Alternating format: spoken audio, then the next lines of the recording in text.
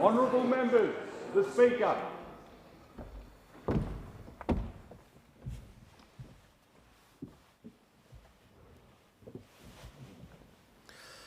I acknowledge the Ngunnawal and Ngambri peoples who are the traditional custodians of the Canberra area and pay respect to the elders past and present of all Australia's Indigenous peoples. Almighty God, we humbly beseech thee to vouchsafe thy blessing upon this Parliament. Direct and prosper our deliberations to the advancement of thy glory and the true welfare of the people of Australia. Our Father, who art in heaven, hallowed be thy name, thy kingdom come. Thy will be done in earth as it is in heaven. Give us this day our daily bread, and forgive us our trespasses, as we forgive them that trespass against us. And lead us not into temptation, but deliver us from evil. For thine is the kingdom, and the power, and the glory, forever and ever. Amen.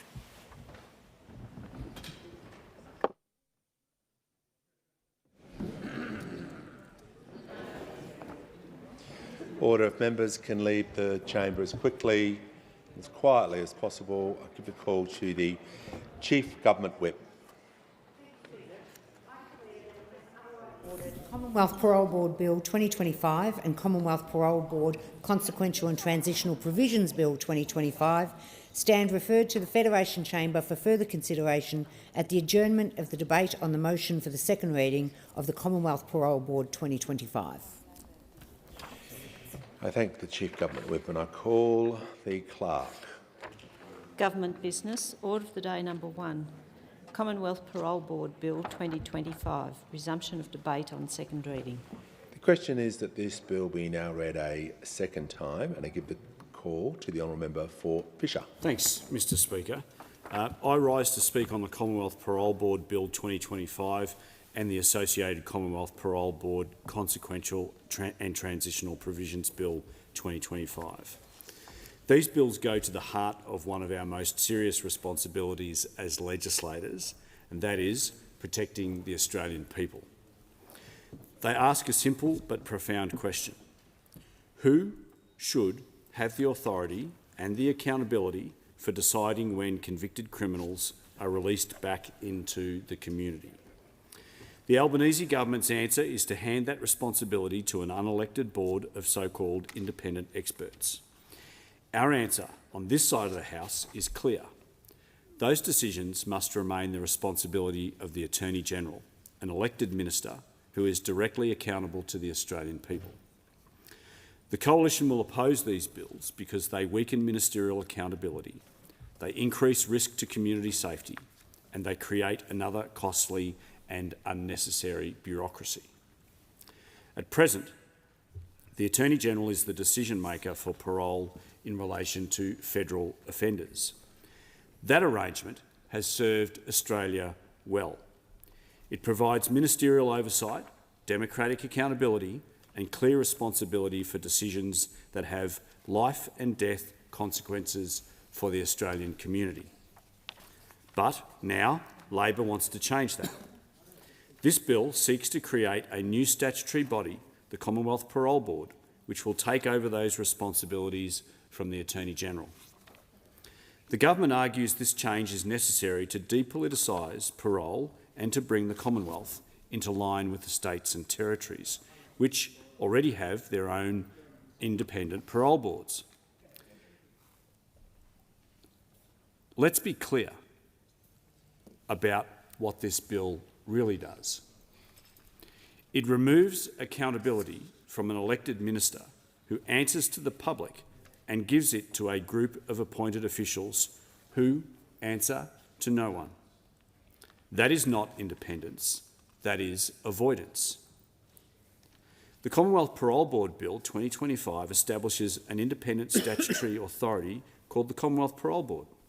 The board will be made up of a chair, a deputy chair and at least 3 sessional members, appointed by the Governor-General on the recommendation of the Attorney-General for terms of up to 5 years.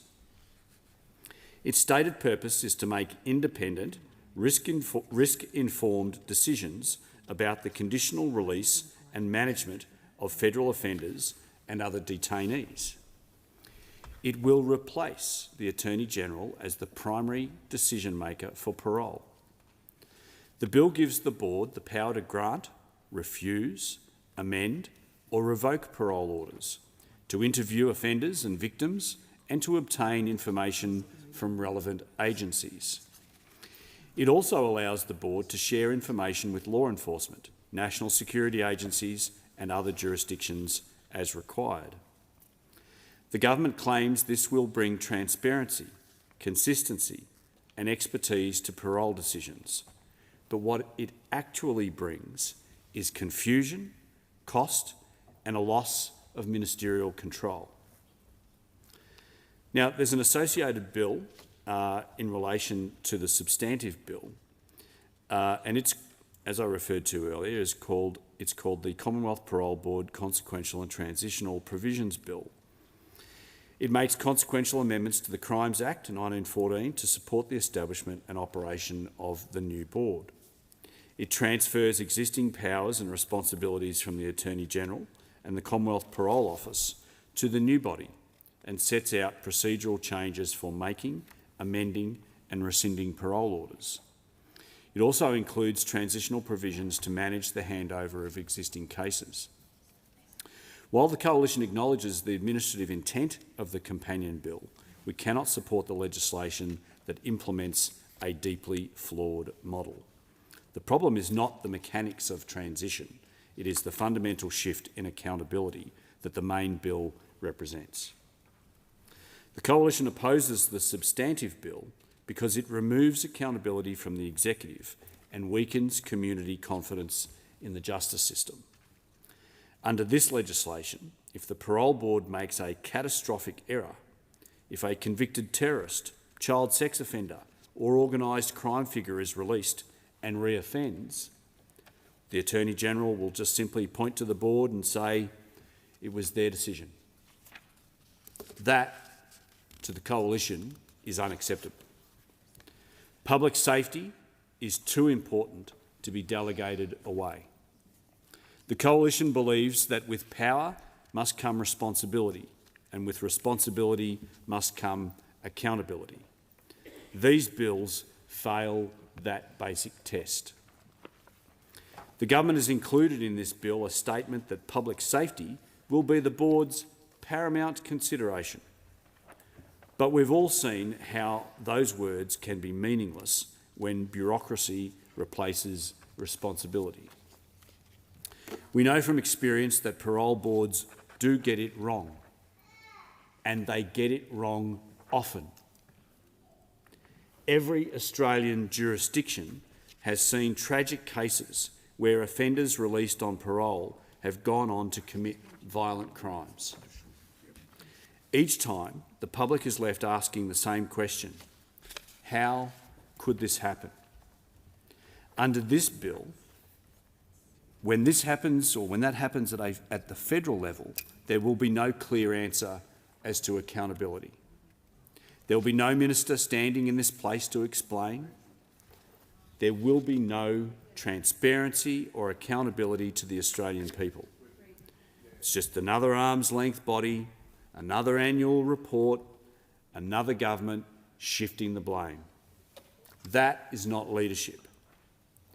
The Attorney-General, as the first law officer of the Commonwealth, has a unique responsibility for safeguarding the rule of law and protecting the Australian public. And I want to acknowledge my good friend, the member for Barara, for his efforts when he held the portfolio before I did, and it's an outstanding job he did as well. Thanks.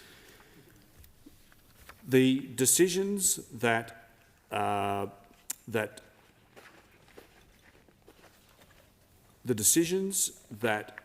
the Attorney-General makes about parole are not administrative conveniences. They are moral and legal responsibilities that demand accountability. Ministerial accountability is not a political inconvenience. It is a cornerstone of our democracy. It is how the public knows that when something goes wrong, there is someone in government who is responsible. There is someone in government who should be accountable. These bills sever that link. The bills transfer responsibility from a minister accountable to the Parliament to a statutory authority accountable to no one but itself. That undermines both confidence in the system and the democratic principle that those who wield power must also bear its consequences. Mr Speaker, federal offenders are not ordinary offenders. They include some of the most dangerous individuals in our country: terrorists, child sex offenders, people smugglers, cyber criminals, drug kingpins, and foreign agents who seek to do us harm. These are offenders whose cases often involve classified intelligence, complex diplomatic implications, and serious risks to national security. Such cases cannot and should not be determined by a board removed from the oversight of government. Only the Attorney-General, supported by the agencies of the Commonwealth, is equipped to consider all relevant factors, from intelligence assessments to foreign policy and even defence considerations. These bills strip all of that away. These bills hand that power to a board that, while it may be made up of experts, will never have the full picture as the Commonwealth Attorney-General should. Mr Speaker, this bill also imposes a significant financial cost to taxpayers for no appreciable benefit. The establishment of the Commonwealth Parole Board will cost taxpayers $28.3 million over the forward estimates and $7.3 million per year ongoing. That is $28 million to remove responsibility from the Attorney-General and give it to a new bureaucracy. It is $28 million to do something that the government already does at no additional cost. This is bureaucracy for bureaucracy's sake. Australians are paying record prices for food, fuel and energy, yet this government finds millions of dollars to create new boards and commissions that do nothing to make Australians safer. It is more red tape, more layers and less accountability. Now, Mr Speaker, another major concern is the proposed composition of the board. Clause 29(4)(b) of the bill requires that the board's membership must reflect as closely as possible the composition of the Australian community at large. In other words, demographic representation is to be considered alongside qualifications and experience. And I ask this question: why should that matter more than professional competence or law enforcement experience? This is not a focus group. It is a body that will make decisions affecting public safety. The Coalition believes this provision should be removed. Appointments to the board must be based on merit, experience and integrity, not on identity politics. The Coalition has always stood up for victims of crime, and this bill fails them. Nowhere does the bill guarantee that victims or their families will be consulted before parole is granted. There is no mandatory requirement for victim input, no guarantee of notification, and no explicit rights for victims to be heard. That is unacceptable. Victims and their families live with the consequences of these crimes long after the sentence is served. Their voices must be at the centre of the parole process, not sidelined by bureaucratic procedure. This bill pays lip service to victims, but it gives them no real power. The Coalition will continue to fight for a system that puts victims first. This bill is part of, or these bills are part of a familiar pattern. When faced with hard decisions, Labor's instinct is always the same: to outsource responsibility. Whether it's immigration, energy, infrastructure or law enforcement, Labor creates a board, a committee or an inquiry to avoid accountability. This is not good governance. It is buck passing, dressed up as reform.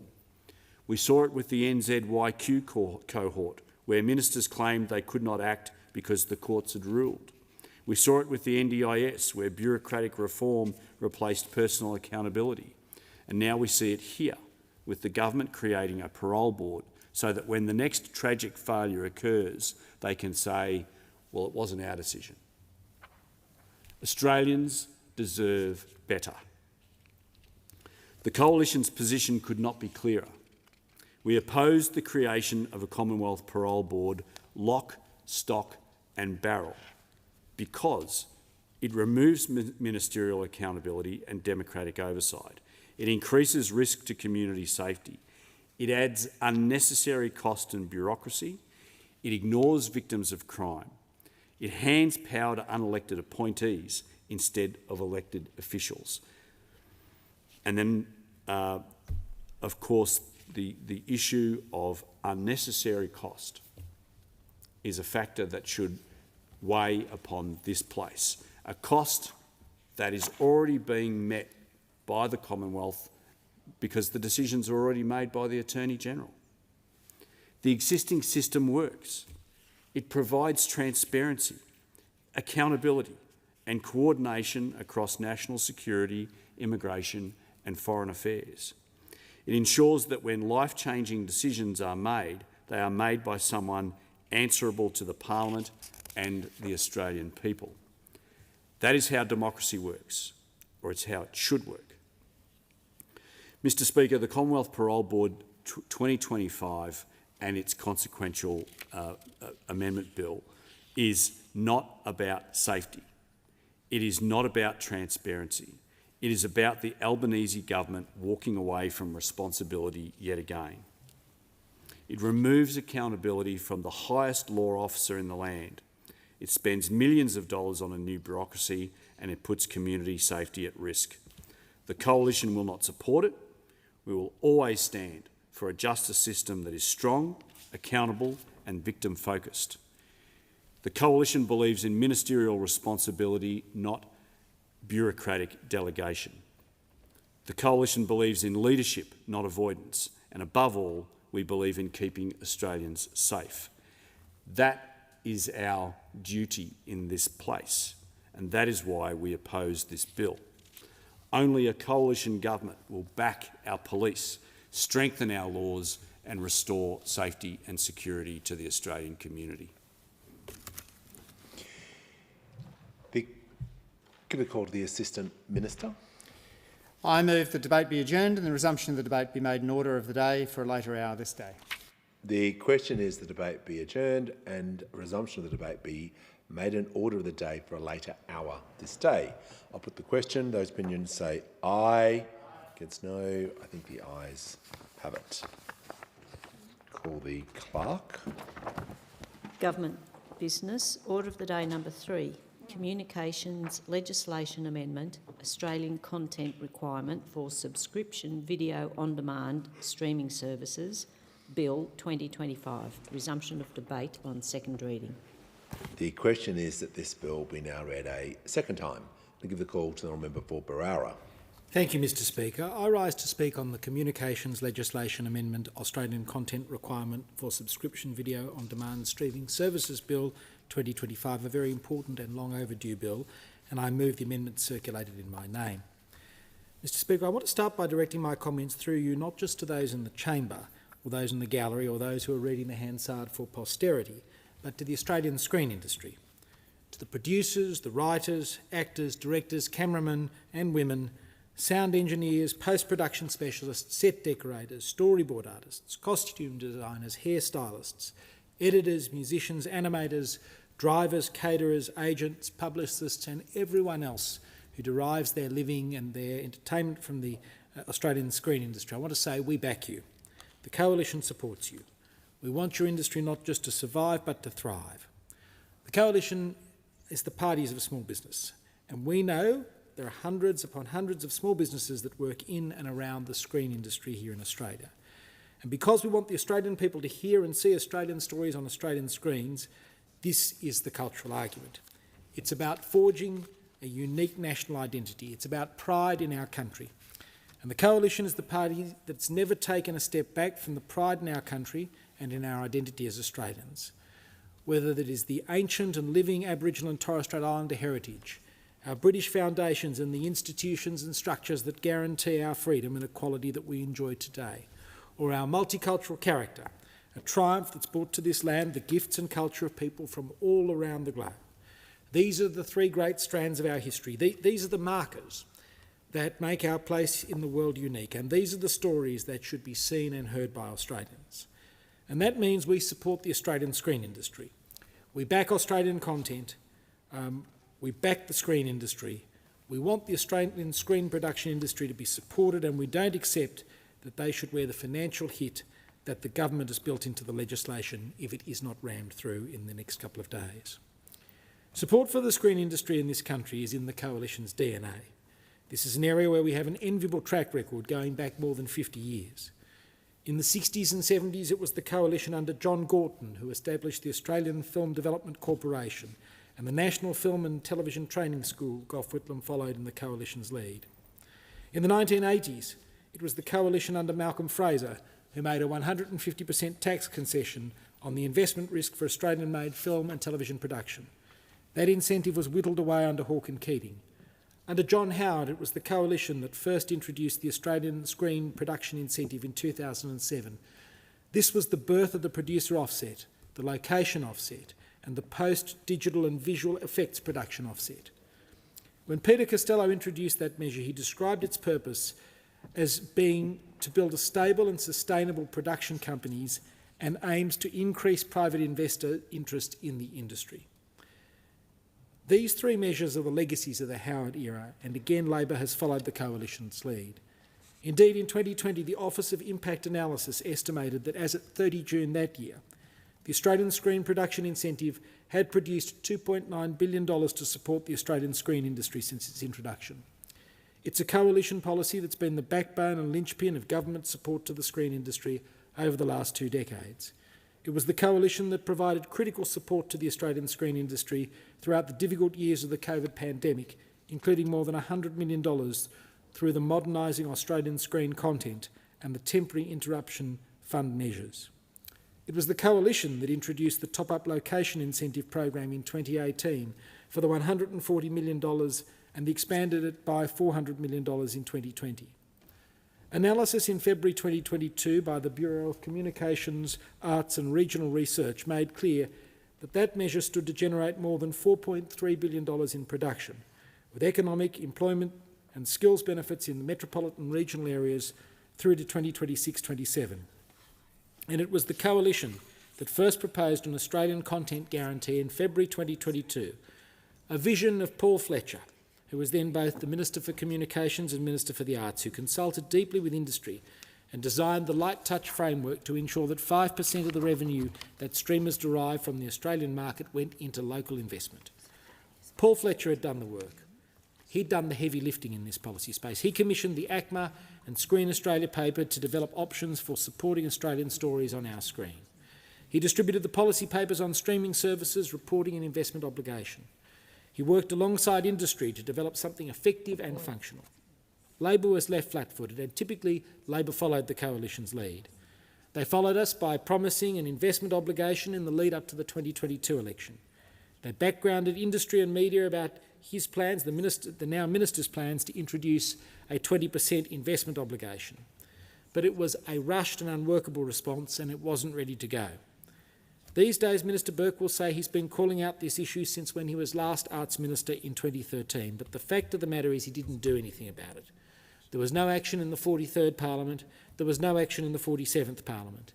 Indeed, by May 2024, the Senate Standing Committee on Environment and Communications noted in an interim report on the National Cultural Policy that the government was still considering 2 different models and was progressing different drafting.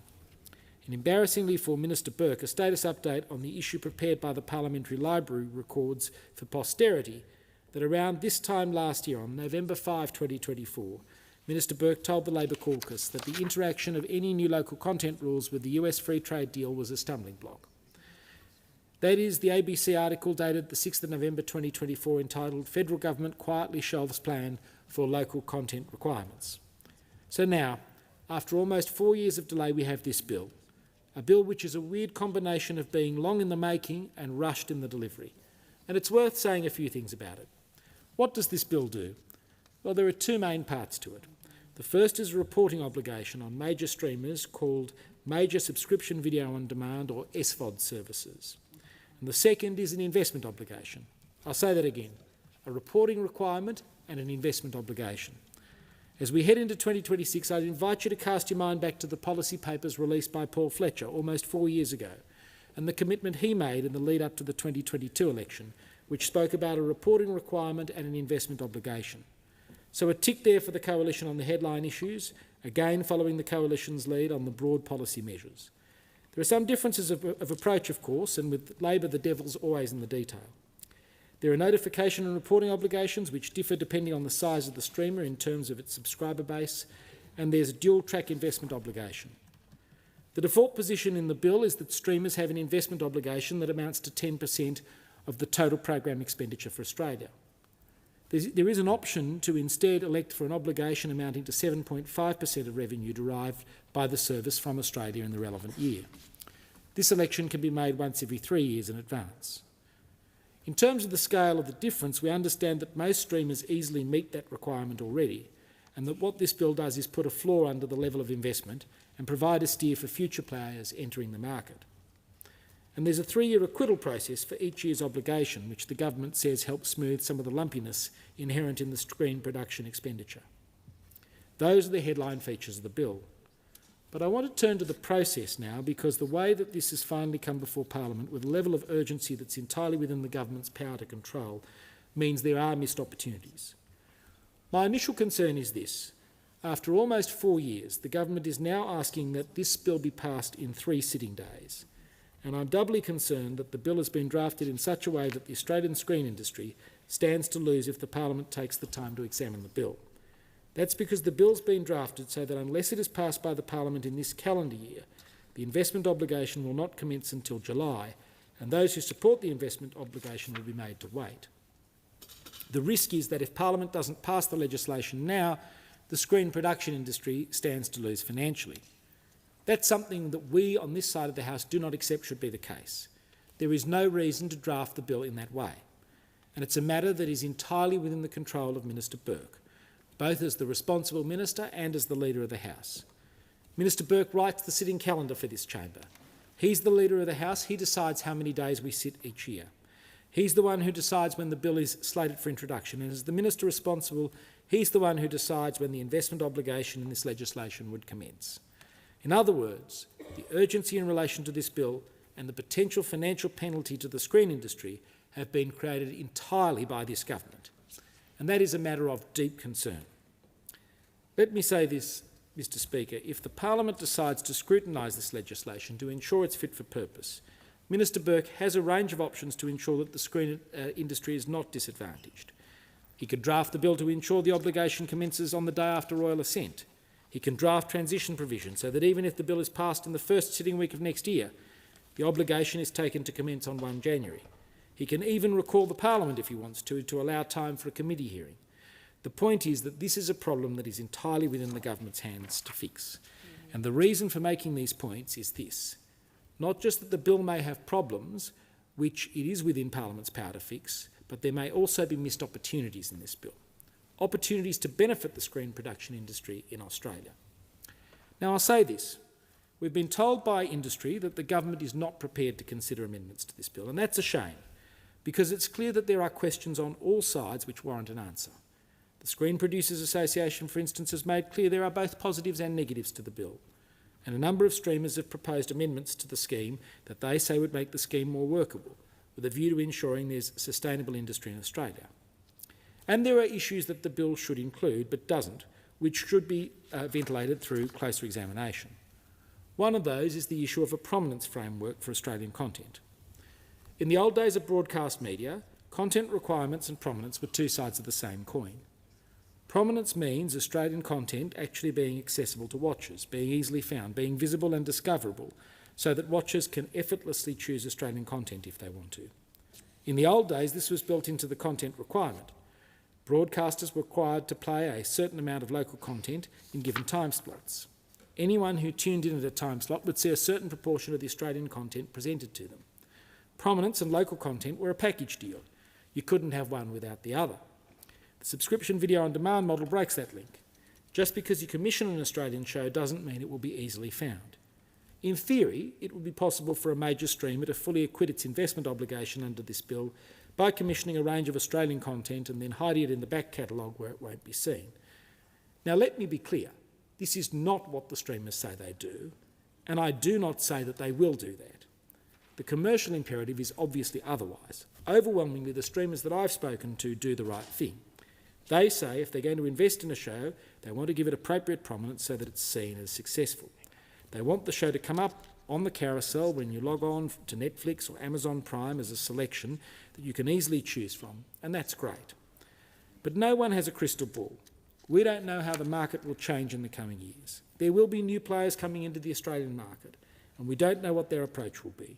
We don't know what new pressures will influence the major streamers in the years to come, and we can't guarantee that the Australian content that will be commissioned when this bill finally passes will actually be easy to find for ordinary Australian families.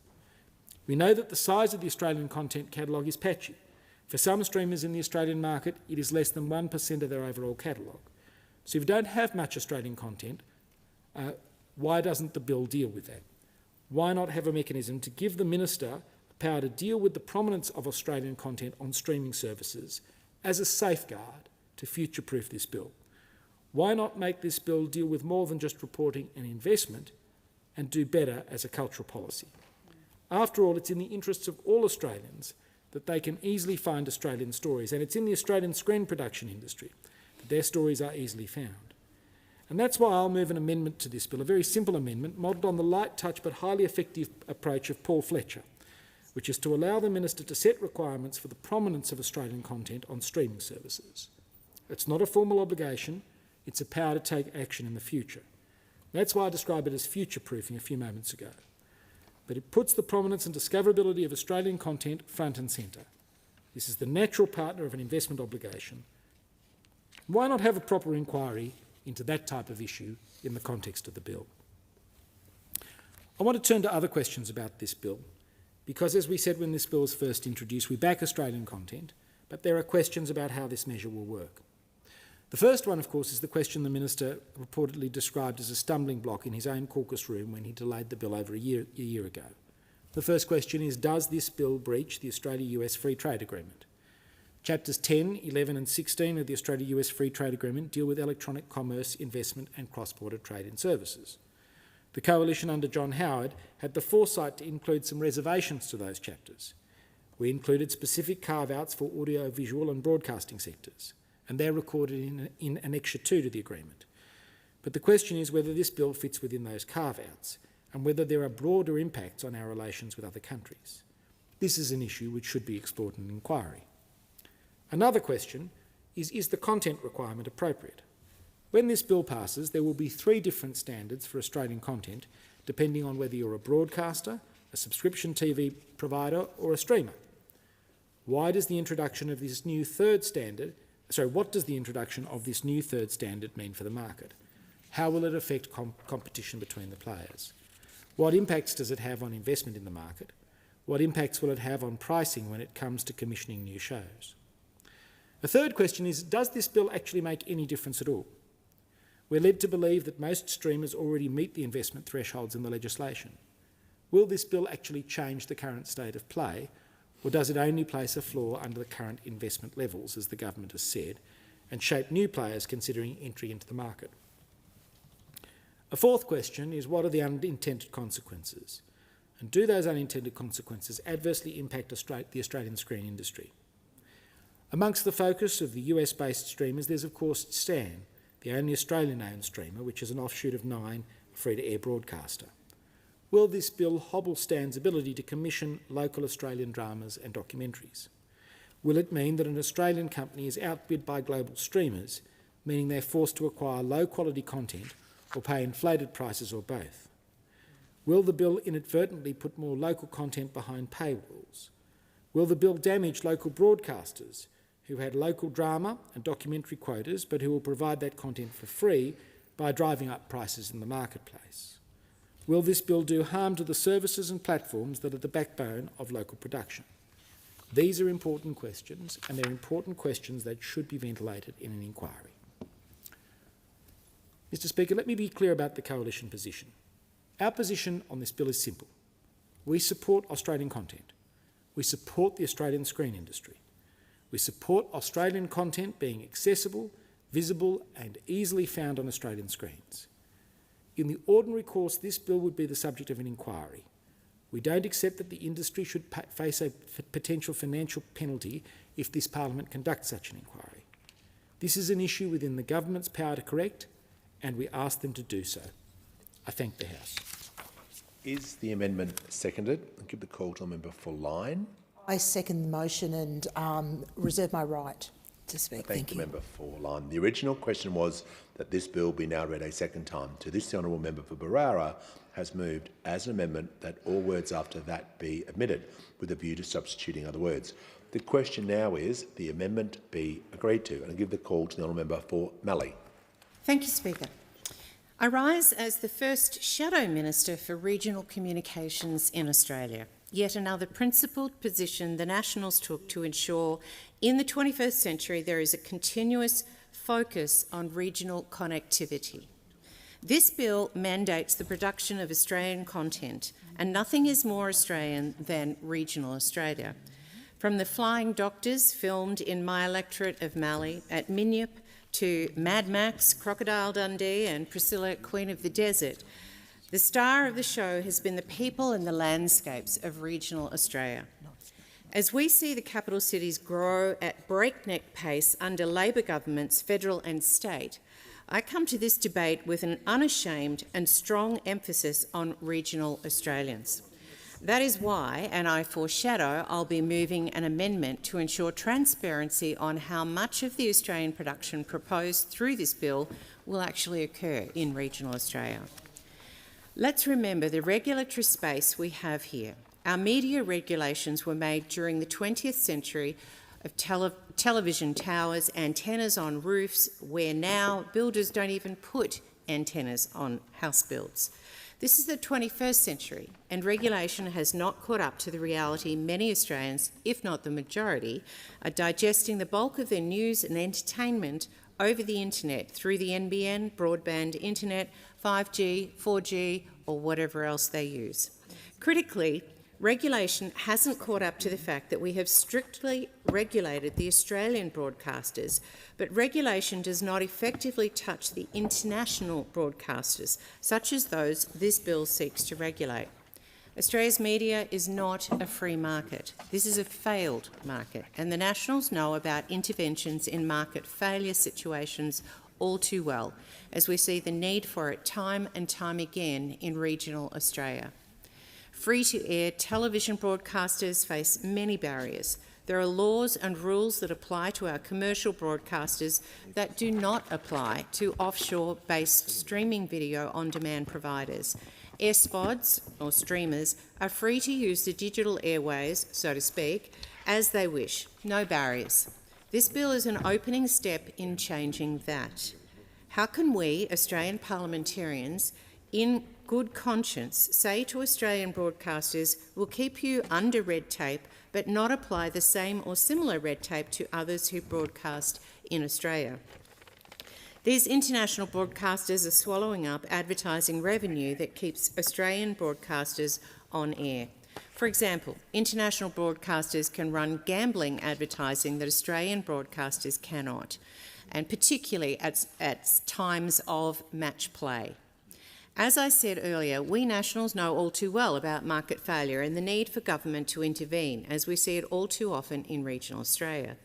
I publicly stated in August that we have a declining regional media, the lack of journalists, I don't have one single television journalist based in Mallee, which I might remind viewers that this is Victoria's largest land electorate, a third of the size of Victoria. We need to see ourselves on screen, our news services, but on streaming services as well.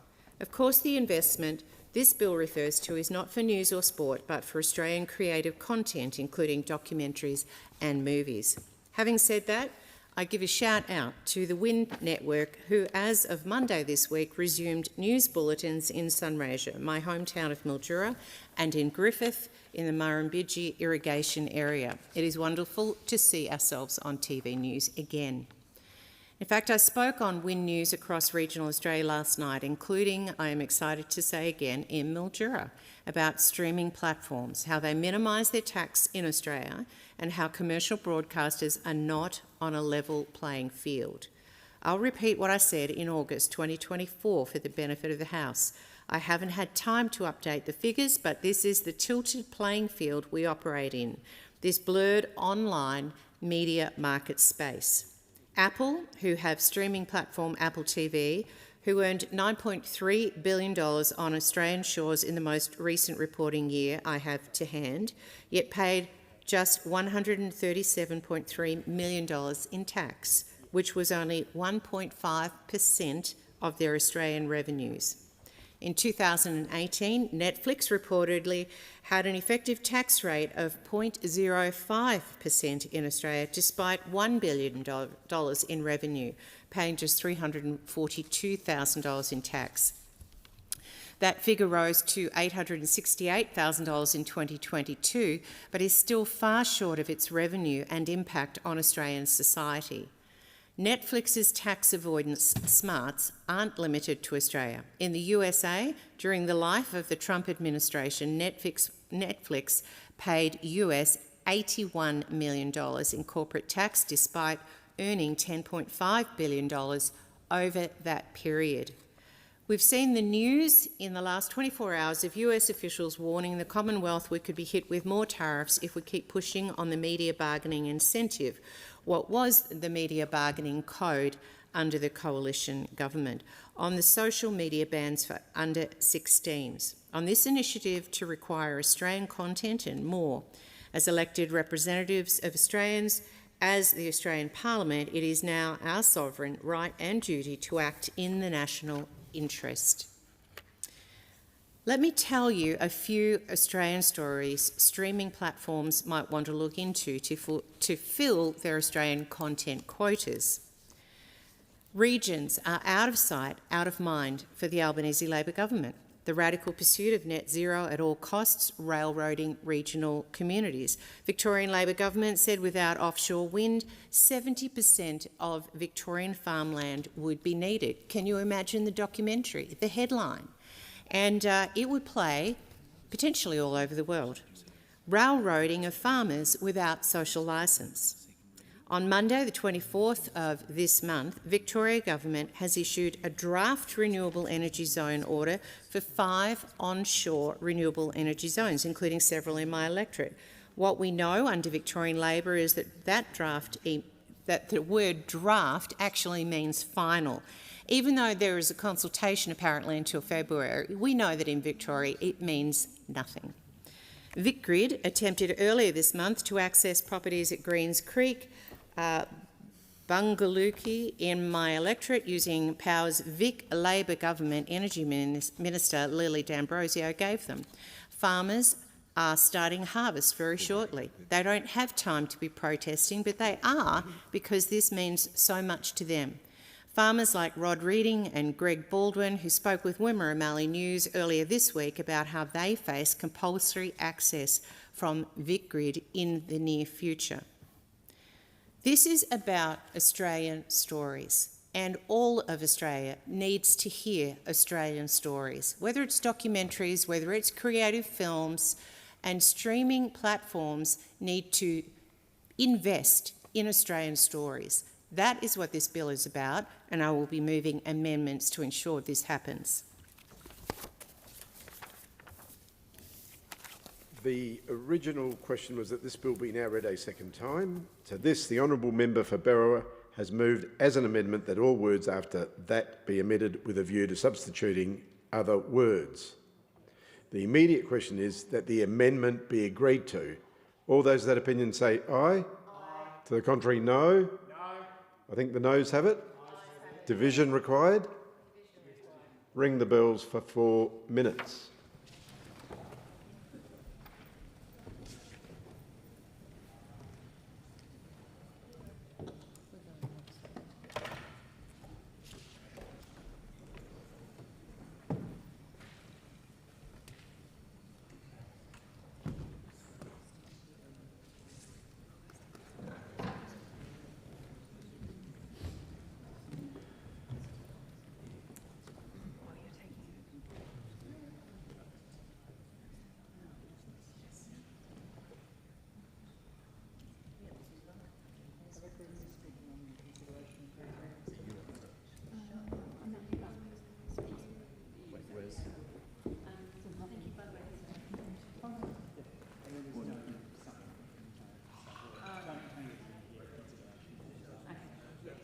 Just in case you're puzzled as to where we're going in the process.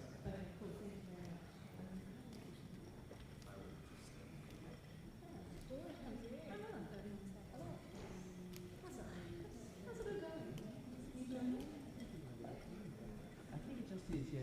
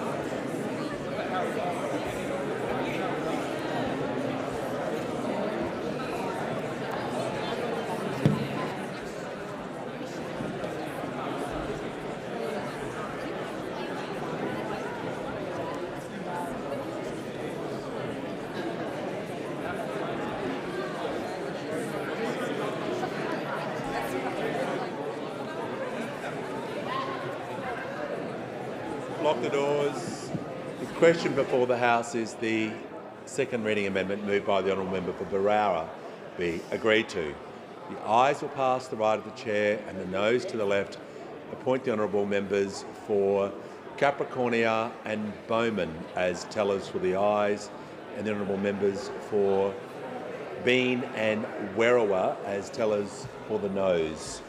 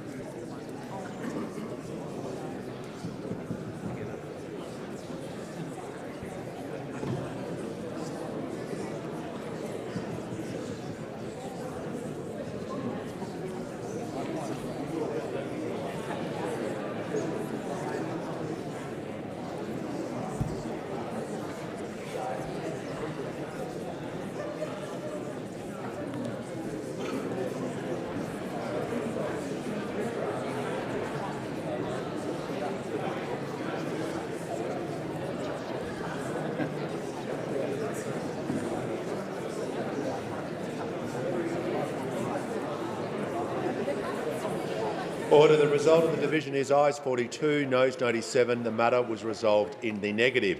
The question now before the House is that this bill be now read a second time. I'll put the question. Those opinions say aye.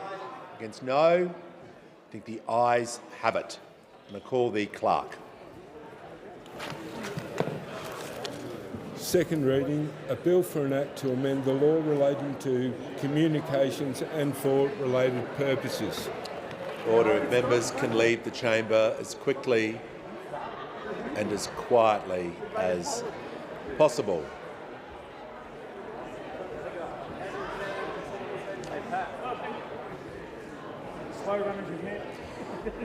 The House will now consider the bill in detail. I understand it is the wish of the House to take the bill as a whole.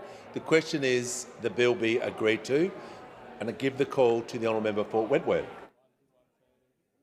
Ask leave of the House to move amendments 1 and then 3 to 5 as circulated in my name together. The leave is granted by the Leader of the House, and I give the call to the honourable member for Wentworth. Deputy Speaker, as I outlined in my second reading speech on this bill, screen content quotas for subscription video on demand services are long overdue. They're essential to ensuring Australian stories continue to be told. However, this bill does not go far enough in support and sustain the screen industry. For this reason, I'm moving some amendments which seek to address the loopholes that I identified earlier. These amendments are practical, targeted and designed to uphold the integrity in the system. The first amendment, at first, I will talk about the producer offset from qualifying expenditure amendment. Producer offsets are government-funded tax offsets covering 30% of production costs. Although intended to support production companies and independent producers, a growing trend, particularly with streamers like Netflix, is for the streaming services to cash flow productions on the condition that the offset is later handed back to them. Under the current bill, the value of this offset can be counted as part of qualifying expenditure that streaming services must spend on Australian content. This means taxpayer money intended for the independent sector is treated as though it is the streamer's own investment, even when the streamer is not actually contributing to these funds. My amendment would exclude the value of the producer offset from qualifying Australian expenditure, ensure streaming services genuinely spend more of their own money on Australian productions, particularly in cases where they currently recoup part of the production costs through the offset, and avoid unnecessary complexity as offset transfer arrangements are made at the contract stage and obligations are acquitted over a 3-year period. This is a simple measure to ensure public money is not counted twice and the purpose of the producer offset is preserved. I do think this is important. The producer offset is a piece of tax legislation I fought for very strongly, but I recognise that it is, these offsets are expenses to the Australian taxpayer. This is money that the Australian taxpayer puts in. And I think it really goes contrary to the intention of this bill, which is to get overseas platforms to invest in Australian content, to allow them to include taxpayer money when they are investing in terms of their Australian investment, because it is demonstrably clear that Australian taxpayer money is not overseas money from these platforms in terms of investment in Australian content. So I do think this is an area where there is an issue here. I appreciate there are some other, I know that the Minister perhaps has, there are other issues in terms of this consistent with with legislation for free-to-air and other platforms, but my understanding is that the producer offsets are not a factor in content in other parts of the system, and so this is why that is not a particularly big issue, and is one where I do think there's a strong argument. The second argument I'd like to make is about mandating subgenre reporting to track investments in children's and documentary content, because we know that key sectors, particularly children's programming and documentary, are under significant pressure. Although these genres are eligible Australian programs, the bill does not require the streaming services to allocate any minimum level of investment across these content types. This bill already requires reporting to ACMA on business operations, including subscriber numbers and revenue. And so my amendment would simply require streaming services to report detailed information for each subgenre, the number of commissioned titles, total production expenditure, hours produced, release dates and platform availability, and provide ACMA and the Parliament with transparent, accurate data to assess whether the investment is genuinely flowing into these vulnerable genres at the time of the statutory review. This report would be published online, provided to the Minister and tabled in Parliament. And so this amendment doesn't impose sub-quotas, but ensures that the Parliament has the evidence it needs to determine whether further action is warranted. These amendments, I think, are well targeted. I previously had an amendment in relation also to the terms of trade and particularly protecting IP. I've withdrawn that at this stage on the basis that there's some concern that it could have unintended consequences on the writer's royalties. So I think further consideration of that amendment would need to be made to make sure that it didn't interfere with writers' rights. But the principle of the amendment I had previously circulated but are not moving right now is the basis that terms of trade and intellectual property of our shows is actually really important, and it is one of the most important ongoing streams of revenue for independent producers, and it is the independent producers that all of this content quota are intended to protect. So really to summarise, Deputy Speaker, these amendments are targeted, reasonable, and designed to strengthen the effectiveness and fairness of the bill. They uphold the intent of the legislation while protecting taxpayers, supporting independent producers and ensuring the Parliament can make informed decisions about the future of Australian content. And so I'd like to move those. Thank you. Before I call the Leader of the House, can I just remind the member for Wentworth that even though you've sought leave for the amendments, you still have to move the amendments circulated in your name. Okay, sorry. I move amendments 1 and then 3 to 5 as circulated in my name together. Thank you. The Leader of the House. Thanks very much, Deputy Speaker. I start generally with the concept that will be relevant to all of the amendments, so I'll speak generally first. People will be aware as to the extent of the legal work and the challenges of making sure that we can keep this piece of legislation within trade law. And some of the pushback and back and forth has found its way into the media, but members in the House would certainly be aware of that. For that reason and the level of legal work that's gone into the legislation, the government will not have an appetite to be accepting amendments as a general rule as we work our way through this. That said, I'll still speak to give a position on the individual amendments as they're moved. First of all, I respect the engagement that the member for Wentworth has had with respect to the screen industry. She has a large number of people engaged in the screen industry in the electorate of Wentworth, and has both publicly asked about this issue and raised this issue in the Parliament, and privately has sought regular briefings for entire time here from me, wanting to make sure that not only did we get to an obligation for the streaming services, but that it was as ambitious as possible. The First Amendment, the effect of it is effectively to take us from an obligation of 10% to 13 or 14%. That is the impact that it would have. There are particular reasons under trade law as to why we are introducing legislation with the 10% figure that we have, and we wouldn't be able to support an amendment that departed from that. There was, in the comments that the member for Wentworth just made, a reference to whether the producer offset, how it was calculated with respect to other obligations. Many of the free-to-air obligations, for example, are obligations relating to time, not expenditure, so therefore it is irrelevant to those. The only expenditure obligation in the same way would be the NETI that applies to Foxtel, and in that situation there is not a discount in the form that this amendment would seek. So keeping it as it is in fact consistent with how the only other expenditure-based obligation we have operates. With respect to the mandating the reporting of subgenres, certainly there we had in earlier consultation I had been seeking subquotas. We have pulled right back from subquotas, which is also based on the legal position we have been working ourselves through with respect to trade law. I would not want there to be a reporting obligation that in any way confuse that, should we end up in a situation where this is challenged, so the government won't be in a position to support any of the amendments. The question is that the amendments be agreed to. The member for Wentworth. Thank you, Deputy Speaker. Thank you very much to the Minister for your engagement on these amendments and also throughout this time on this very, very important legislation, which I would like to see passed today, as much as anyone in this House today or the next couple of days. Just in relation to the producer offset, I think I take your point that you're not going to support it, but I do think there's a case to be made here.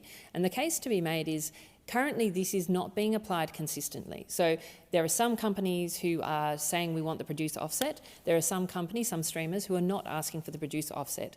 But if you address this now, you would actually fix this going forward, rather than a situation where I expect probably over time more of those companies will be accepting the producer offset. So I don't think it's consistently yet used by all streamers or sort of expected by all streamers, and so therefore wouldn't be a part of their calculations at the current stage.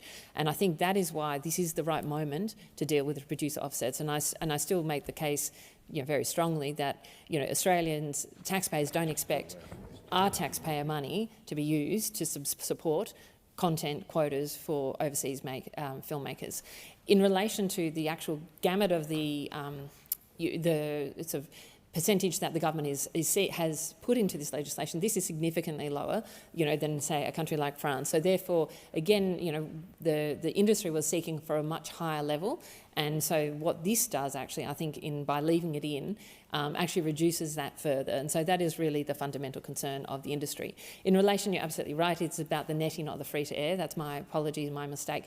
In relation to that NETI point, the point is that the producer offset is not used under the NETI scheme. So the fact that it has never been, as my understanding is, it's never been applied there's no sort of part of the NETI scheme where someone has used the producer offset in part of those calculations. And so what is something, it feels like we're in this case making something that is irrelevant in another scheme, we're bringing into this scheme and making it extremely relevant, and I think unfortunately weakening the strength of this piece of legislation because of it. So that's the argument. I appreciate all the constraints you have in terms of dealing with this piece of legislation, but I do think that these are going to be issues that come back, will be significant factors for the screen industry. And if there is any way to deal with the NETI scheme to make it consistent with this, that is where I think the government should be going. The question is that the amendments be agreed to. All those that opinion say aye. To the contrary, no. The noes have it. Noes have it.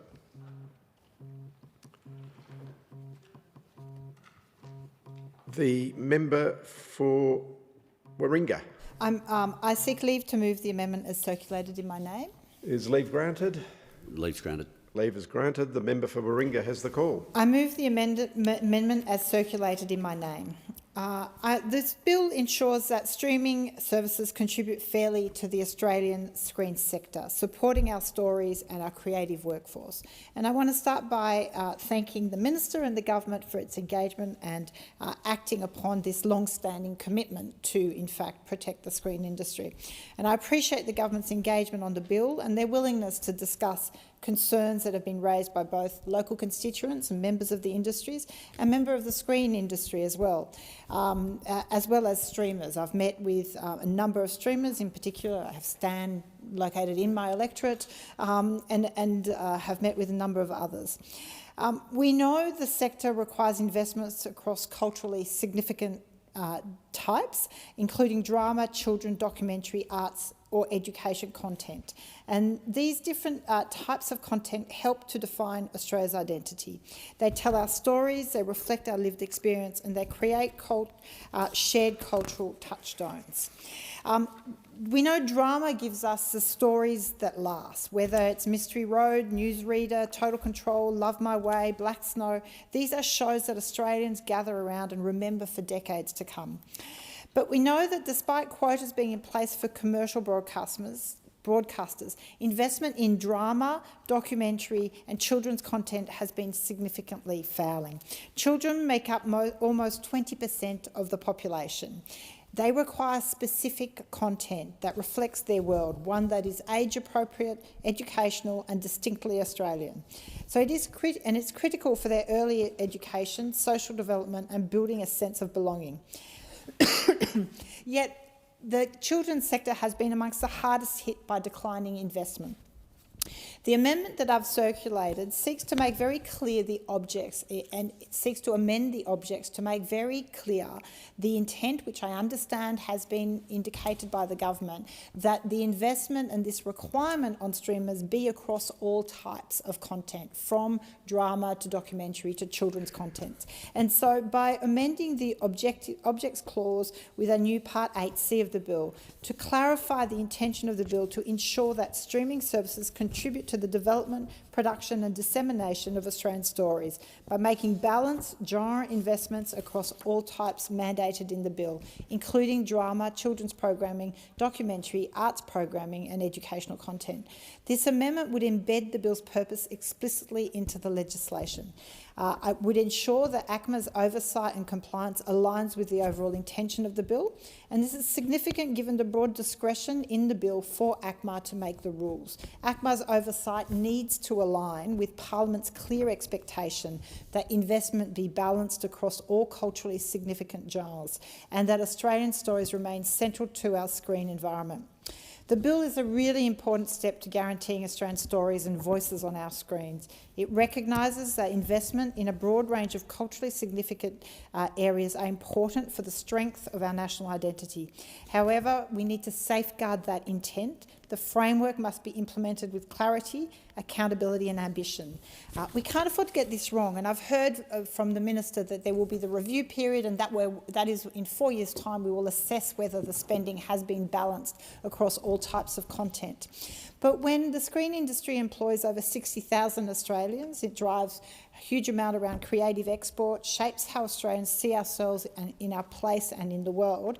At a time where investment is so critical in these areas and it's been falling so dramatically, this amendment just seeks to make sure that it is clear around the intention that this investment should be across all types of content. We know the stories matter. They deserve to be told, to be seen, to be supported by a system that values their contribution to our economy, our identity and our shared future.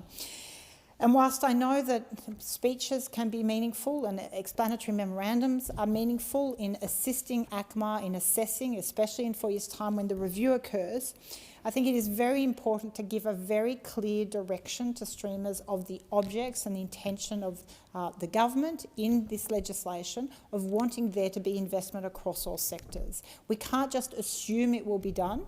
By making it explicit in the objects, we make it clear their expectation of investment across all areas. I had wanted to move amendments around specific sub-quotas, but I understand the legal difficulties around that. But that is why I submit that this objects amendment is the best way forward.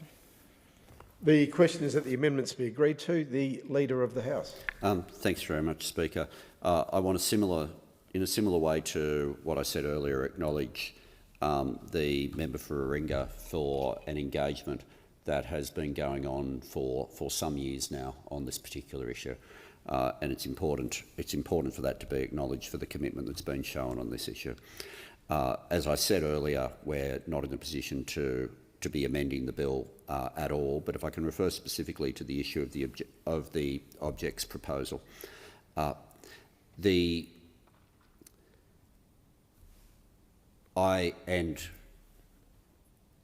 You could take it either way in terms of what's being said, so I just think it's important that I clarify. In terms of the different subgenres, I do want to see across the full suite of streaming businesses that are out there to make sure that we end up getting the sort of diversity that's just been spoken about and that's reflected in the amendment. I don't, however, believe that it's essential for each individual streaming business to be providing that full range. There will be some streamers, for example, that decide that providing a serious level of children's content is important to them and they go down that path. There will be others who go down a specific path of seeking an audience that is deliberately aimed at not having children among their audience. And I wouldn't want us to be in a situation, a conversation about objects and what we're trying to achieve here that left any ambiguity in terms of the government's position on that, which is that no matter who it is sitting on the lounge, we want Australian content in those different varieties that have been referred to be something that is available to them. But I certainly wouldn't want there to be an impression that the government was seeking to have a situation where every single streaming service had to provide the full range. Different levels of specialty is something that I think is a reasonable business model for them. But part of what the government is wanting to achieve here is across the full range of Australian content that people love, the same way as historically you could get it on free-to-air, on the public broadcasters and on cable television, that is guaranteed to be available on streaming content. The question is that the amendment be agreed to. The member for Warringah. I thank the Minister for that clarification, but it does raise a pretty concerning red flag, because it does mean that sectors like documentaries, all children's content, could fall off the map completely over the next 4 years for the government having failed to, in fact, ensure that there is streaming investment in those sectors. Because what could very well result in this is a complete loss of those Australian stories from our screens because of decisions by international streaming companies to only focus on dramas. And then what will have happened is we will have failed, in fact, to protect through this legislation, to save Australian stories across the full gamut of what is required to support stories, the storytelling that is so important, but also that the cultural identity and why it is so essential that we continue seeing Australian content, that there is the importance of preserving the jobs and the industry in this sector, but there is also making sure that diversity of content is made. And so what assurance then can the government give that those in sectors like children's and documentaries will not completely disappear over the next 4 years while we wait for the review period? The Leader of Government Business. Just very quickly, and I won't respond further, but just to say the situation we're in right now is there is no guarantee of anything. That's the situation we're in right now, and the purpose of the legislation is to start to get some guarantees where that is of the expenditure on Australian content. The question is that the amendment be agreed to. All those that opinion say aye. To the contrary, no. I think the noes have it. Noes have it. The member for Berowra. Thank you, Deputy Speaker. I move the amendment as circulated in my name. This amendment relates to prominence. Prominence means Australian content actually being accessible to those who wish to watch it. It means it's being easily found, being visible and discoverable, so that viewers can effortlessly choose between Australian content if they want to. I've spoken to people in the sector and I know this is a real issue for them. In the old days, prominence was built into the content requirement. Prominence and local content were a package deal. You couldn't have one without the other. The subscription video on demand model breaks that link. Just because you commission an Australian show doesn't mean it will be easily found. No one wants that outcome. Streamers don't want that outcome. Streamers say they don't do this. The commercial imperative is otherwise. Overwhelmingly, the streamers I've spoken to say they do the right thing. They say that if they're going to invest in a show, they want to give it the appropriate prominence so that it's seen and successful. They want to show that will come up on the carousel when you log on to Netflix or Amazon Prime as a selection that you can easily choose from, and that's great. As I said earlier, no one has a crystal ball. We don't know how the market will change in coming years, and we don't know what the market impacts of this bill will be. We don't know how the market will change. We don't know what new players in the market will do with their catalogue. And we can't guarantee that the Australian content that will be commissioned when this bill passes will actually be easy to find for ordinary Australian families. That's why I'm moving this amendment today. This is about future-proofing the bill. It's a simple, light-touch regulatory model. It simply gives the Minister a power which, frankly, I hope the Minister never needs to use. But the mechanism is straightforward.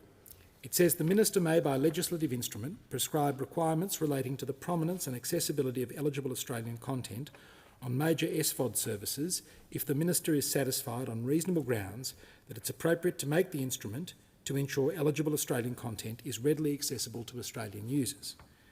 If you listen carefully, you'll hear the safeguards built into that mechanism. It has a clear purpose. It requires reasonable grounds. It includes an obligation to consult with the major streamers who will be subject to the requirement. It says that the instrument will be disallowable. That means Parliament has oversight. The amendment says that the instrument is time-bound. It can only last 3 years, but there's a clear power to amend or remake.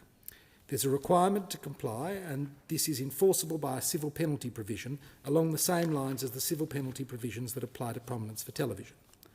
But there's also a requirement to review the prominence framework. So I say to the Minister, pass this amendment. Pass this amendment and vote for the prominence of Australian content. Don't vote against prominence for Australian content. Why not have a mechanism to give the Minister to deal with the prominence of Australian content on streaming services as a safeguard to future-proof this bill? Why not make this bill deal with more than just reporting and investment and do better as a cultural policy? After all, it's in the interests of all Australians that they can easily find Australian stories. It's in the interest of the Australian screen production industry that their stories are easily found. The ramifications of this type of measure are far-reaching. They affect the screen production industry, who we support. We want Australian content to be prominent and discoverable in an on-demand world. But there will be other industries in the cultural sector that will also take note. It's in their interests too. So I say to the Minister again, don't vote against the prominence of Australian content. This is a simple measure with the well-being of the Australian screen industry at its heart. It's not a restrictive legislated formal obligation.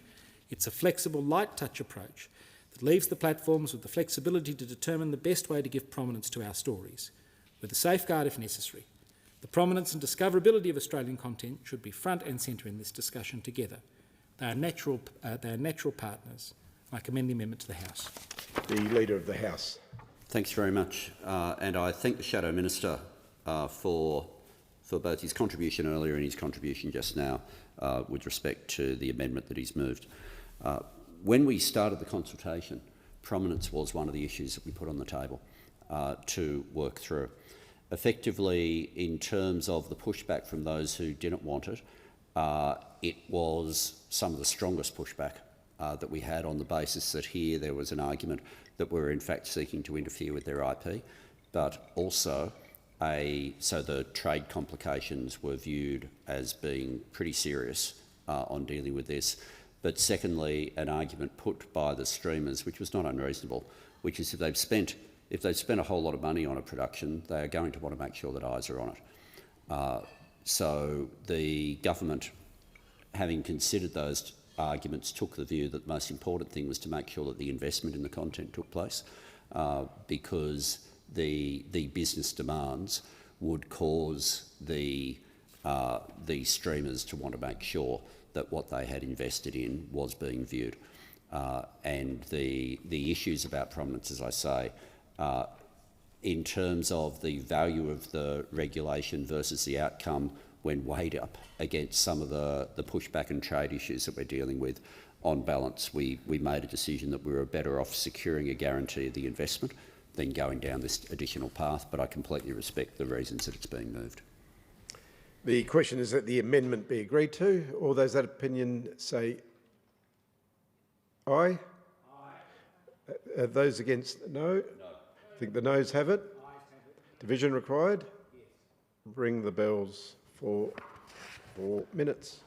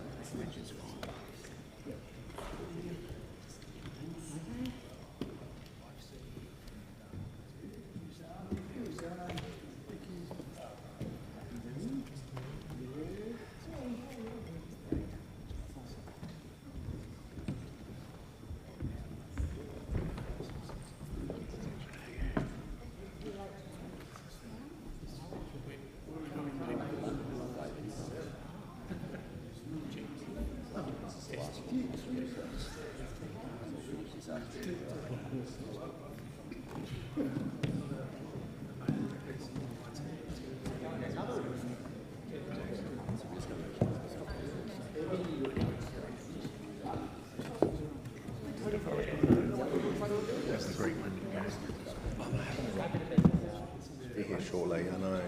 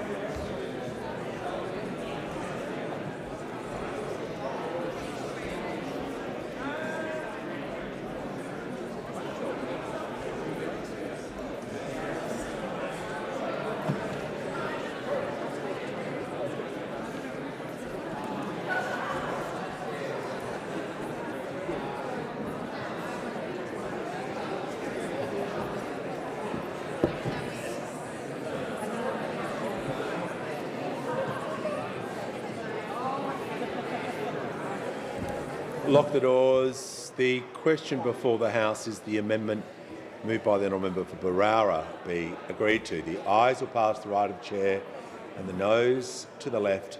Appoint the honourable members for Capricornia and Bowman as tellers for the ayes, and the honourable members for Werriwa and Bean as tellers for the noes.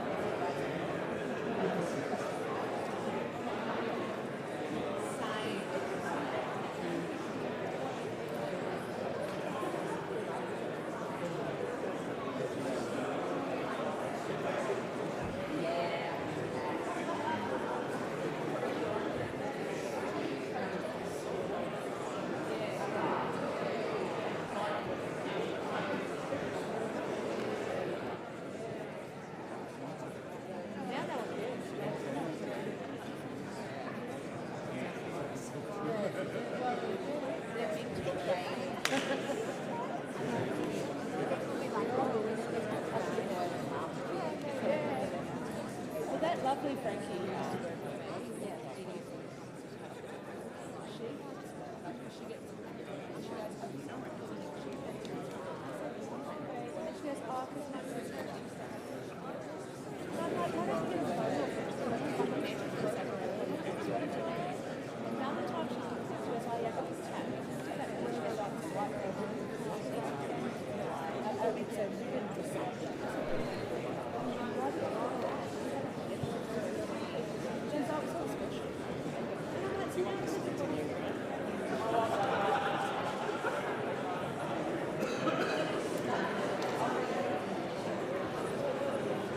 Minister.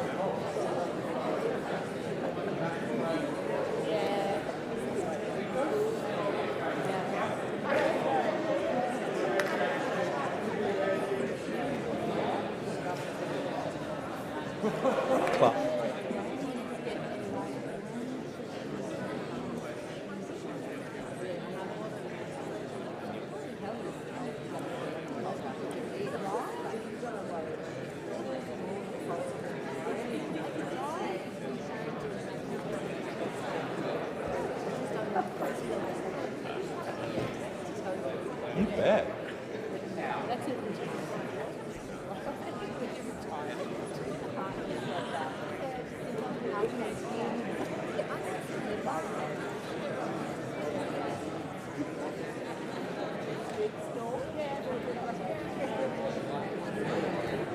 Order. The result of the division is ayes 47, noes 88. The matter is resolved in the negative. All right. Members can resume their seats as quickly as possible. The debate is interrupted in accordance with Standing Order 43, and the debate may be resumed at a later hour. Are there any statements by honourable members? Give the call to the member for Mallee. Thank you, Speaker. I highlight an urgent situation for the Minister for National Disability Insurance Scheme to address concerning specialist disability accommodation potentially ceasing to exist by the 31st of December, leaving vulnerable Australians homeless. Noreen is a constituent in my electorate of Mallee and is in her mid-80s. Noreen's son lives in a specialist disability accommodation service within my electorate. Noreen's son faces eviction from his specialist accommodation from the 1st of January due to the Commonwealth squabbling with the Victorian Government, whose transitional funding ends this year for those like Noreen's son, who will soon rely exclusively on the NDIS for funding for their home, funding that doesn't go far enough for specialist homes. This feels like the government's aged care bungling all over again. The Age reported in early September, and I quote, "Thousands of Victorians with profound disabilities face the prospect of eviction from their group homes and the loss of carers they have relied on for years due to a funding standoff between private providers, the state and federal government. Where is the minister responsible for this failed handover of accommodation arrangements? This needs urgent attention." Member for Braddon. Thank you, Deputy Speaker. This week I had the privilege of attending the Young Carers Australia barbecue right here in Parliament House, where I met the wonderful Taya and her mum Catherine from Burnie in the electorate that I represent. Taya is an extraordinary 15-year-old and a proud young carer. She cares for her younger brother Kai, who has level 3 autism, is non-verbal and lives with a global development delay. When Kai was first diagnosed, Taya knew nothing about autism or the challenges ahead, but she embraced her role with courage and resilience. Her caring responsibilities are significant. She manages toileting, nightly medication, getting both herself and Kai ready for school, ensuring someone is home to meet his bus and providing constant supervision. These are just some of the daily tasks that make life more complex for her family. While many of her peers may not fully understand the demands of her role, Taya continues to show incredible strength. Despite these responsibilities, she's still a teenager with really big dreams. She plays club football, performs in musicals, takes on leadership roles at school, works part-time and maintains a social life. She speaks honestly about carer burnout, the struggle to balance her own needs with Kai's, and she reminds us that caring takes a village, and she's grateful for the support around her. Her story is a powerful reminder of the resilience of our young carers, and my hat goes off to her. Member for Dawson. Thank you, Deputy Speaker. Last week I stood in a field of sugarcane and saw a man pouring his heart and sweat into the land. Despite doing everything right, cane farmer Peter Doyle is shackled by soaring electricity bills that punish hard work and ambition. He has invested heavily in solar and he chases every tariff and every saving available, yet his power bills keep rising. This is why Australians deserve a cheaper, better and fairer energy system. Deputy Speaker, imagine every farmer across Australia in the same position. Producers should be focused on feeding the nation and instead are being forced to manage their energy use like another full-time job. And families feel the pain at the checkout because when a farmer's costs increase, the whole country pays for it. When electricity is unaffordable, everything is unaffordable. Peter should be concentrating on producing the best possible crop, but instead he navigates the wind, tariffs and irrigation schedules just to avoid being punished for turning on the pump. That is not fair and it is not sustainable. Behind Labor's flawed energy policies are thousands of farmers like Peter, doing everything right and still falling behind. We owe them an energy system that sparks opportunity, not one that leaves them powerless. The Coalition has a cheaper, better and fairer energy policy, and I say bring it on for Australia's sake, the sooner the better. Member for Melbourne. Thank you, Speaker. I rise today to speak about something that beats at the heart of our creative nation, our live music venues. These spaces are more than bricks and mortar. They are community hubs, incubators of talent, and the first stages where artists find their sound and find their audience. Without venues, there is no live music industry. Without live music, we lose part of who we are as Australians. That's why the Albanese government has stepped up with Revive Live, targeted, practical, real-world support that keeps doors open, staff employed and stages lit. It recognises that when venues thrive, artists thrive, and when artists thrive, communities flourish. I'm proud to say that in my community, this support is already making an impact. Bodriggity Brew Pub, Inflation's Lulai Tavern, the iconic Punters Club, the Evelyn Hotel, the historic Grace Hotel and the ever-energetic Yas are all benefiting from Revive Live funding. These venues aren't just places to go on Friday nights. They take risks on emerging artists, they nurture local talent and they give us the soundtrack to our lives. Revive Live ensures these venues can continue. It keeps a pipeline of Australian music strong, from the first gig in the back room to the biggest festival stages in the country. So let's celebrate our venues and keep Australian music live. Excellent. Member for Ryan. Thank you, Deputy Speaker. My New Year's resolutions for 2026: get outside and do more Mount Cootha bushwalks. Fight to make big corporations and billionaires actually pay real tax. Eat more of those delicious Danishes from Riser Bakery in Toowong.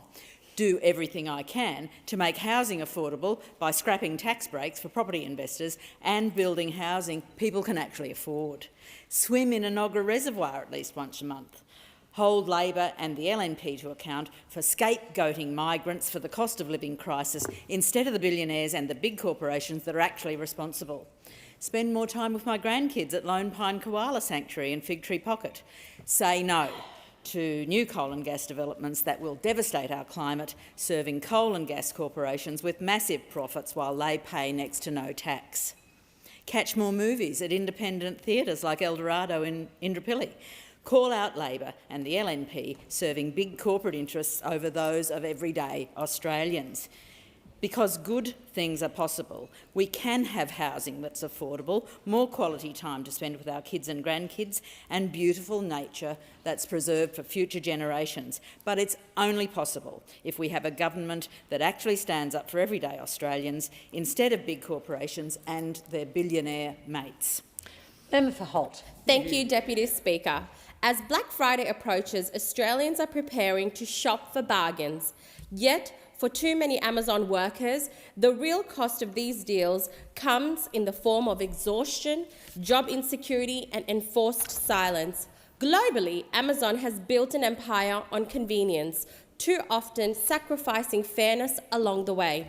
Their records speak for itself. From refusing to engage in good faith bargaining at its Staten Island warehouse to shutting down all 7 of its Quebec warehouses the moment workers won union recognition. Time and time again, Amazon's conduct reveals the consistent and deliberate disregard for workers' rights. Here in Australia, the Shop Distributive and Allied Employees Association and Transport Workers Union have been at the forefront of the Make Amazon Pay campaign. Together, they organised nationwide rallies that united hundreds of workers and supporters demanding fair pay, safer working conditions and respect for workers' rights. Yet, while exploiting workers, Amazon also exploits our taxation system. Despite earning over $3 billion in Australia last financial year, they paid less than 1% in tax. No corporation should be able to silence workers or shrink their contributions to society. It's time we stand together and make Amazon pay. Member for Warringah. The 16 days of activism on domestic and family violence is a timely reminder that gender equality is still unfinished work. Progress is possible only because we stand on the shoulders of the women who paved the way. Earlier this month, my team and I had the pleasure of celebrating one of those very remarkable women, Sarah Dowes, an extraordinary volunteer who turned 87. Sarah is a prolific author, feminist and visual artist. Her novel, West Block, was one of the first works of fiction set in Canberra, and her book, Sapphires, won the 1995 ACT Book of the Year. But it was her career in public service that was truly groundbreaking. In 1972, under the new Whitlam government, she was seconded to the office of then Prime Minister for Labor and Immigration, Clyde Cameron, where she championed equal pay, childcare and part-time employment. Following this, Sarah became the inaugural head of the first women's unit in the Department of the Prime Minister and Cabinet, a role which earned her the nickname Supergirl by the media. And under her leadership, the unit evolved into what we now know as the Office for Women.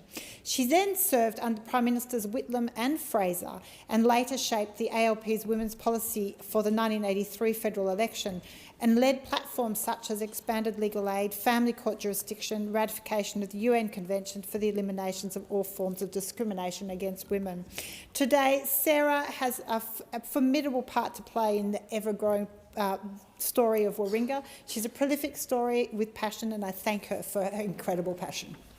Member for Maribyrnong. Deputy Speaker, only weeks ago and with almost no notice, community health provider CoHealth announced it would close its general practices services, including in Kensington, in my community. This decision came with no consultation, with little transparency and with little regard for the impact on patients, staff and the broader community.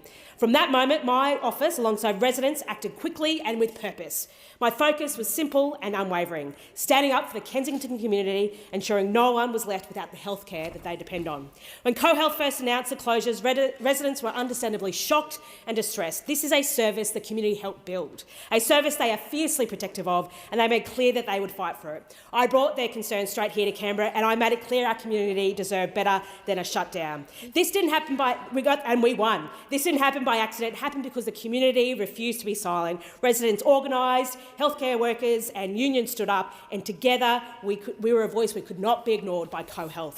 As a result of that advocacy, the Albanese Labor government has stepped in with funding to keep the GP services operating until next year, where we've also secured an independent review, something that I pushed for from day one, to deliver transparency, accountability and, importantly, a long-term delivery of GP services for this area. The work is not done, but I'll keep standing up with locals, holding CoHealth to account and pushing to secure sustainable primary health care in Kensington. Member for Goldstein. Thank you, Deputy Speaker. Don't let the image of a crushed Coles banana crossing the finishing line put you off, Deputy Speaker. Saturday week ago, the Sandy Little Aths Club hosted its first ever Community Cup during the Coles Community Round. The highlight was the 400-metre team relay face-off between Team Coles, City of Bayside, Grill Burgers Hampton, Community Bank Sandy, Hello Bello Pizza Blackrock, which makes the 4th best pizza in the world, and teams Brad Rouswell MP and Team Tim Wilson MP, with a team of talented Sandy Little athletes. How do we go? The House may ask, Deputy Speaker. Best not imagine the Chariots of Fire music as I cross the finishing line, crushed banana in hand, but the Bananas and Pyjamas theme music might be a little bit more appropriate with Running Gate instead. Humility is something, of course, that's always required in these situations, something the state member for Sandringham lacked by crowing about his medal-free performance in the Victorian Parliament recently. But this was about Sandy Little Aths and the community. So a big shout-out of thanks to Nick Malat, the head of community engagement at Sandy Little Aths, Jackie Cooper, who acted as MC, President Ben Albrecht, the Sandy Little Aths Committee, and everyone who made this incredible event possible. It was such a wonderful day, sun shining, smiles everywhere, excellent music by the DJ, but more than anything, it brought the Sandy Little Aths community together to have a wonderful celebration. Member for Solomon. Thanks, Deputy Speaker. I want Australians to know about a Darwin local, Michael Torres, who was honoured at the National Councillors Conference in Adelaide, where he received not one but 2 national awards. Michael was named Indigenous Councillor of the Year and Councillor of the Year 2025 by the Australian Councillors Association, which represents more than 20,000 practitioners across the country. Michael has worked in counselling and healing spaces for over 2 decades, including at the Darwin Aboriginal Women's Shelter and through his work with the Indigenous Men's Healing Shed. His work focuses on trauma-informed care, cultural sensitivity and mental health advocacy for Indigenous men and First Nations people in general. Michael's story shows the power of community-based healing and the importance of culturally grounded services that reflect and respect the people that we serve. Michael shows us that true excellence in counselling lies in lived experience, deep care and that long-term commitment to others. I congratulate Michael for this well-deserved national recognition and thank him for his lasting contribution to the health and well-being of our entire community. And obviously, after Tropical Cyclone Fina over the weekend, the last couple of days, big shout-out to everyone there helping others at difficult times. Thank you. Member for Casey. Thank you, Deputy Speaker. Well, last week I had the opportunity to visit Move for Mums with the Leader of the Opposition, Susan Lee. Move for Mums is a pre- and postnatal exercise class in Montrose that supports local women far beyond the workout. Now, the founder, Rachel, is an accredited mum-safe and safe return to exercise trainer who helps mums build functional strength, confidence and connection as they navigate every stage of motherhood. As Rachel said, the reality is mothers are the gatekeepers of family health. When mums are strong, the family is strong, the community is strong, and the nation is strong. It is so important we invest in preventative health and adequate health care for Australian women to ensure they are supported at all stages of life, throughout pregnancy and afterwards. Around 1 in 3 women experience pelvic floor dysfunction, which can lead to further health issues for many women. Rachel believes these issues can be better addressed through 1. Pelvic health physio appointments for pregnant and postpartum women, 2. Safe return to exercise guidance to be given at the 6-week checkup mark, and 3. Reduced barriers for mums to access specialised postnatal fitness programs through subsidies or vouchers. And I'll continue to advocate and work with Rachel to support local mums and families to ensure Australian families enjoy the highest quality of life. Member for Sturt. Deputy Speaker, from 25 November to 10 December, we mark the 16 days of activism against gender-based violence, a global campaign calling for an end to violence against women and girls. Recently, I had the privilege of meeting with Kay and Lindy from the Adelaide Flinders Club of Zonta International, an organisation doing remarkable work to empower women and girls in our community. Zonta stands for women's rights and advocates for equality, education and an end to child marriage and gender-based violence. In Adelaide, Zonta's efforts range from advocacy to practical support, such as contributing handmade breast pads for inclusion in packs given to new mothers leaving hospital who would otherwise be leaving with nothing. These small acts of care make a big difference. This year, I proudly wear the orange ribbon alongside many of my parliamentary colleagues as a visible symbol of solidarity and commitment to ending gender-based violence. I am proud to serve in a government that is committed to ending violence against women and children, a government that has invested more than $4 billion towards this goal.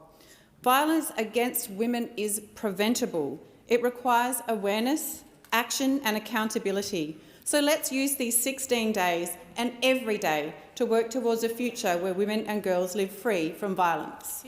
Member for Latrobe. Thank you, Madam Deputy Speaker. When it comes to storms in the electorate of Latrobe and especially the Dandenong Ranges, we get big storms. Back in 2021, areas in the Dandenong Ranges, including Latrobe, such as Cockatoo, Gembrook and Emerald, lost power for many days.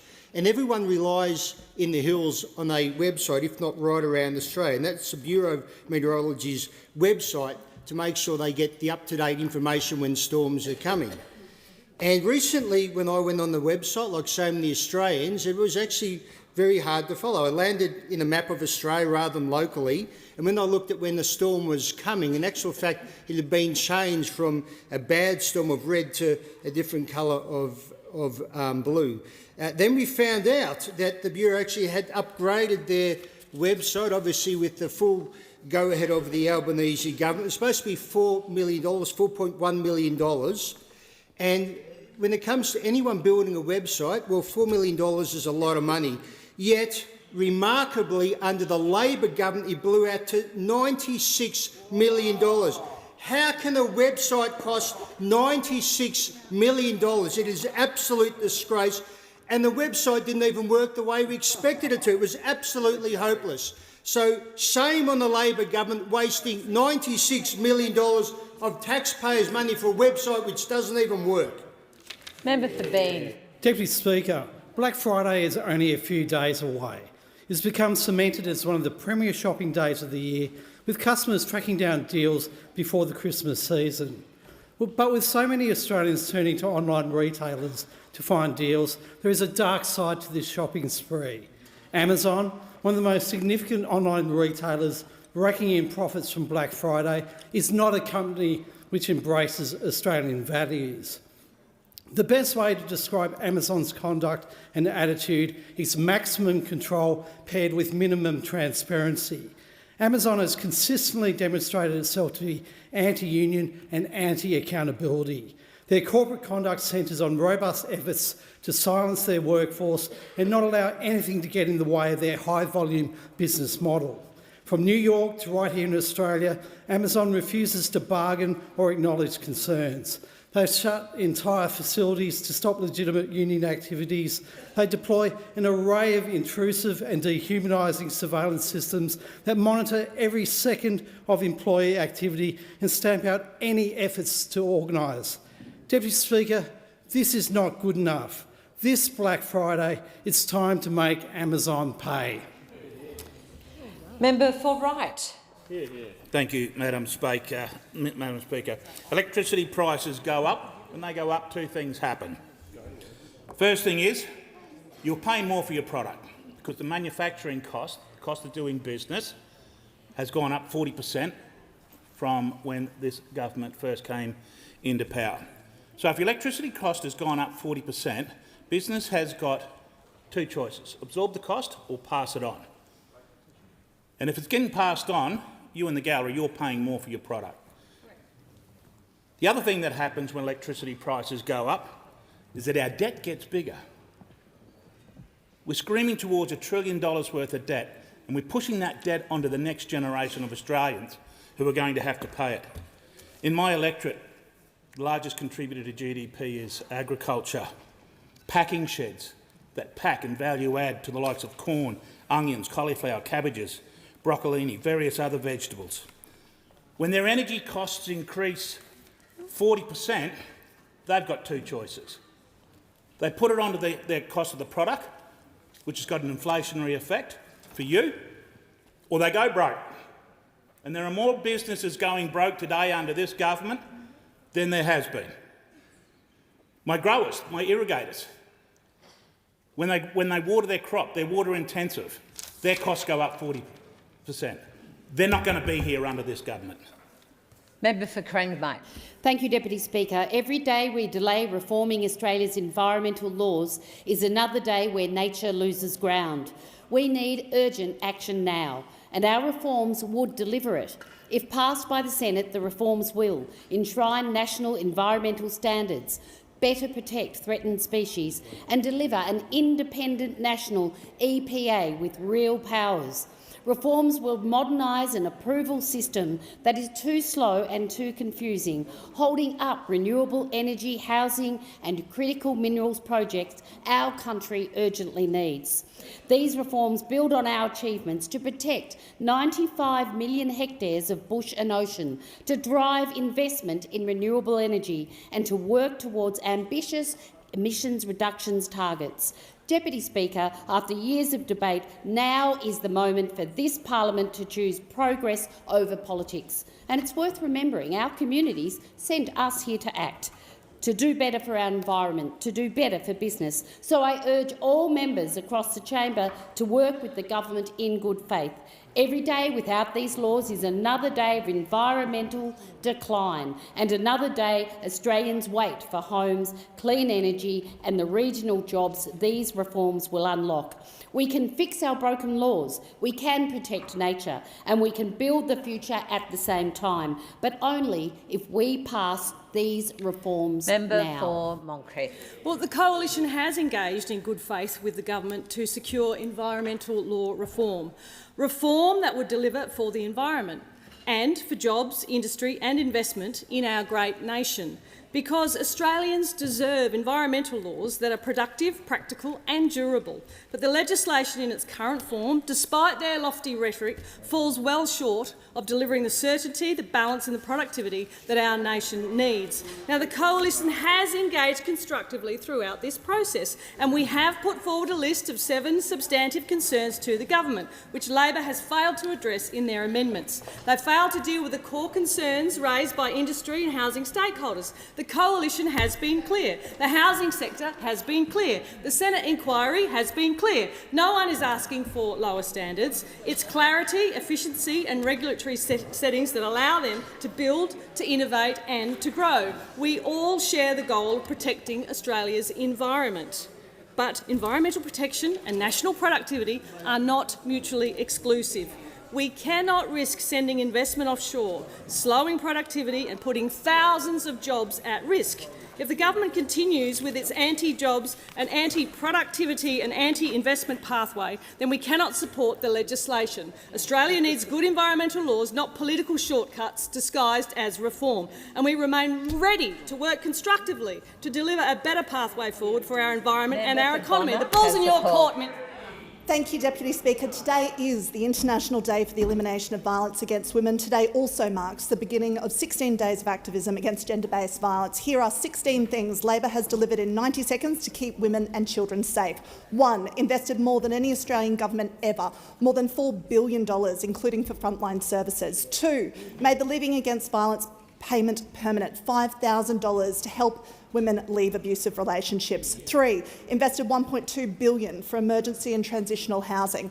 4, legislated 10 days of paid domestic and family violence leave. 5, invested $3.9 billion in the new National Access to Justice Partnership, including an extra $800 million for family violence and legal services. 6, introduced legislation to make sure that our social security system can't be weaponised by perpetrators of abuse. 7, reformed the family law system. 8, worked with states and territories to improve criminal justice responses to sexual violence. 9, invested $1 million to update the national framework for action to prevent alcohol-related family violence. 10, taken action to deal with high-risk perpetrators, investing over $82 million. 11, invested $81 million for services like child-specific counselling. 12, launched an inquiry into domestic and family and sexual-related suicide. 13, legislated the higher National Education Code to prevent and respond to gender-based violence. 14, implemented all the recommendations of the Respect at Work report. 15, legislated a positive duty for employers. 16, made it illegal to fire someone because of their experience. The Leader of the Opposition has the call.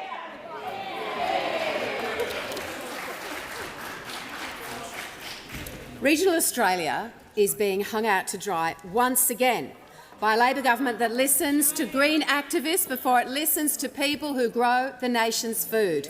For more than 3 years, Labor has brushed aside the voices of communities who rely on the Murray-Darling Basin for their livelihoods. In its latest 130 gigalitre buyback aimed squarely at the Southern Basin and directly at towns across my electorate of Farrer, it's not a policy for the environment. It's a political deal dressed up as reform. Places like Deniliquin, Barham, Warcool, Finley, Berrigan, Jerilderie, Tocumwal and Mulwala will carry the cost. These towns rely on irrigation for jobs, small business activity and the confidence that holds our local economies together. When Labor removes hundreds of billions of litres from irrigation, it's not just water that disappears, it's harvests that never occur, investment that dries up and families who are forced to leave. It's the quiet erosion of the very fabric of regional life. Labor claims the environment demands this. In truth, it is the Greens who demand this, and it is Labor who caves. That is not stewardship, it is vandalism. Instead of backing success, Labor cancels dams, walks away from water infrastructure and reaches for buybacks as its first and only tool. I will always stand for smarter water policy that delivers real environmental outcomes while keeping regional communities strong. Labor is no friend of the bush. Give the call to the member for Moore. Thank you, Mr Speaker. Australians expect Parliament to focus on outcomes, not theatrics. The Albanese Labor government has approached its work in that spirit, steady, practical and aimed at improving people's daily lives. The government has legislated tax reductions for every taxpayer. Bulk billing has been strengthened through the largest increase to Medicare incentives in decades. Childcare costs have been reduced for over 1 million families to help parents stay in work. Fee-free TAFE has supported hundreds of thousands of Australians to train in critical industries including construction, manufacturing and care. The National Reconstruction Fund is beginning the long-term task of rebuilding sovereign capability. And national energy infrastructure has been modernised through the rewiring the nation so the grid is fit for the coming decades. Aged care standards have been lifted by ensuring nurses are on site and improving nutritional and clinical care. PBS reforms have reduced the cost of many common medicines, and the housing agenda, through the Housing Australia Future Fund, has begun expanding the supply of social and affordable houses. None of this is transformational overnight, nor is it claimed to be. It is careful, incremental work that good government undertakes. It reflects a belief that policy should be evidence-based, fiscally responsible and aimed at long-term benefit. It demonstrates that Parliament functions best when it focuses on solutions rather than conflict. Mr Speaker, Australians deserve that approach and this government intends to continue it. Yeah. Order. In accordance with Standing Order 43, the time for members' statements has concluded. Call the Honourable the Prime Minister. Mr Speaker, I move that the House record its deep regret at the death on 8 November 2025 of the Honourable Graham Frederick Richardson AO, a former Minister and Senator for the State of New South Wales from 1983 to 1994, place on record its appreciation of his long and meritorious public service and tender its profound sympathy to his family in their bereavement. The call to the Prime Minister. Mr Speaker, Graham Richardson was always going to have an impact.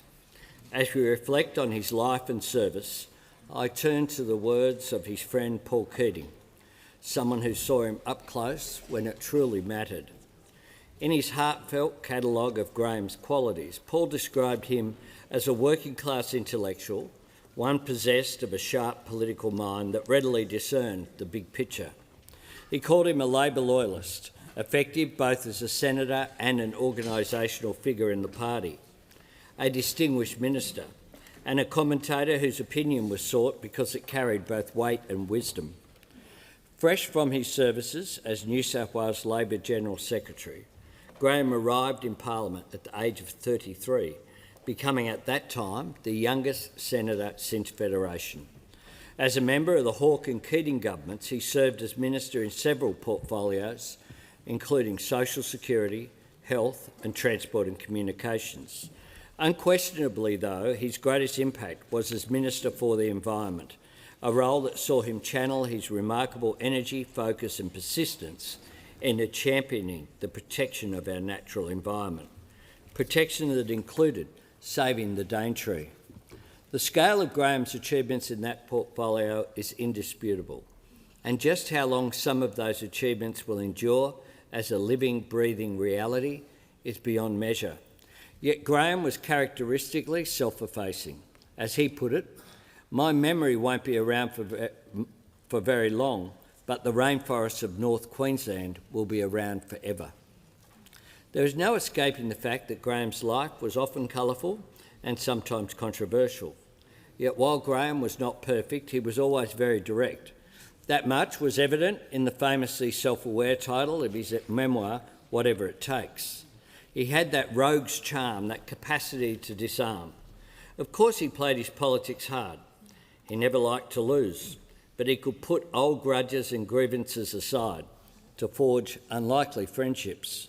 He was not just a Labor legend, a tribal figure. He was a Sydney identity. Richo knew everyone and everyone knew Richo. Yet there was more to Graham than the long lunches and tall tales. His pragmatism was paired with real passion, a true sense of service to party, to the Labor movement and to our nation. That's why when Graham left Parliament, he never left politics.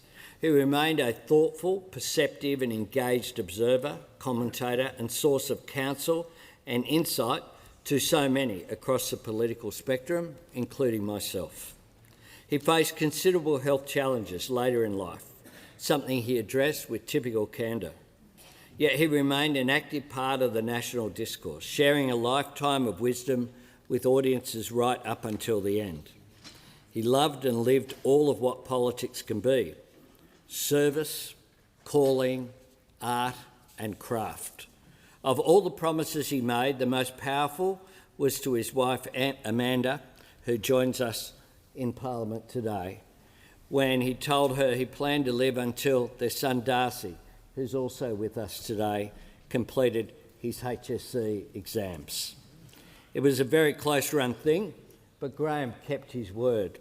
And when I spoke to Amanda just hours after Graham's passing, that was one of the first things that she said to me. He was so proud of you, Darcy, and he just loved every day that he had to spend with you. All of Graham's family are very much in our hearts today. My deepest sympathies to all who loved him and to everyone in the Labor family who grieves for a friend, mentor and inspiration. May your sorrow be softened at least by a little by the knowledge that some 2,500 kilometres to our north, the mighty Daintree still stands in all its beauty and complexity, an ancient treasure kept safe for generations not yet born. If our job on this earth is to leave it better than we found it, that alone gives Graham's legacy real power and meaning for this and for future generations. It is a truly remarkable testament. Contrary to Graham's expectation, may its name forever touch his. And may Richo rest in peace. Give the call to the Honourable the Leader of the Opposition. Thank you, Mr Speaker. On behalf of the Coalition, may I similarly rise to mark the passing of the Honourable Graham Richardson AO. Richo was a Labor stalwart and he represents so much of the Labor Party tradition. He was a tough political operator who was committed to advancing the Labor cause. His approach to politics is exemplified by his autobiographical book, Whatever It Takes. Richo never pulled his punches and he fought for the Labor cause. He was a larger-than-life character who was a constant presence in Australian politics for almost half a century. His service to the Australian Labor Party was reflected in his role as General Secretary of the New South Wales Australian Labor Party.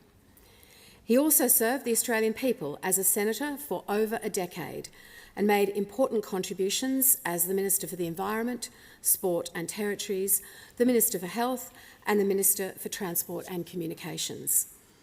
Following his time in the other place, he continued to play a role in politics and in public debate. And I know Kieran Gilbert and the team from Sky News especially will feel the loss of his presence as a commentator and as a panellist.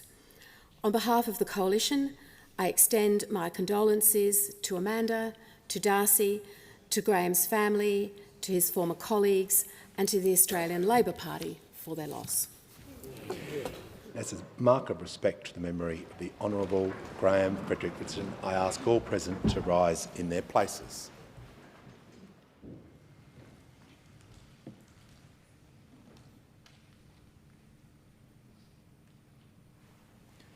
I thank the House. Call the Leader of the House. I move that the debate be adjourned. The question is the debate be adjourned and the resumption of the debate be made an order of the day for the next sitting. I'll put the question. Those opinions say aye. Against no. I think the ayes have it. And the Leader of the House. I declare that the resumption of debate on the Prime Minister's motion of condolence in connection with the death of the Honourable Graham Frederick Richardson is referred to the Federation Chamber. Give the call to the Prime Minister. Yeah, just very briefly, Mr Speaker, on indulgence, I just want to welcome the member for Holt back to Parliament after the birth of Ilya. Baby Ilya made an appearance here with Cassandra, and I'm sure on behalf of all of the Parliament, it's a better thing now that we have young mums and reflecting the greater diversity of the Australian public. And both Cassandra and young Ilya are very welcome back here in the Parliament, and congratulations. Yeah.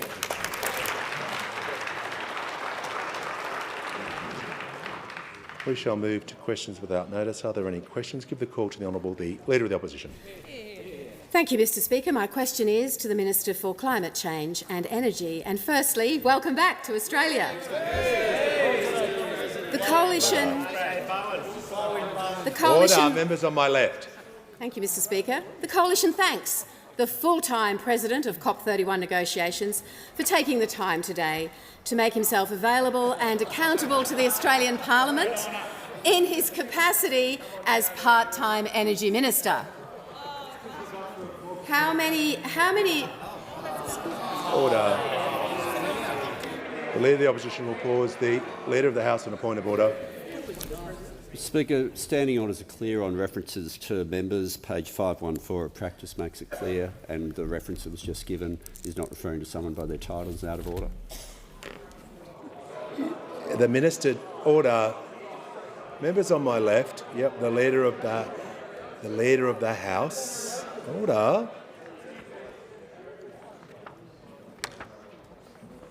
The Manager of Opposition Business on the point of order. On the point of order, the Leader did refer to the Minister by his title, correct title, and she is allowed to describe the Minister in any way she likes. And it wasn't part of his title. Yeah. And indeed, he is the President as well, so President of COP is correct. No, we're just going to... Well, you made him the President of Order, COP. resume your seat. Thank you, Manager, for your assistance. I thank the Leader of the House. We're just going to deal with this. People need to be called by their correct titles. The to assist the House and less to move forward, if the Leader of the Opposition could move to her question and we don't have the commentary when we're asking questions, that would help everyone, and particularly addressing everyone by their correct titles. We don't need any other descriptors. Otherwise, we're going to get into dangerous territory. So let's just get on with the question and move forward, and let that be a lesson to everyone. We're just going to ask questions to the Minister without descriptors. The Leader can continue with her question. Thank you, Mr Speaker. My question... No, just ask the question. We don't need the early... The Prime Minister's interrupting. Yeah. Thank you, Mr Speaker. My question in continuation, how many... Order. Order. If everyone... The Prime Minister can cease interjecting. The member for Hume. Look, we haven't got through the first question, and I'm keen to hear the question, as I'm sure the Minister is. Let's just get to the question. In continuation, thank you, Mr Speaker. How many days of Parliament will the part-time minister miss in 2026, and what will be the cost to Australian taxpayers of the minister's full-time presidential duties? The Minister for Climate Change and Energy has the call. Thank you very much, Mr Speaker, and I appreciate very much the question from the Leader of the Opposition. Now, Mr Speaker, when you are a patriotic party of government, you celebrate national successes whether you are in opposition or in government, Mr Speaker. That's the approach the Labor Party in opposition took when John Howard chaired APEC with our support. Order. Members it's on my the approach left. the Labor Party took when Tony Abbott chaired the G20 with our support. It's the approach the Labor Party took to support the appointment of Matthias Cormann as Secretary-General of the OECD. I'm even old enough to remember, Mr Speaker, the Labor Party in government supporting the appointment of Malcolm Fraser as Secretary-General of the Commonwealth, Mr Speaker. I'm even old enough to remember that. Because if you are a serious party of government, you want your country to do well whether you're in opposition or in government. And I'm pleased that this government's achievements have been recognised with the appointment of COP negotiations president, Mr Speaker. I am pleased about that. And the fact that it tells you a lot about the modern Liberal Party, Mr Speaker. In a domestic debate, they say, well, look, we shouldn't take any action on climate change because we're just 1% of emissions. And when you say, well, maybe Australia can play an international role to help the rest of the world decarbonise, oh, that's a terrible thing too. We couldn't possibly have that. Now, this is a testament to Australia. It's a testament to my team. I want to thank the Assistant Minister, the member for Fremantle, who represented Australia at the first week of COP very well. I want to thank my special envoy, Kate Thwaites, the member for Jagga, who represented me at the G20, and they will both continue to represent me at other international meetings as well. Order. The member for Lindsay, has the minister concluded his answer? No. The Leader of the Opposition on her point of order. Can I just ask everyone to assist the House? I will have to take action if this kind of behaviour... You know what's so funny? If this behaviour continues, I think I want to be crystal clear to everyone, I'll have to take action. It's not sustainable for this kind of...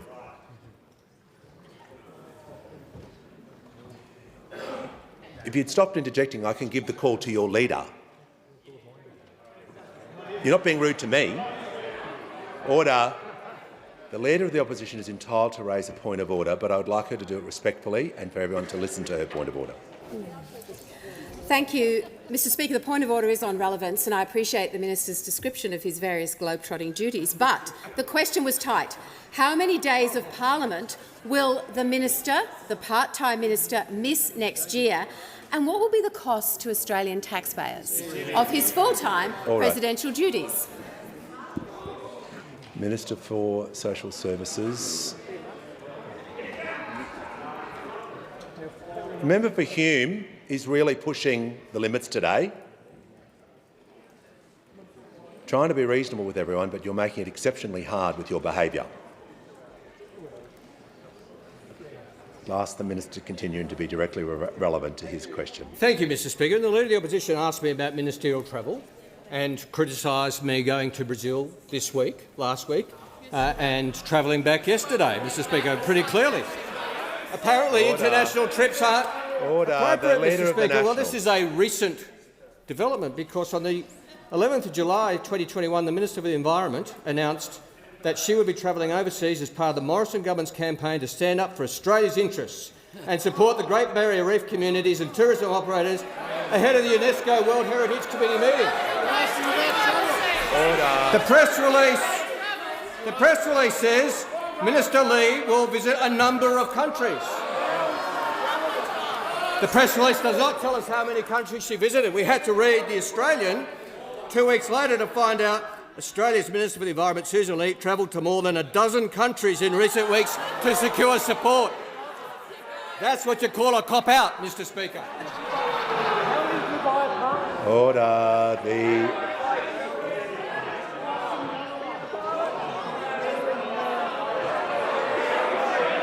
Order. When the House comes to order, members on my right, the Minister for Social Services getting close to leaving the chamber.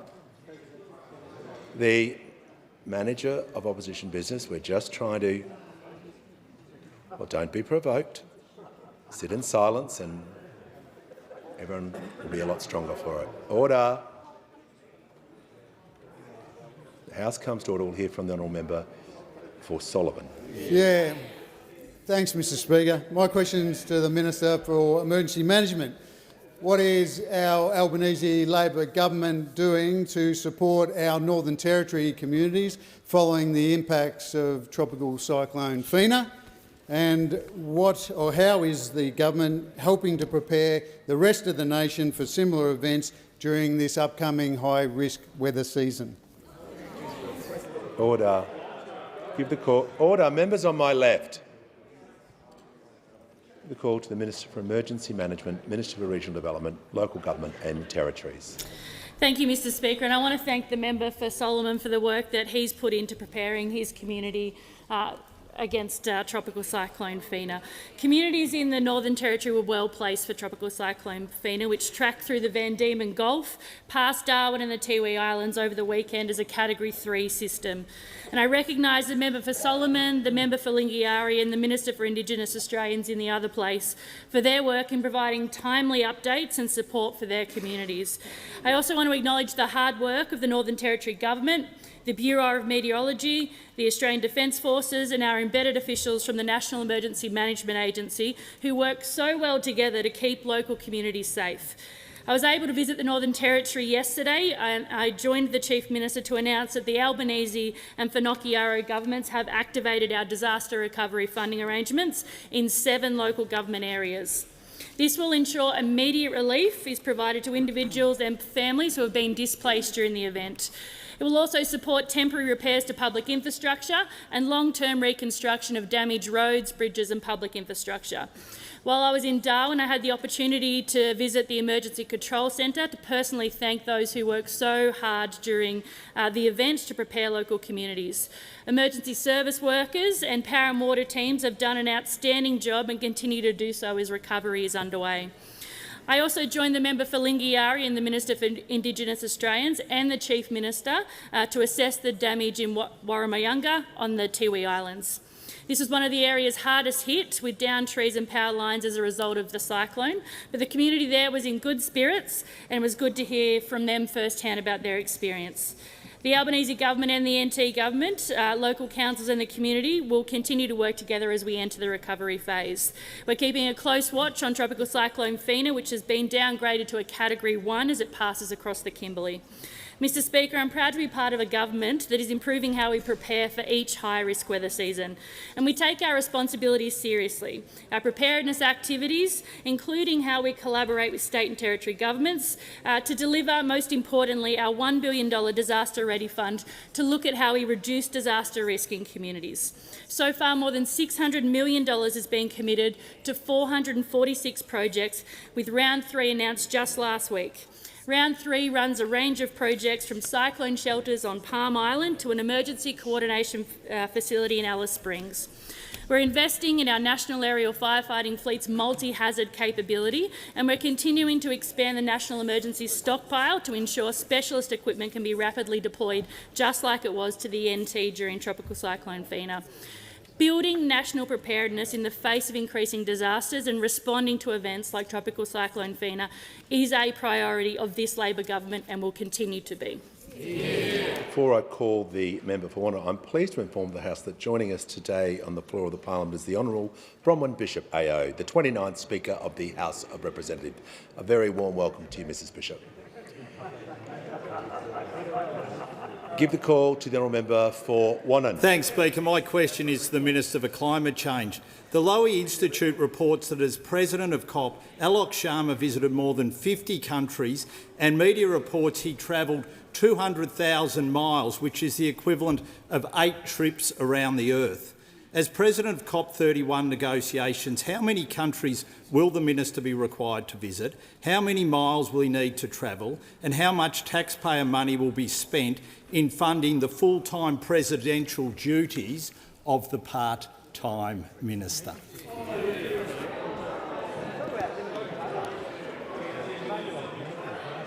Order. I'm just going to remind members I'm not happy with descriptors of any sort. Just moving forward. Equally so, it'll apply to anyone on this side of the chamber as well. So I'm not happy with that descriptor. So just want to make sure that, and it will go both ways if anyone is described in another way. So just stick to the name of the title, and I'll refer to members on page 514 of practice if anyone needs clarification. Give the call to the Minister for Climate Change and Energy. Well, thank you very much, Mr Speaker, and I thank the honourable gentleman for his question. But firstly, I must correct a misperception that both the Leader of the Opposition and the Shadow Minister are perpetuating their questions. The role of COP President is not a full-time position. It is quite common for the role of President of the COP, and I'll be the President of the negotiations, to, well, they're different jobs, to be held by a Cabinet Minister concurrent with their duties. Last year's COP President was Mukhtar Babayev, who was the Minister for the Environment of Azerbaijan. The President of the first COP I went to was Minister Shukri, who continued in his role in the Egyptian cabinet while being President of the COP. So to suggest that this is a full-time job somehow is a complete and utter invention. It's a fantasy. You can say it as many times as you like. It doesn't make it true, Mr Speaker.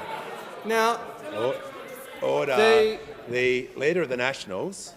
The Leader of the Opposition was asked this morning by Kieran Gilbert, isn't it good that Australians have a seat at the table and can chair some of the important international talks? And the Leader of the Opposition replied, no, it's not, Kieran. No, it's not. Well, OK, that's not good. But Kieran Gilbert, he's not the first time he's interviewed a member of the Coalition front bench about COP, because he interviewed the gentleman who asked me the question in 2021. And on that occasion, the now Shadow Minister said, as a previous diplomat who went to COP in Buenos Aires, I can tell you that Australia plays a leading role in seeking agreement and getting all countries to play their part in reducing emissions. And we'll continue to play that role, so I've got no problems whatsoever engaging, said my Shadow Minister when he was defending COPs, Mr Speaker. Members on my right, the member my predecessor as Minister for Energy also attended COPs, and the member for Hume gave a speech. Was the speech in Canberra or Sydney or Goulburn? No, it's in London. And he said, importantly, we recognise we cannot achieve all this alone, and that international collaboration. Order. The member for Cooper is warned.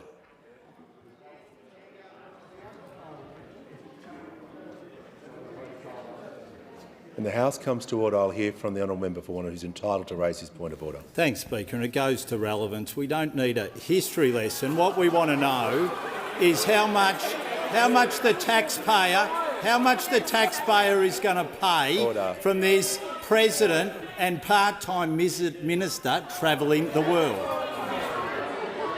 The member for Wannon, I was explicit in not using descriptors, and you agreed with me when I said that. So you will leave the chamber under 94A. I don't know how clearer I can be. Don't do something because it is not in with the standing orders, and I referred to practice so everyone would know. So I'm not sure why you're surprised.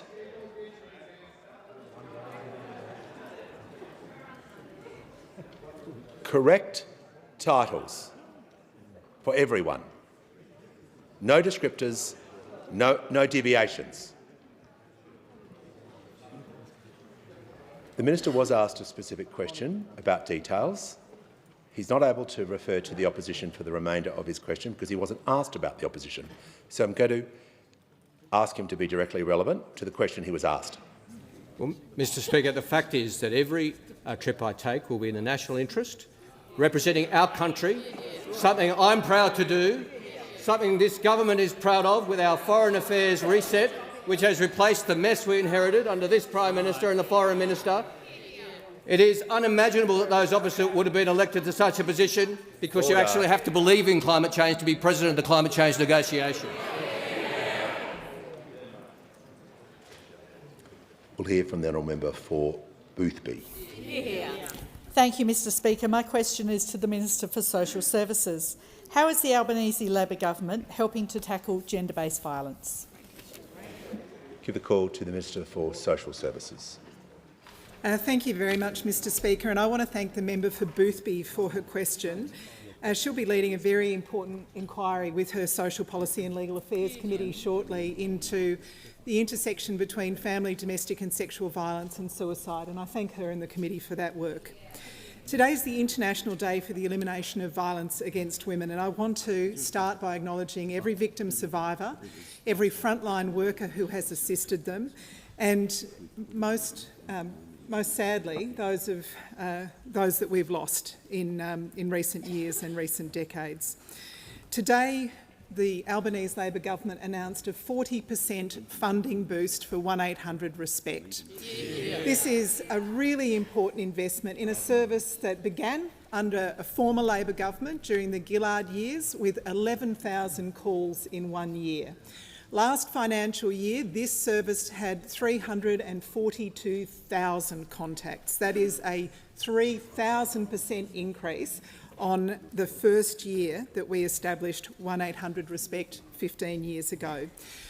This government, the Albanese government, has invested more than any previous government in addressing family, domestic and sexual violence, including through programs like making the leaving violence payment permanent, introducing legislation to make sure our social security system isn't weaponised against survivors of family and domestic violence, funding programs that intervene earlier with men, with adolescent boys, with children, particularly those men who want to change their behaviour. We've invested $1.2 billion in emergency and transitional housing to help make it safe for women and children fleeing violence. We've invested a record $3.9 billion in legal services, including $800 million extra for family violence legal services. We've legislated 10 days paid domestic violence leave, and we've made it illegal to sack someone because they're a victim of family or domestic violence. We've reformed the family law system to make the family law system safer, simpler and more accessible for victims of family and domestic violence. And very importantly, we're working with the states and territories to improve responses to victims of sexual violence. It's one of the areas of crime that continues to rise in a completely unacceptable way. Of course, these investments are beginning to make a difference. We have to acknowledge success when we see it. But do we think we've done enough? Not ever. Not while there is one victim of family, domestic or sexual violence will this government rest. We'll continue to work, and I know those opposite share our belief that every single one of us has a responsibility to act. On indulgence, the Leader of the Opposition to associate. And I briefly, on indulgence, associate the coalition with the remarks of the minister. Appreciate the ongoing funding into 1800-RESPECT, which is the first point of contact for anyone who feels unsafe, and to thank the House for their engagement with so many members talking about this issue from a personal perspective. And yesterday I spoke and read out the names of 74 women who've lost their lives since this time last year, and I made the point then that if 74 women had lost their lives in a single event, the whole country would pause. and say what on earth is going on. And we need to pause every single time this happens, because every single one of those lives is precious, the children are precious, and the memories are precious, and we must keep fighting. And for the benefit of members this evening, Parliament will be illuminated in orange to mark the International Day for the Elimination of Violence Against Women and the commencement of Global 16 Days of Activism Against Gender-Based Violence campaign. And I invite all members to join myself, the President and members of Parliament at 8 p.m. on the forecourt. Call to the honourable member for Clark. Speaker, my question is to the Prime Minister. Prime Minister, I've recently had conversations with a significant number of government backbenchers who want a gambling advertising ban, as unanimously endorsed in the cross-party Murphy report. So, as I asked in my personal appeal to you a fortnight ago, will you allow government members a free vote on this issue so they can exercise their own judgment, represent their communities and to finally end this impasse? Call to the Prime Minister. I thank the member for Clark for his question and for his genuine engagement on these issues. Our Labor caucus makes decisions, which is why we have done more than any government since Federation to tackle problem gambling. We'll continue to work as a caucus and as a government to continue to work on these issues. Give the call to the Prime Minister's concluded his answer. Give the call to the member for Leichhardt. Hear, hear. Thank you, Speaker. My question is to the Minister for Education. What is the Albanese Labor government doing to help Australians with the student debt and to make our education system better and fairer? What has been the response? Call to the Honourable the Minister for Education. Well, thanks very much, Mr Speaker, and can I thank my great friend, the member for Leichhardt, for his question. I'm really glad that he asked me this question because I'm about 20% shorter than he is. And in a couple of days, student debt will be 20% smaller as well. I'm 5'9", he's 6'11". The Liberal Party are at 6s and 7s. Kids in the gallery know what I'm talking about.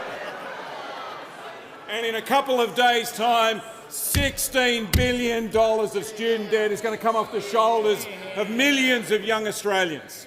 In just 2 days' time, 1.5 million Australians will have their student debt cut by 20%. And next week, another 1.5 million Australians will have their debt cut by 20% as well. It's the biggest cut to student debt in Australian history. We promised it and we're delivering it. But it's not the only thing that we're delivering.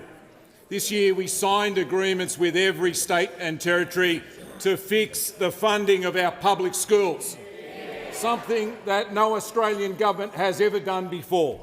And it's not a blank cheque. It's tied to reform, the sort of reform that we know works. The reading wars are over. We know what works to teach children to read. We also know that waiting until a child is 8 is too late to make sure we know whether they can read or write or to count. That's why early intervention is important. That's why we're rolling out phonics checks and numeracy checks in Year 1 to identify children who are falling behind, as well as more small group tutoring to provide support for children to catch up. And next year something else will happen. Mr Speaker, next year we'll start the work of reforming the national curriculum, starting with maths, starting with the first 3 years of maths. Make sure that we get the basics right. Addition, subtraction, multiplication, something the Liberal Party can help us out with, division. and Order. You got that? Order. Members on my right. Next year, something else as well. The member for Gippsland. Education ministers have agreed to a reform that's been talked about for a long time but never happened. That's bringing together the bodies that are responsible for national testing, the national curriculum, for national standards, as well as national research under one roof to create an Australian Teaching and Learning Commission. That's what delivery looks like. And that is what division looks like. No joy, just division. The Australian people know it, and they also know this. We're cutting student debt by 20%. Before I call the member for Longman, I'm also pleased to inform the House that present in the gallery today is Ms Jodie Hans, the member for Collie-Preston in the Parliament of Western Australia, and also a delegation of women leaders from the Australian Greek community. Accompanied by the delegation is His Excellency Stavros Venizelos, the Ambassador of Greece to Australia. Welcome to you all. The call to the member for Longman. Thank you, Mr Speaker. My question is to the Minister for Climate Change and Energy. Taipan Hydraulic Hose Systems is a proud family business in my electorate of Longman, which has been in business for over 30 years. The power bill that owner Alan paid this month has surged by 47.5% compared to what he paid for the same period in November 2022. Minister, when will power prices come down? Call to the Minister for Climate Change and Energy. Well, thank you very much, Mr Speaker. I thank the honourable member for his question. It's a very important one on a real issue of energy prices in this country, which is why I and this government have focused like a laser on energy prices and will continue to, Mr Speaker, why we've delivered 3 rounds of energy bill relief opposed by those opposite. Member for Dawson. Why we're continuing to help Australian households and businesses reduce their bills in many instances to nothing with our cheaper home batteries policy. And I'm pleased it's been a while, Mr Speaker. It's been a while. I'm pleased to inform the House that 136,999 Australian households and small businesses have installed a cheaper home battery with 2.9 gigawatt hours worth of storage.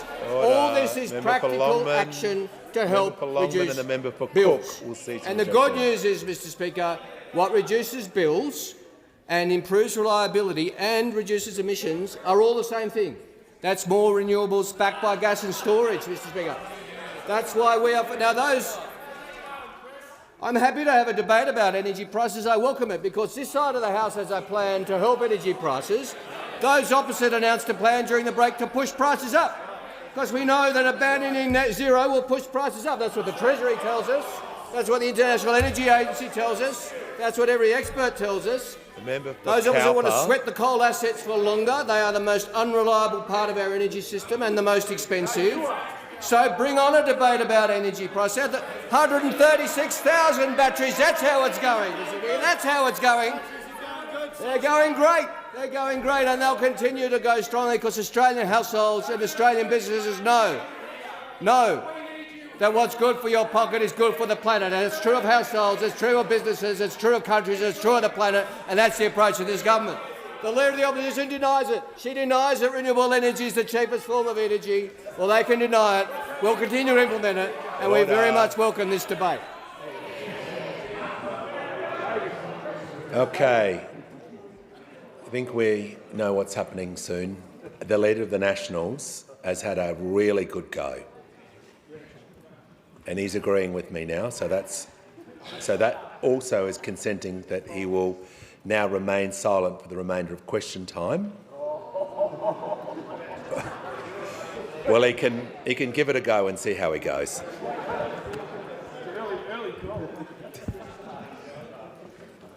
When the House comes to order, we'll hear from the honourable member for Griffith.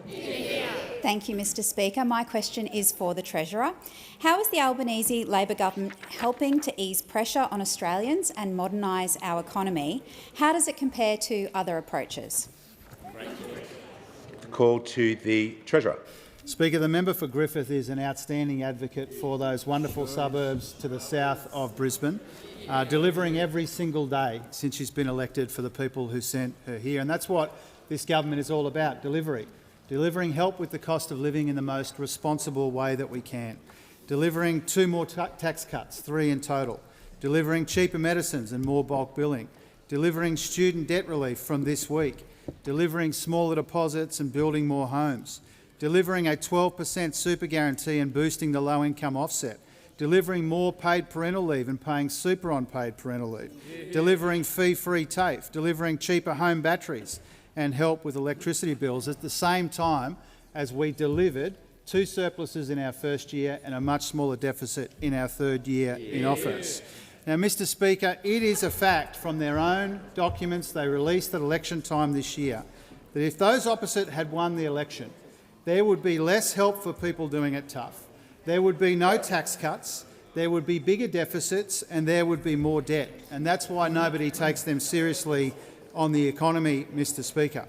Now, even with all of the progress that Australians have made together on our economy in recent years, whether it's halving inflation, creating 1.2 million jobs or getting wages moving again, or seeing interest rates cut 3 times this year already, we do know, we do acknowledge, we do understand that many Australians are still under pressure, and we will get a sense of that in tomorrow's inflation numbers.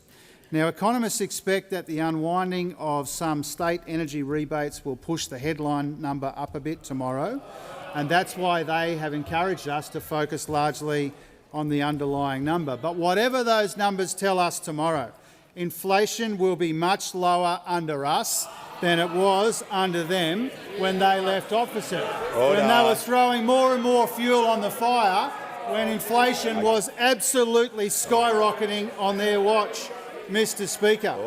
Now, it's bad enough that they left us with $1 trillion in debt and skyrocketing inflation and falling real wages. It's bad enough that they opposed cost of living help and they voted against tax cuts for the working people of this country. Now they want to push power prices up, not down. They want to smash investor confidence and weaken our economy with a position on net zero which is all about their internal politics and not about the national economic interest, Mr Speaker. What has become abundantly clear as we finish the year is that the opposition finishes the year focused just on themselves, recklessly divisive and hopelessly divided. This government finishes the year united, focused on the cost of living and working very hard to deliver every day for the people who sent us here. The House comes to order. We'll hear from the honourable member for Fisher. Thank you, Mr Speaker. My question is to the Minister for Climate Change and Energy. Bocker Bites is a fish and chip shop in my electorate of Fisher.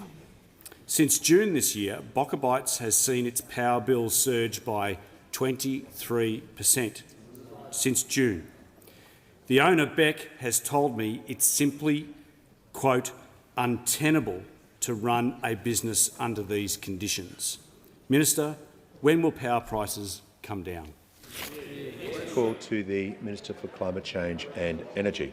Well, thank you very much, Mr Speaker. Again, I thank the honourable member for his question. And power prices are a very important issue and a real issue of substance. And that's why I and this government have been focused on them and will continue to be every day. And that's why we'll continue. That's why we'll continue with modernising our energy system and dealing with 10 years of denial and delay and neglect. We saw 4 gigawatts of dispatchable power leave the grid and 1 gigawatt come on. That's a 3 gigawatt gap, and that supply gap has led to increased prices. When you have more supply leave than what comes on, that actually puts upward pressure on prices. Now, we have seen 5 gigawatts of solar, wind, gas and batteries come on in the last year, which is a record since the national energy market was created. That is because of our policies. That is because of our policies to encourage more energy, especially more renewable energy, backed by gas peaking and backed by storage. Now, what I would say to that small business and the many other fine small businesses around Australia is that we know there is so much more to do, and we will keep going with what needs to be done. We won't stop, and we won't stop the drive to the most affordable, the cheapest, the most reliable and the lowest emissions form of energy. Member for Goldstein. We know that there are different ways. We know that household power bills could rise by $449 a year if we had greater reliance on gas and coal and if renewables were built more slowly. As the Clean Energy Council has pointed out, or we know, as the Treasury has said, not pursuing, and I quote, not pursuing net zero by 2050 risks lower economic growth, reduced investment, mixed export and employment opportunities and higher energy prices. And we know, or as the Grattan Institute's Energy Director Tony Wood has said, and I quote, there is very little that I could see in the Liberal Party's plan which would actually bring down power prices. And we know that, Mr Speaker, because their plan is cobbled together to save the leadership of the Leader of the Opposition in a vain attempt It's not about Australian businesses. It's all about Liberal Party internal politics. Well, we'll remain focused on small businesses, medium-sized businesses and households and giving them access to cheaper, more reliable, lower emissions energy.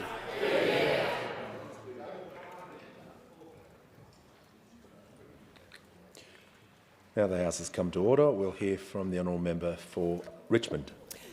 Thank you, Mr Speaker. My question is to the Minister for Employment and Workplace Relations. How is the Albanese Labor government delivering a better deal for gig workers, and how does this compare to other approaches? Call to the Minister for Employment and Workplace Relations. Well, thank you, Speaker, and I'd like to thank the member for Richmond for her question. She is a champion for working people and part of this government that is delivering for Australians. Now, the Albanese Labor government is delivering a better deal for gig workers by introducing reforms to ensure minimum standards for workers engaged on digital platforms while reserving the flexibility they want. Now, for too long, these workers fell through the cracks of our workplace relations system, with many relying on tips to survive. Now, our Labor government does not believe that this is the Australian way, which is why we introduced important changes to protect these workers. And today we are seeing these reforms in action. Our laws have brought together the Transport Workers Union, Uber and DoorDash to the table to reach a groundbreaking agreement which will now be passed by the Fair Work Commission after consideration. This agreement, delivered by our reforms, if approved by the Fair Work Commission, will mean that for the first time, platform food delivery drivers will have a minimum floor that protects their pay and represents life-changing increases to their income. Workers will also benefit from better conditions, have stronger rights to representation, dispute resolution and protection if injuries or accidents occur. And the companies will also benefit from a stable workforce and a level playing field on pay and conditions. This is what cooperative and productive workplace relations looks like. Now, this morning I met with Nabeen, a delivery driver here in Canberra, who told me that if approved, this agreement means when you're ordering food, the driver who brings food to your door will be getting paid decently, getting paid what he or she deserves. Now, I'm asked if there's any alternative approaches. Well, the alternative approach was that of the Coalition. While they were in government, they ignored the calls from these essential workers for a better, fairer industry. And of course, when they had the chance to support our important protections, the Liberal and National Party voted against them, arguing that a lack of minimum standards was a good model and working well. The question for the Leader of the Opposition is whether rolling back these important protections for some of our lowest paid workers is still part of their agenda to save her leadership. Now, we know just a few weeks back, when asked about rolling back Labor's important workplace reforms, her answer was, we'll look at it all. Well, our government is looking after workers while they remain divided. Good call to the honourable member for Capricornia. Thank you, Mr Speaker. My question is to the Minister for Climate Change and Energy. Manufacturer SMW Group in my electorate of Capricornia has seen its power bill skyrocket by 70% in just 4 years. As a result, the owner has told me he's held off hiring over 100 new staff. So, Minister, when will the power prices come down? Call to the Minister for Climate Change and Energy. Thank you, Mr Speaker. I thank the honourable member for her question. And again, it's a very fair question on behalf of an Australian business. And Australian businesses deserve a government focused on reducing energy costs and modernising the energy grid, and that's exactly what we've been doing. And that's exactly what they failed to do with 22 failed energy policies over 10 years. Because even the Leader of the Opposition just a few minutes ago denied that renewables are the cheapest form of energy. They just don't get it. I suspect the Leader of the Opposition really does know it, but has to appease the climate-denying far right of her party for her hold on her job. But we know just today, a report out today from AIFA, which says renewables are the lowest cost technology for new build electricity generation. Renewables are now the most cost-competitive option globally for new electricity generation, with costs about 40 to 50% lower than the nearest fossil fuel option. So we've got the Leader of the Opposition dropping net zero, proposing maybe new coal, not new coal, we're not sure. The Liberal Party party room couldn't even work it out.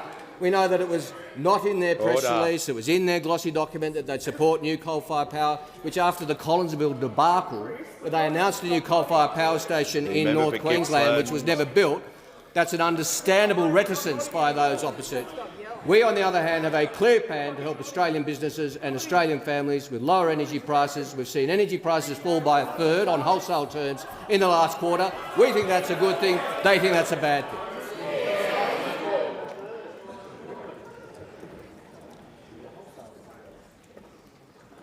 Give the call to the member for Maribyrnong.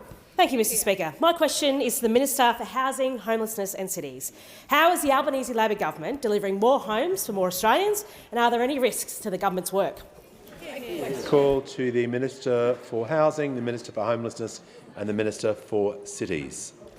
Thank you, Speaker, and I want to thank the member for Maribyrnong for her question. She is one of our gun housing advocates, and her advocacy is really paying off, Speaker. Our government is building a whopping 929 homes in her electorate alone, Speaker.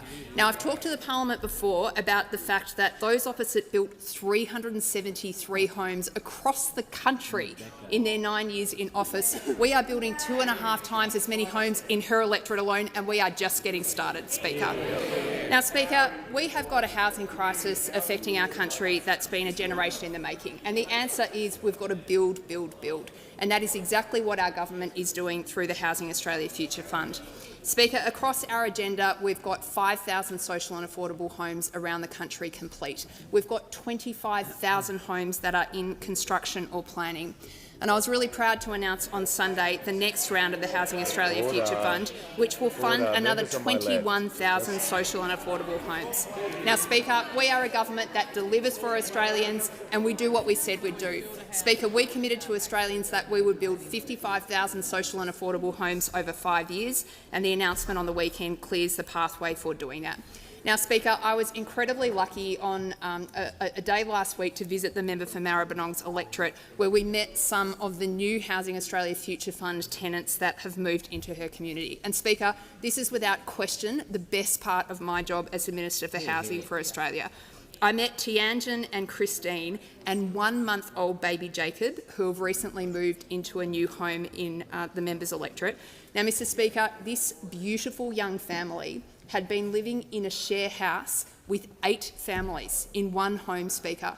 They had been on the social housing waiting list for 7 years, and they had a 1-month-old baby. And, Speaker, I can tell you, to see their pride and their happiness and the relief that they felt to be able to provide stable housing for their tiny little baby, I challenge any person here to meet that family and tell me that the Housing Australia Future Fund is not one of the most important things that our government is doing right now to build Australia's future. Speaker, that one home has changed the life of an entire Australian family, and we're doing it 55,000 times around the country. Now, Speaker, I'm asked about risks, and I think they're making it clear, aren't they, by the yapping that's going on opposite me, because they don't believe in any of the important things that our government is doing about housing. Speaker, they built 373 homes in almost a decade, and they openly say that they don't want the Commonwealth building homes for Australians. Speaker, we take a different view. We're backing in key workers, we're backing in Australian families, and we're fighting for young people to get the housing opportunities that they deserve in our great country. Before I call the honourable member for Bradfield, I'm also advised that the Honourable Sam O'Connor, the Queensland Minister for Housing, Public Works and the Minister for Youth, is in the gallery as the guest of the member for Macpherson. Give a call to the honourable member for Bradfield. Thank you, Speaker. My question is for the Minister for Climate Change and Energy. The safeguard mechanism, the government's primary lever for achieving greenhouse gas emission reductions, is set to be reviewed in 2026-2027. In August this year, the Productivity Commission recommended reducing the threshold for facilities covered by the mechanism to those emitting 25,000 tonnes of pollution a year, down from the current 100,000 tonnes. When will the government start the review of the safeguard mechanism, and will it accept the Productivity Commission's recommendation to lower the safeguard mechanism pollution threshold? Call to the Minister for Climate Change and Energy. Well, thank you very much, Mr Speaker, and I thank the honourable member for her question and her interest. I will say, with the greatest of respect and seriously, the honourable member answered the question in many respects, because it was indicated in the explanatory memorandum to the rule which accompanied the safeguard reforms, the safeguard legislation, that we would review the safeguard legislation in 2026-2027, which we are not yet there. So that review will begin next year. I am pleased with the way the safeguard mechanism reforms are working thus far. The first year of data shows a reduction in on-site emissions from the covered facilities equivalent to 1/3 of Australia's domestic aviation. That is no small thing. That's a good reduction in emissions from the covered facilities. It shows the policy working well, and the Leader of the Opposition's interjecting she might like to back up that claim with any particular facts rather than just well, any facts? Any facts? No. It's a good policy. Now, we will review it very meaningfully. The honourable member correctly refers to Productivity Commission advice, but that was a report to government, not of government. It will be considered along with a whole range of other submissions, no doubt, when we begin that review next year. The honourable member will be very welcome, in all seriousness, to put in a submission to that review, and we will take it and all other submissions very seriously.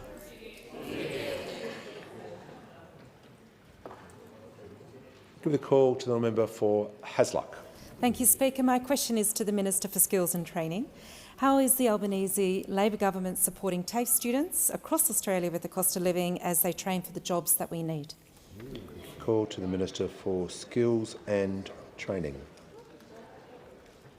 Thank you, Speaker, and I thank my friend, the member for Hasluck, for her question. It was fantastic to be with her in her electorate last week to open the brand new clean energy training facilities at Midland TAFE, something she fought for and won. It was also great to hear from local students about how much they value the opportunities that free TAFE is providing them. And Speaker, the Albanese government has put TAFE back at the heart of skills and training because it belongs there and always should have belonged there. We're backing in the hard work of TAFE students like those that the member for Hasluck and I met last week. They're amazing teachers too, by upgrading TAFE facilities through our government's TAFE Technology Fund, including $3.24 million at Midland.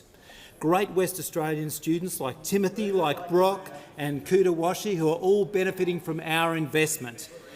And it's not only facilities the member may be interested in hearing that we're rolling out for TAFE students. Our government is also rolling out cost of living relief to ensure that Australians can get the skills they want for the jobs that we need. Australian apprentices and vet students are among those around the country are hearing from the ATO about the Albanese government's 20% cut to student debt that's being applied to their accounts right now. Thousands of dollars that many of these students are saving on student debt. Now, this is a pretty special bit of news to those of us on this side of the House and those millions of Australians anyway. News that we're proud to deliver because we know it makes a big difference in the lives of Australians. But of course, that's not all, Speaker. Free TAFE is reaching new heights. There are now more than 725,000 free TAFE enrolments, 725,000, and more than 210,000 course completions. The Minister for Housing will be pleased to know that construction courses are now the third most popular type of free TAFE courses. More than 59,000 enrolments, people going on to build the houses Australians need, including CIT students the Prime Minister and I met with today, Yao, Ruby and Josh. People like them, together with more nurses to care for Australians, more early childhood educators too. And this is why our government made free TAFE permanent. But the Leader of the Opposition and members opposite don't like free TAFE. But we know the Leader of the Opposition and her coalition will talk it down at every opportunity, ignoring the stories. Order. The Minister will pause. Order. Members on my left, I want to hear from the Manager of Opposition Business on a point of order. On relevance, the member for Hasluck asked one of the tightest questions I might have seen in my time here, very tightly framed and directly to the government's achievements, and I'd ask the minister to answer the question, not refer to the opposition. I agree with the manager. He wasn't asked about anything about the opposition, so return back to the question and refrain from the comments you were making.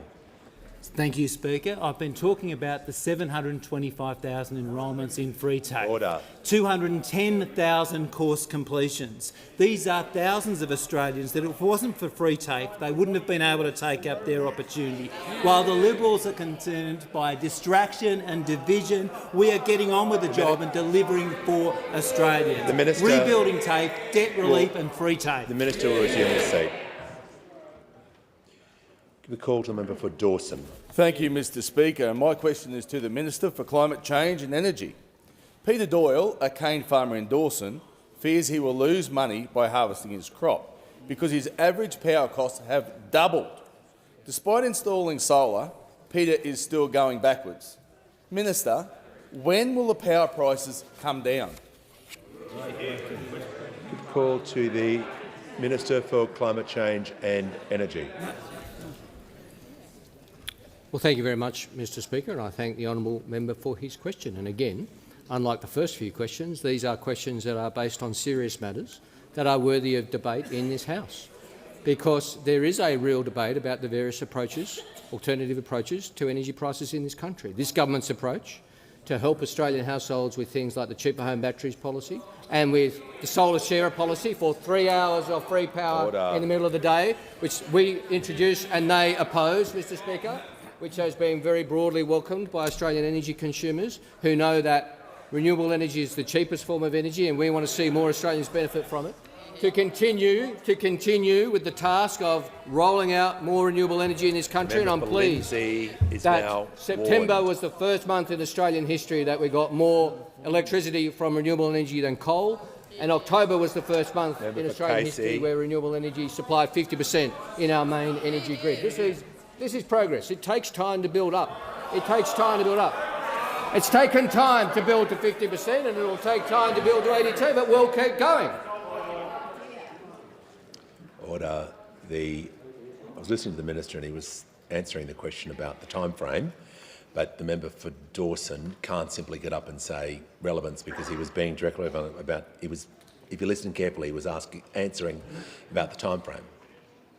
So, what's your point of order?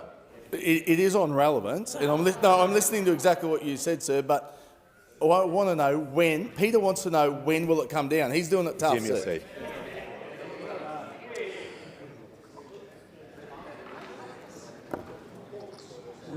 The member for Dawson, we've been dealing with this for a little while now.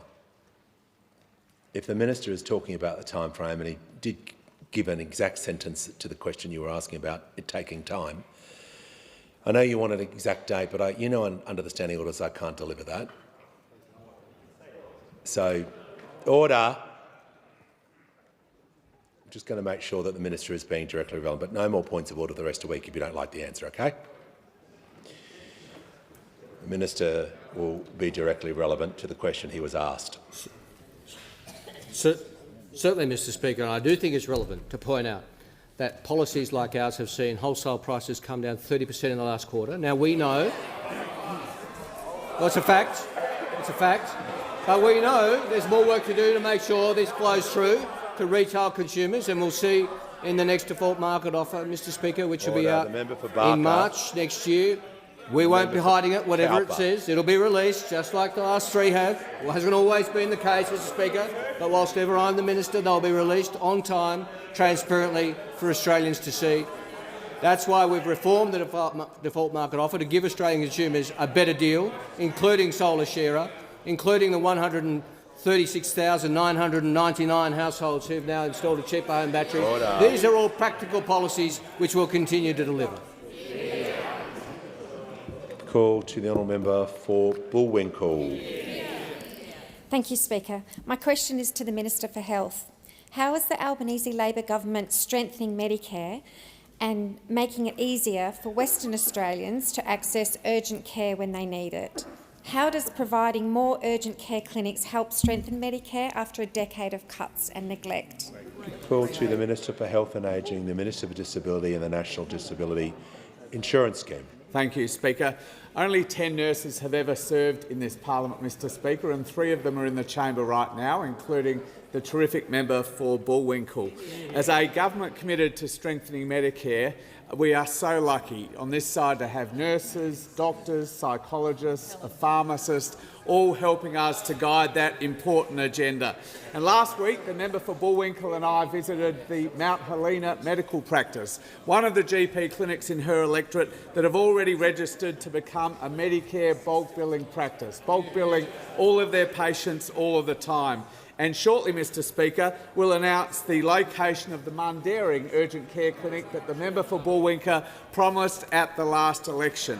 That's one of 47 clinics that we'll announce over the coming couple of weeks, which will open over the coming couple of months. And it will take the network to 137 urgent care clinics, all open 7 days a week, extended hours, and importantly, Mr Speaker, fully bulk billed. So all you need to take along is your Medicare card, Mr Speaker. And once the network is fully up and running, it will see 2 million patients every single year, most of whom would otherwise have had to go to their local emergency department. Now, it's not just Bullwinkle, Mr Speaker, that's benefiting from our strengthening Medicare agenda. That plan is working right across the great state of Western Australia, Mr Speaker. Take a seat like Forest, for example, Mr Speaker. Already 10 GP clinics in the electorate of Forest have signed up as Medicare bulk billing practices, bulk billing all of their patients all of the time. Already the Bunbury Urgent Care Clinic has seen more than 35,000 people fully bulk billed, taking pressure off the busy emergency department at the Bunbury Hospital, Mr Speaker. Indeed, the Bunbury Urgent Care Clinic has been so successful that at the last election we committed additional funds to help them boost staffing at busy times of the day, Mr Speaker. We also promised a Medicare mental health centre for Bunbury, Mr Speaker, and will deliver on that too. Now, I don't recall the opposition supporting either of those commitments, Mr Speaker, but we know that our strengthening Medicare agenda is working for the people of Forest, Mr Speaker, which is why we were all so delighted to be in the electorate of Forest last week, Mr Speaker. We were delighted to be in Bunbury. We noticed the member's van following us around, keen to hear the story of us strengthening Medicare for the people of Western Australia. The Prime Minister didn't just go to Bunbury, he went to Busselton as well, met with the Busselton Chamber of Commerce, Mr Speaker, and I can assure the member there will be many, many more visits back to the electorate of Forest, Mr Speaker, because we've got a great story to tell. Order. We'll hear from the honourable member for Curtin. My question's for the Prime Minister. Australians are asking why the government has failed to respond to the Murphy Review's unanimous recommendation to ban gambling ads. No one in this chamber is seeking to ban gambling, despite what you've said, and when asked about reform, you list actions that were announced before the Murphy Review. Many members of your own party support an ad ban. Why won't you allow a free vote on a ban on ads for online gambling? Call to the Prime Minister. I thank the member for her question to me as Prime Minister, but I'm also leader of the Australian Labor Party. And we are a political party, not a bunch of individuals. And what we do is we make decisions. We make decisions in our caucus. Members on my left will cease interjecting. And when we make decisions in our caucus, will cease what that does is result in action. Order. Now, the Prime Minister will pause. Prime Minister will pause. The member for Cowper yelling like that is highly disorderly. The member for Curtin was heard in silence. I'm just going to ask everyone, take the temperature down. I can't hear a word that's being said. The Prime Minister deserves the respect of being heard in silence, as the questioner was as well, who want her answer as well. The Prime Minister has the call. People do have a choice, Mr Speaker, about what political path they will take and how they'll participate in politics.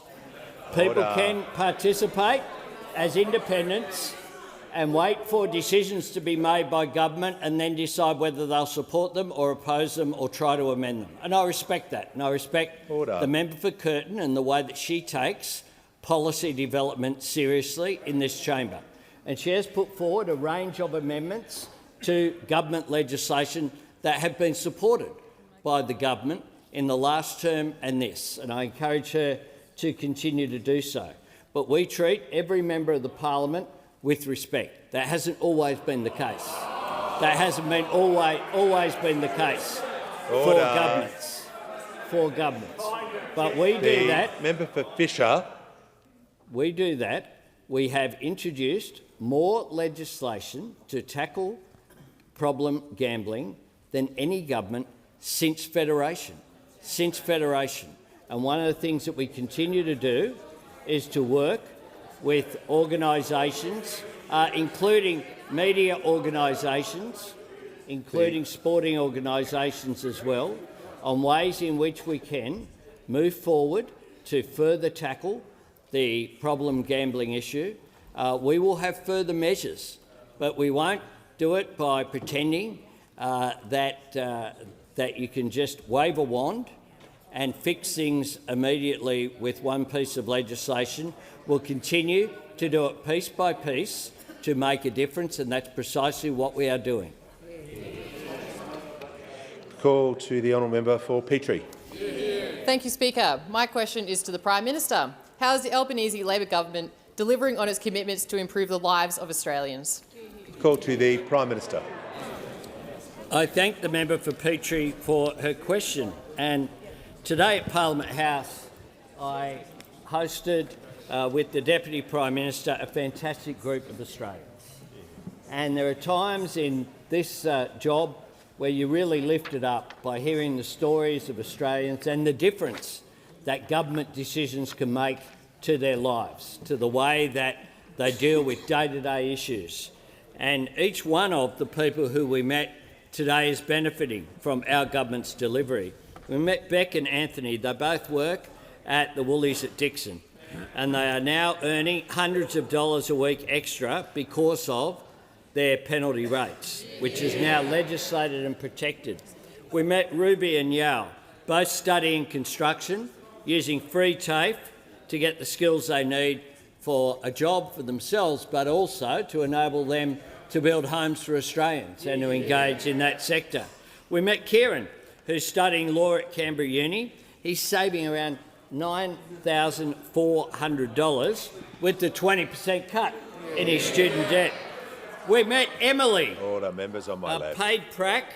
She's undertaking paid prac for an 8-week nursing placement. Now, I reckon most Australians would know that we need more people to do nursing. They would also, I think, be surprised to think that people like Emily before this change would have had to have lost income in order to do a paid prac placement that is a compulsory part of becoming a nurse. We met Jess.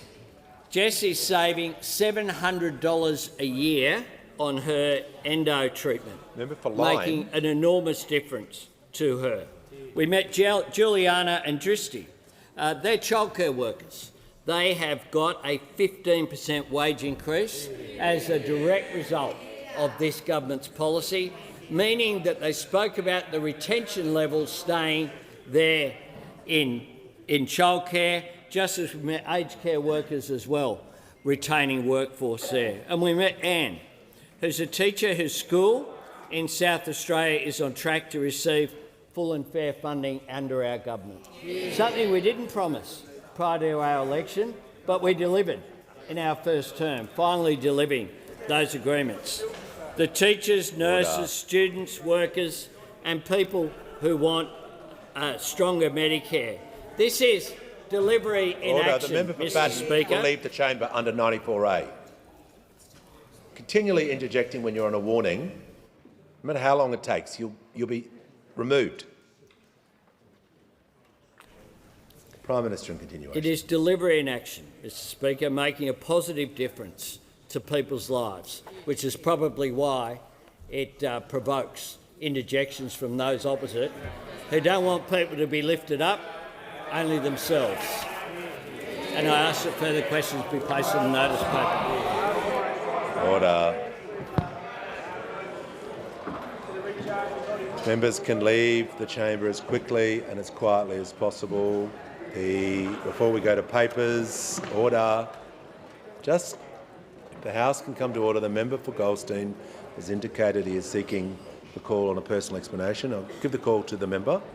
Thank you, Speaker. I have been misrepresented most grievously. Do you claim to be misrepresented? You may proceed. Thank you. Yesterday in question time, when the Minister for Education got to pronounce Goldstein correctly, he misrepresented a speech in the Federation Chamber claiming quotes attributed to myself were in relation to the government student HECS debt deferral scheme. As the Hansard from the Federation Chamber will show, what I described as, quote, one of the most despicable things I've ever seen a Labor government seek to do was celebrating their record as HECS firefighters when they are inflation arsonists. Thank you, Deputy Speaker. The member for Goldstein has a second misrepresentation. Thank you, Deputy Speaker. I've been misrepresented. You claim to be. I do claim to be misrepresented. You may proceed. Thanks, Speaker. For the second time yesterday in question time, the Minister for Social Services selectively misrepresented 12-year-old quotes attributed to myself claiming they were about Labor's paid parental leave scheme. In fact, they were about the Liberal Party's proposed paid parental leave scheme at the time. And a scheme, of course, that the Minister for Social Services herself opposed. To evidence this, on the panel of Q&A at the time, the then Labor Minister Bill Shorten interrupted me, expecting I was criticising his policy before correcting himself, as he realised I was criticising Liberal policy and said, "Sorry, I didn't mean to interrupt you, keep going." To evidence my claim, I seek leave to table a copy of the transcript highlighting the Minister's misrepresentation. The Leader of the House. Leave is not granted, but he can keep talking about himself for as long as he wants. I thank the member for Goldstein. We shall move to papers, and I call the Leader of the House. Speaker, these documents are tabled in accordance with the list circulated to honourable members earlier today. Full details of the documents will be recorded in the votes and proceedings. I have received a letter from the Honourable the Leader of the Opposition proposing that a definite matter of public importance be submitted to the House for discussion, namely the failure of the government and its minister to deliver affordable energy for Australian households and businesses. I call upon those honourable members who approve of the proposed discussion to rise in their places, and I give the call to the Honourable the Leader of the Opposition. Thank you very much, Mr Speaker. Well, even allowing for jet lag, the Climate Change Minister has had a shocker. And I've just given him the very generous mention of being the minister, because we all know he's actually the part-time minister.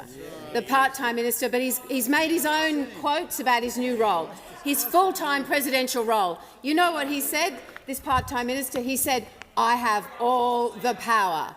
I have all the power." And we look forward to the part-time minister using it. If only that power was directed at the things that Australians are counting on this part-time minister for. If only they were. Now, Mr Speaker, Deputy Speaker, Australians deserve affordable and responsible energy. Affordable energy, responsible emissions reduction. And we know that it is possible to have both.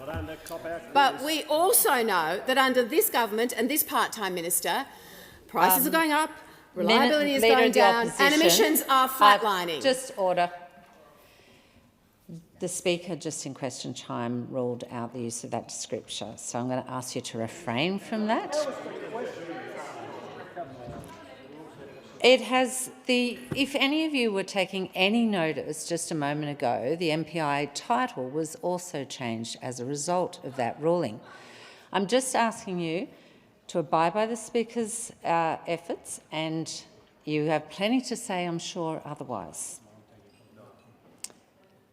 Give the call to the Manager of Opposition Point of Business. order to your ruling. That ruling was in relation to the rules for questions. It was not a ruling in the General Parliament of the Speaker about the use of the term part-time or full-time. You are able to use those terms in relation to a minister.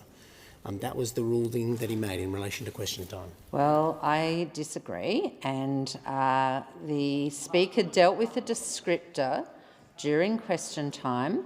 He then subsequently adjusted the matter that is currently before the House for the discussion so that it is in order, okay? Your ruling makes it impossible for us to accept your ruling that if you are suggesting that we are no, I'm allowed to make a point of order, thank you. Rob, your team voted you out of the chair, mate. You're not welcome. Well, I'm just responding. Manager for Opposition Business, I'm happy to listen to you, but I need a little bit of order around. Over there. Come on.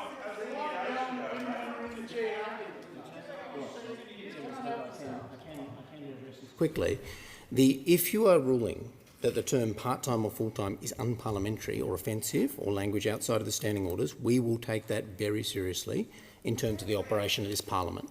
And there are mechanisms available to us. It isn't going to work for this parliament for that to be a general ruling about the language in this parliament. It is okay to make a case that someone is part-time or full-time or anything else. It's been made many times before in practice, and it's okay. Now, in questions, there are different rules and standing orders that apply, and that is a different. I'm going to give the Minister the call. Thank you, Madam Speaker. 2 points. Okay. Withdraw. Whoever let that out. Withdraw it, please. I withdraw. Thank you. Minister. Madam Deputy Speaker, 2 points. Firstly, respect for the chair. You've made a clear ruling. All members should respect your ruling and not defy it. Secondly, as I interpreted your ruling, it wasn't about general comments, it's about how honourable members are referred to, and they should be referred to only by their title, which is not a revelation, and your ruling is entirely in keeping with precedent. It is indeed a matter about how you refer to members in the chamber. So if you wish to challenge that standing order, by all means go for it. But it is very clear in the standing orders how you address people in the House, and I wouldn't let somebody do it in return to yourself. I'm sorry, Madam Speaker, but we do not agree that the terms part-term or full-time are unparliamentary in relation to the operation of a member of the executive. And I'll ask you to clarify that that's your ruling.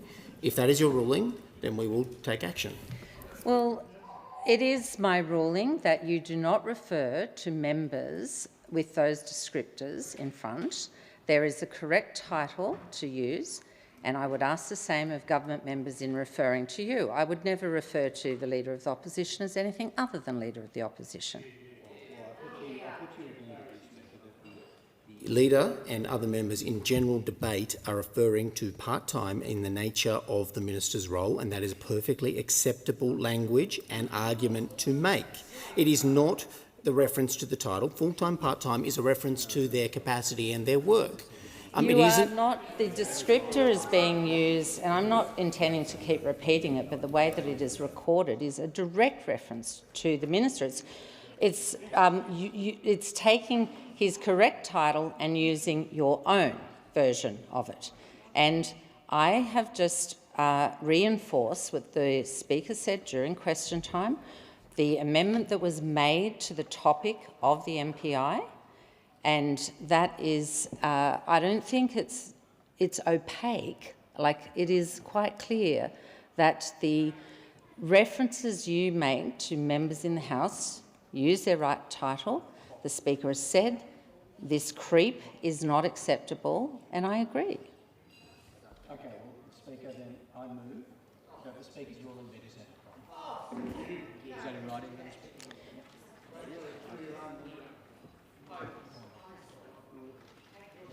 Well, Minister. Well, Madam Speaker, I rise to defend the chair, and I rise to defend you and your ruling, Madam Speaker. I haven't put any question. And I rise to defend, Madam Speaker, your right to make rulings.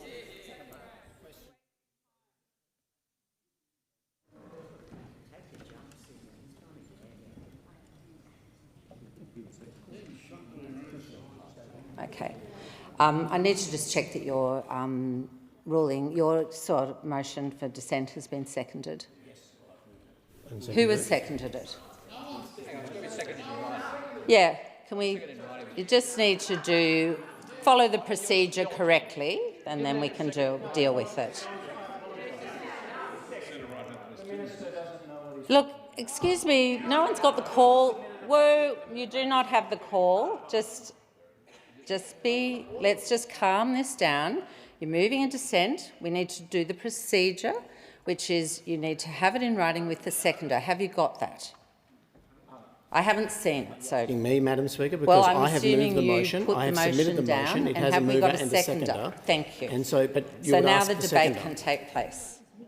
Well, thank you, Deputy Speaker. And we are at the incredible situation today where the minister at the table is defending his new role as president of COP31 and our attempt to say to the Australian people that he will be busy overseas serving interests there rather than working on the power prices of Australians and Australian businesses as part-time, as unparliamentary.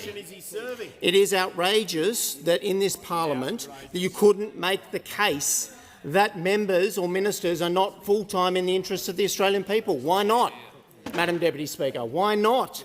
Why can't that argument be made to the Australian Parliament? And let me raise the point, remind the member who should remember this, the Minister for Climate Change and Energy, that the Prime Minister who sat in this chamber and said that his ministers would be part-time was his predecessor, Paul Keating. He made that case, and it was a serious topic of debate in this House, part-time and full-time ministers. There would be a rotation where ministers only turned up on the days that Prime Minister Keating said they would turn up. It was such a disgrace that Prime Minister Keating had to back down and, under pressure from the opposition, return ministers to being present every single question time.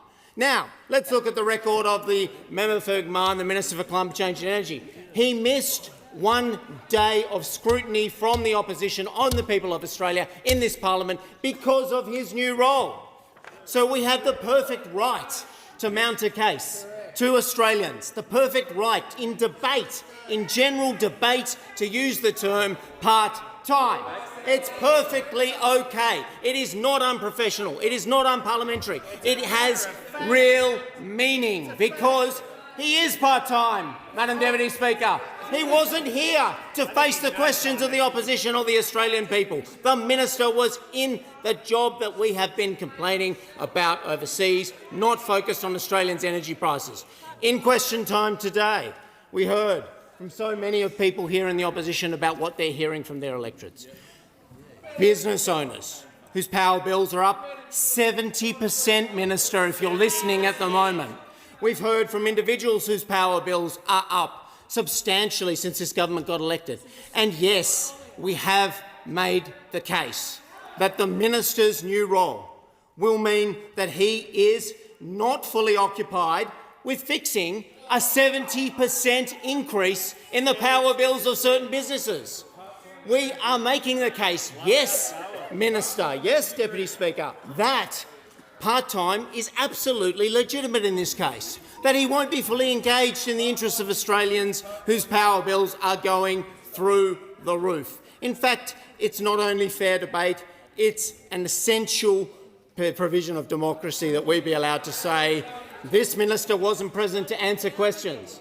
This minister wasn't available on a parliamentary sitting day when we had these questions on Monday. We had them today. We were not sure if he would be back here today, but he slipped back into the country. The President returned. We asked him questions. And then if we are to make the case that his full-time role at COP31, and it is a full-time role, let's be honest, it's a role that will require money from the Australian taxpayers to fund the staff that he will need. It will require bureaucrats to give him advice. It has real public finance and public issues. And it's for the minister to defend his position, not the Speaker.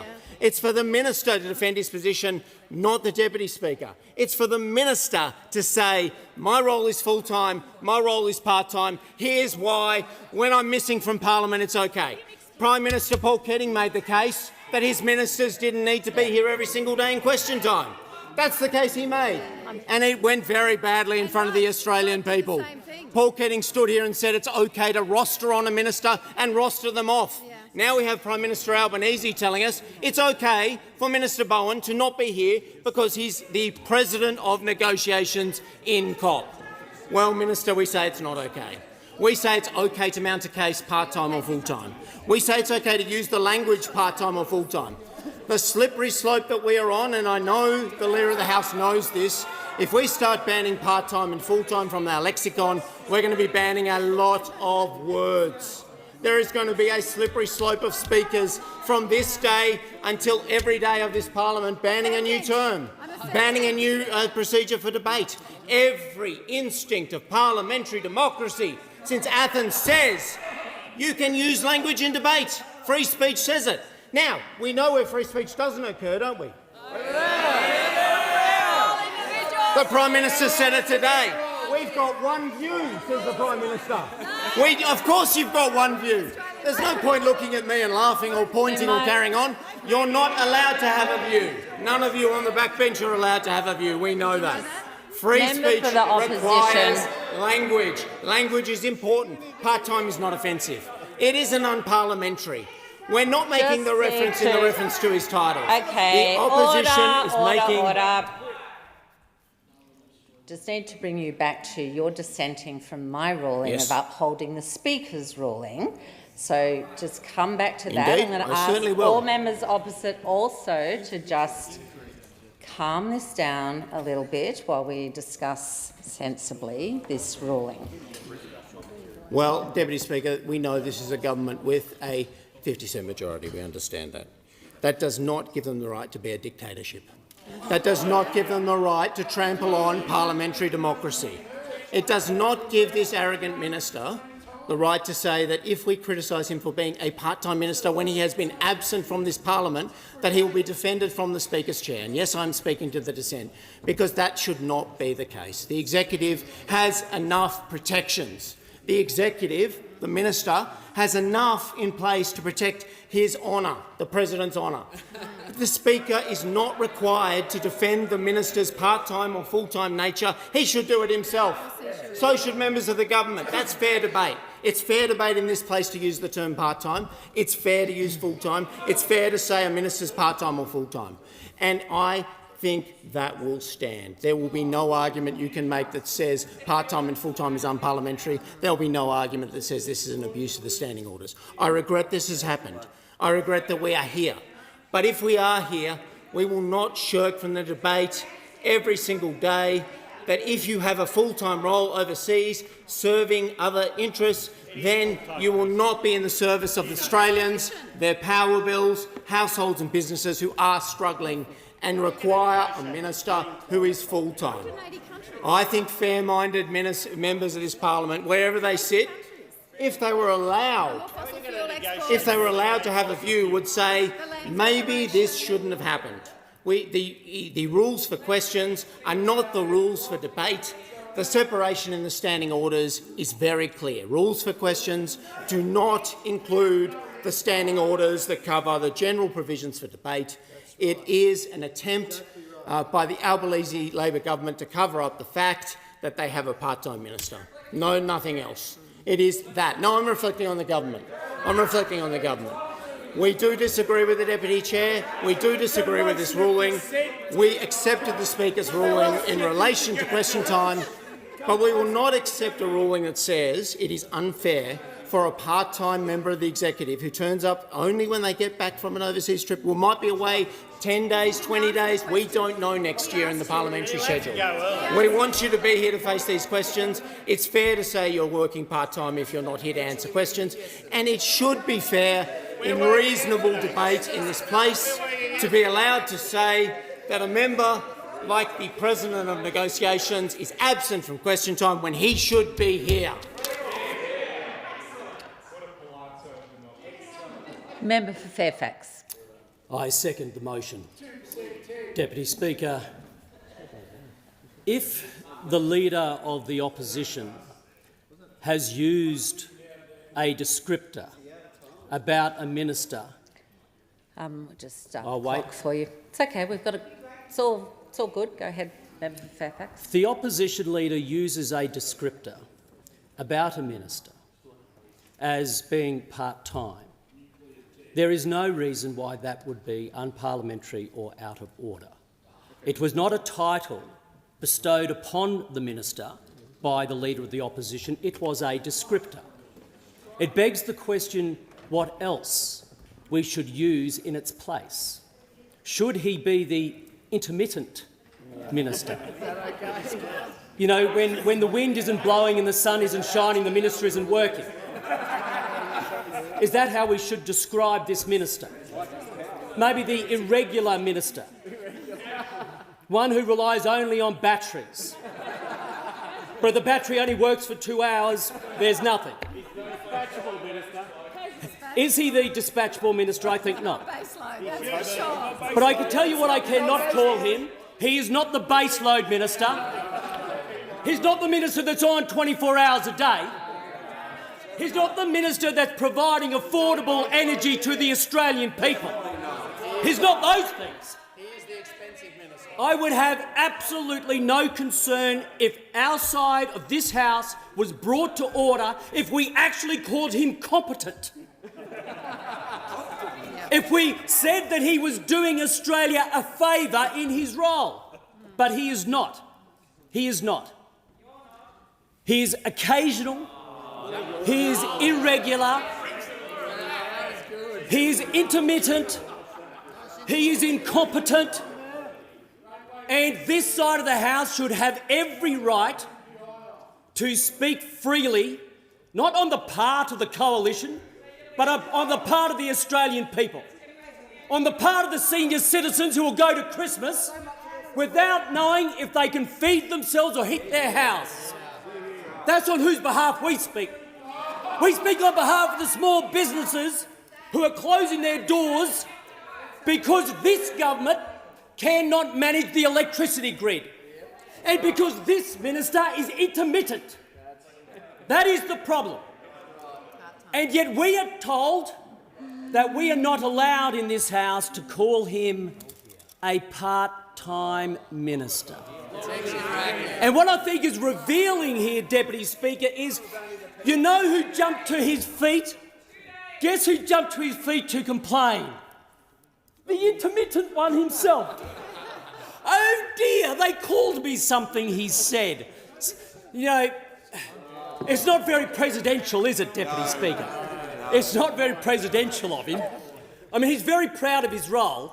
He's already spoken publicly. He's spoken from the dispatch box about how important he is, how much power he has. He doesn't deliver any power, but how much power he has. And now he's excited because it's about him, Deputy Speaker.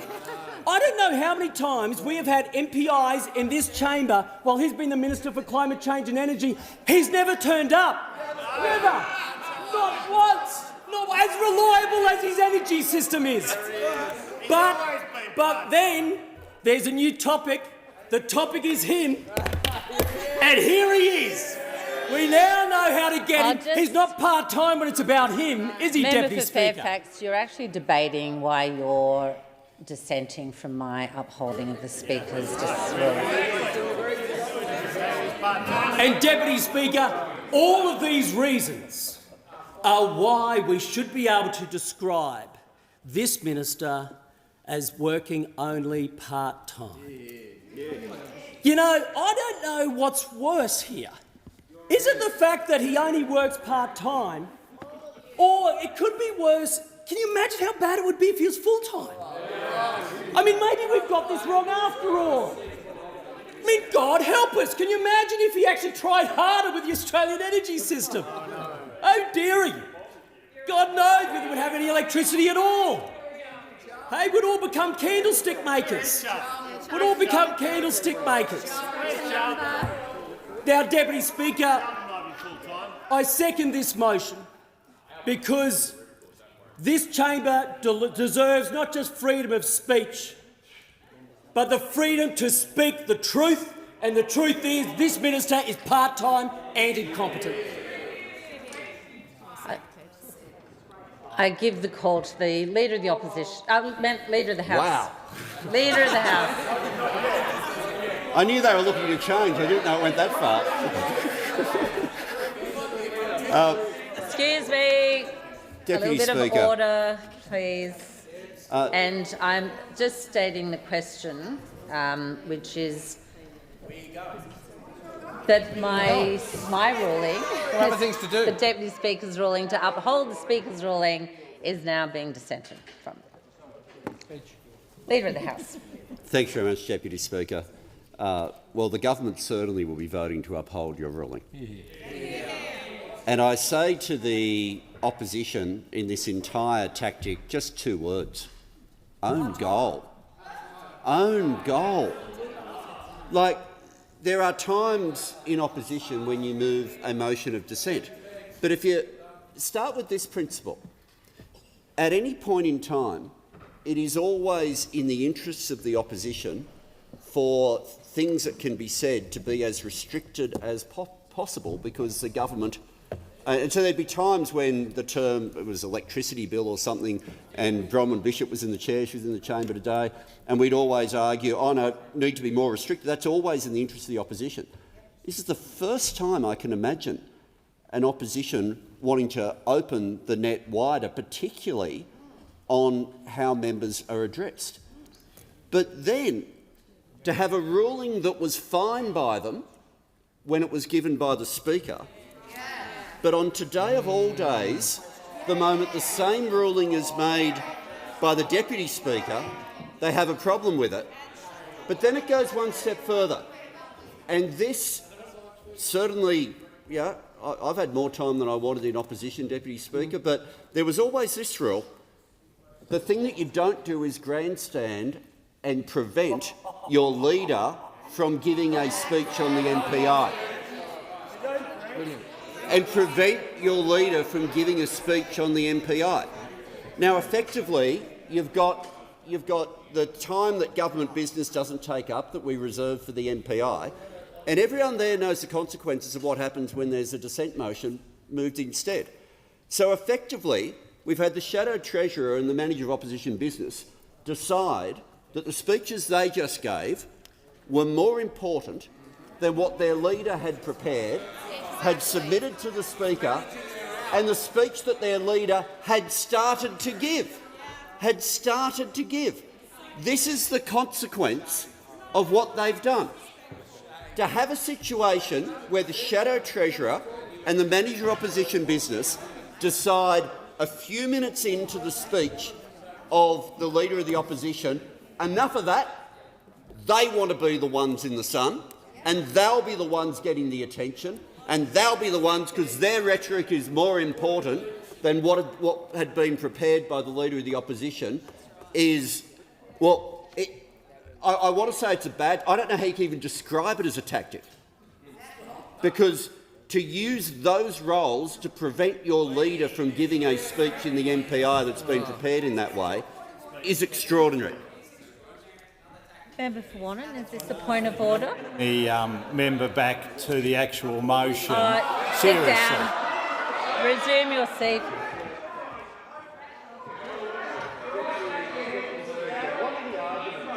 When they had moments when they tried to be relevant to the dissent, one of their arguments was to say that they are okay with it during question time, but they weren't going to allow it in places other than question time. Now, I'd simply say refer to the standing orders. When a ruling is made on the principle of what you're allowed to say in a question, then, yeah, there's different rules, what happens during question time and what happens outside. When a ruling's given about what you're allowed to say in an answer, then there's different standing orders for what happens during question time and what happens outside. When a ruling's given about addressing members by their title, then the standing orders don't distinguish. It's exactly the same. And I'm trying to work out what the difference is for them between the exact same ruling being given by the Speaker and it being given shortly after by the Deputy Speaker. I'm trying to work out why they might respond differently to an identical ruling, because when the ruling was made during question time, they all accepted it. When the ruling was made during question time and someone had to leave question time as a result of that ruling, there was no dissent there. There was no dissent there. But there was dissent moved when the Deputy Speaker was in the chair. There was dissent moved when it would prevent the Leader of the Opposition from completing the MPI. So in terms of own goals, this one's breathtaking. Maybe tomorrow The Tactics Committee will allow the Leader of the Opposition to put in the same MPI again. The first few minutes we'll hear what it is. But to have a situation where in a whole lot of what they've said in terms of the Minister for Energy, they were saying, oh, he doesn't take MPIs. He's here. He's been sitting here. You've got a day where it's meant to be the most elevated moment that an opposition can decide when they put their leader forward for the MPI. At that exact moment, you've got the relevant Cabinet Minister at the table ready to debate. And then you get two others who say, oh no, they want to have their look at me moment, and it's going to be about them instead. Because they want to make an argument that was already disproved during question time about the fact that the previous presidents in charge of negotiations have also been Cabinet Ministers in their own governments. So the whole narrative doesn't make sense at a policy level. It doesn't make sense at a procedural level. It doesn't make sense in parliamentary tactics. Maybe it makes sense in internal tactics. Maybe internally. Maybe this is a moment of mild instability within the opposition. Maybe we're seeing a situation where for some reason there are some of those opposite who aren't that keen in the Leader of the Opposition being able to be given the moment that was given with the MPI. At any rate, the consequences that will occur now are consequences that everybody knew when they started this.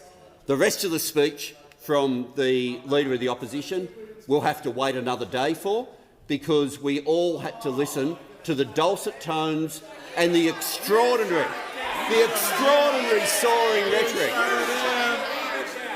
of the Manager of Opposition Business, and the Shadow Treasurer. And I say to those opposite, this motion was not our idea. Having a half-hour interruption in the middle of the speech of the Leader of the Opposition is something you might think would be a government tactic. But this one is entirely their own. Entirely their own.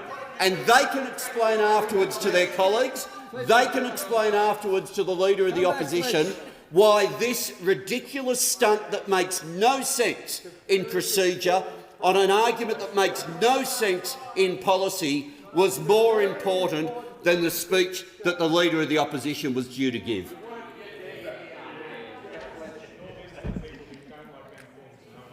So the question before the House is that the ruling that my ruling as Deputy Speaker, upholding the ruling of the Speaker, is to be dissented.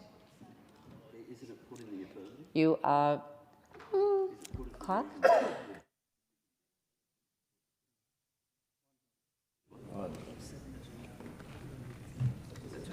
So that the, just so everybody's clear, that is the ruling that I have upheld of the Speaker's is being dissented from.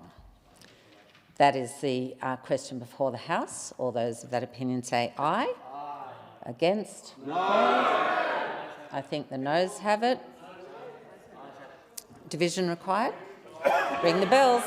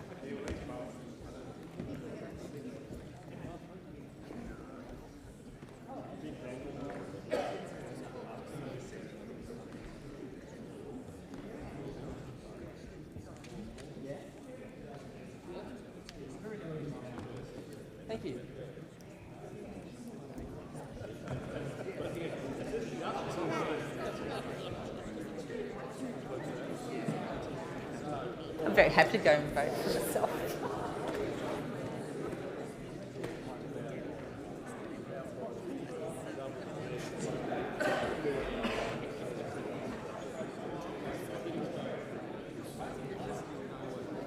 Channing.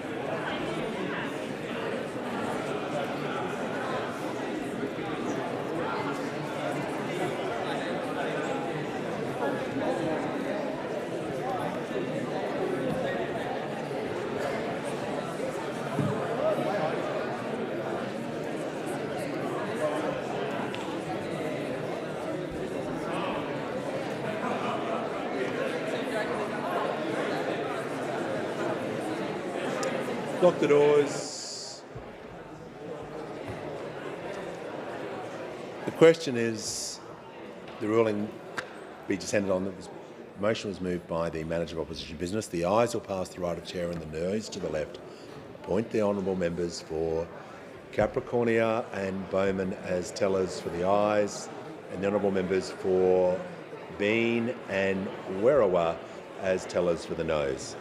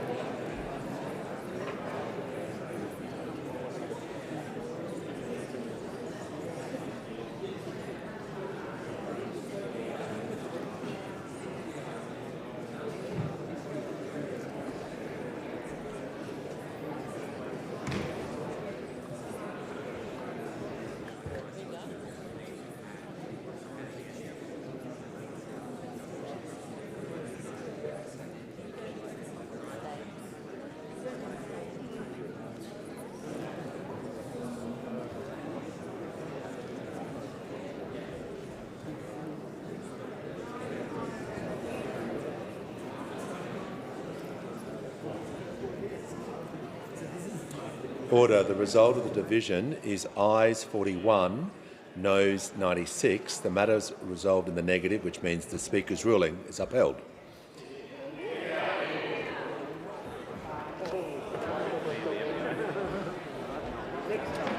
Put a call to the Leader of the House. Part of the time. Put a call to the Leader of the House. I move the business of the day be called on. Question before the House is the business of the day be called upon.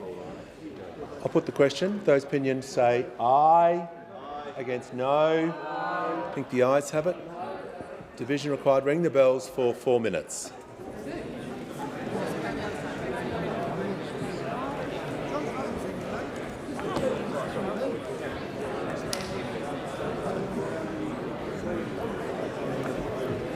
To be fair, I would know. Should be able to be used.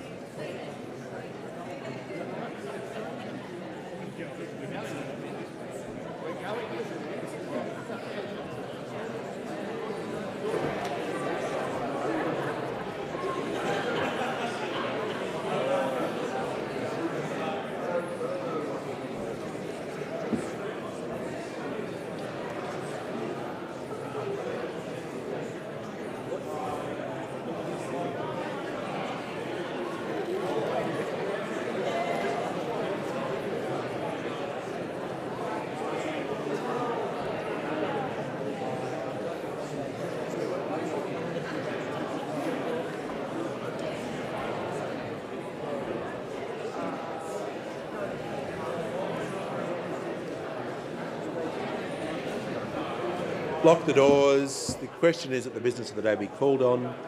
The ayes will pass to the right of the chair and the noes to the left.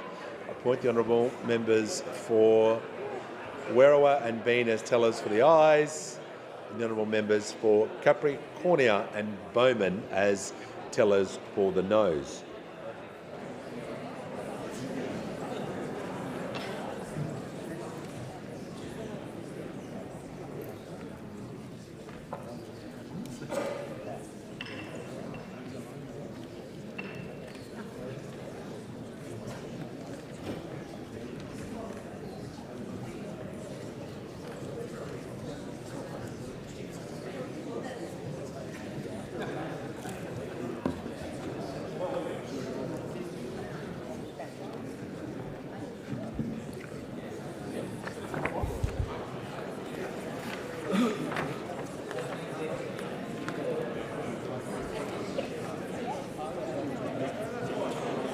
Order. The result of the division is ayes 91, noes 47. The matter was resolved in the affirmative.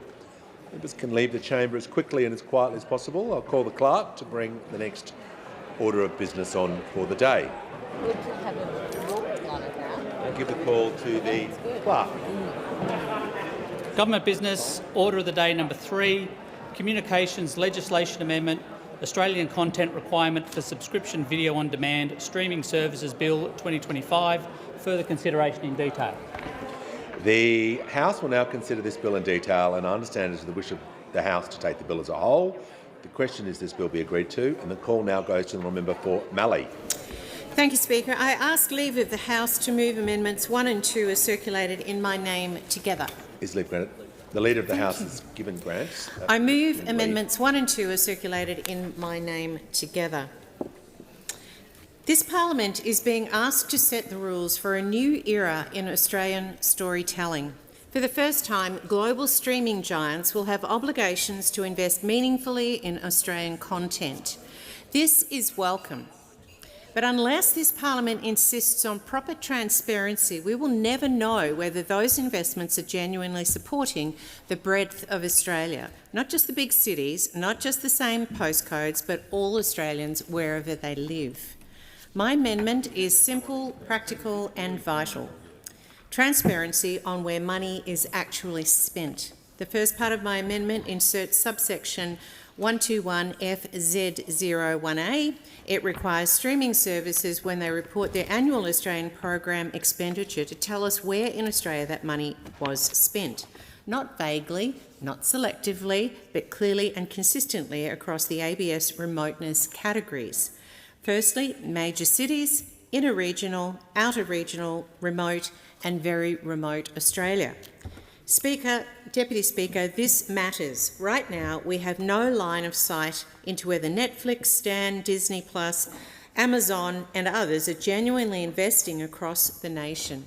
We do not know whether regional creators, actors, crews and production companies from Mildura to Mount Isa, from Shepparton to Alice Springs, are being given the opportunity to be part of this industry. Without transparency, there is no accountability. Regional Australians contribute to our culture, our creativity and our economy. They deserve to see themselves represented, not just on screen, but in the opportunities created behind the camera. This amendment ensures that when platforms spend their Australian content dollars, we will finally know whether regional Australians are included. The second part of my amendment creates section 121FZ0A, which requires that ACMA to publish each annual expenditure report and requires the Minister to table those reports in both Houses of Parliament within 15 sitting days. Deputy Speaker, sunlight is a powerful disinfectant. If streaming platforms are meeting their obligations, good, let the country see it. If they are not, then Parliament, industry and the public should know. Transparency should not be optional, it should not be hidden behind bureaucracy. When companies operate in Australia, earn revenue in Australia and benefit from Australian audiences, they should be accountable to all Australians. And I emphasise, this is not red tape. This is not imposing any new financial burden on platforms. They already track expenditure. My amendment simply requires them to share where it is spent and requires the regulator and the minister to ensure those reports see the light of day. Deputy Speaker, Australian content is more than entertainment. It is how we see ourselves, how our children understand their place in the world, and how we preserve our unique culture in the face of overwhelming global media dominance. But if Australian content is to be truly national, genuinely reflective of who we are, then regional and remote Australians must not be left behind. Creativity does not stop at the edge of a capital city. We have world-class talent right across this country. We have breathtaking landscapes, vibrant communities, and compelling stories that deserve a platform. Transparency ensures that opportunity is spread, not concentrated. This is a common-sense amendment. It strengthens accountability, it ensures transparency, it empowers regional Australians, and it improves this bill without adding unnecessary burden on industry. I commend the amendment to the House and urge the members to support clear, open reporting so that all Australians, from the cities to the bush, benefit from the streaming and screen industries of the future. And I certainly hope that the Leader of the House supports this amendment. Thank you. Give the call to the Leader of the House. Thanks very much, Deputy Speaker, and I thank the member for Mallee, and I acknowledge, it gives me the opportunity to acknowledge the member for Mallee as one of a number of members from her party who have a long-term investment and interest, investment in the political sense, not the monetary sense, but interest in making sure that Australian content is well supported on our screens, and I do acknowledge that. As I said right at the start, before we started the amendments, that the bill that's before the House has gone through a lot of work to make sure that we are fully meeting our trade obligations, and the government is not in a position to be supporting various amendments. I do note the spirit of what the member for Mallee has moved, in terms of it does make a massive difference to communities when they see their stories on screen. Only very recently I was on the west coast of Tasmania. The impact that the Bay of Fires series has had there is phenomenal, and there are some series where you get a tiny bit that's done on location and then the whole rest of it's done in green rooms in major cities. And the programs that do really invest in different communities around the country, it's appreciated and it matters. That said, doesn't change the legal situation the government's in with respect to trade laws. So while I'm very respectful of the reasons that this is being put forward, the government's not in a position to support the amendment. Thank you. So the question is that the amendments be agreed to. All those of that opinion say aye. Aye. To the contrary, no. I think noes have it. I think the noes have it. Is a division required? Ring the bells, please.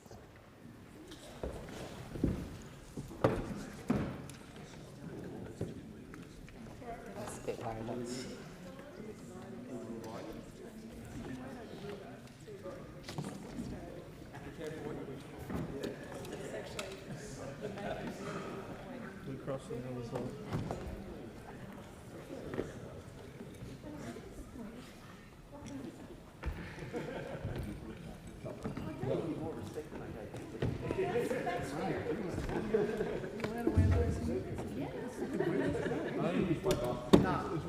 And you can move it. You could get away with it. I can't get away with it. I did it yesterday. Aaron, this is not a fight to pick. No, I know my organisation is saying you've got to know.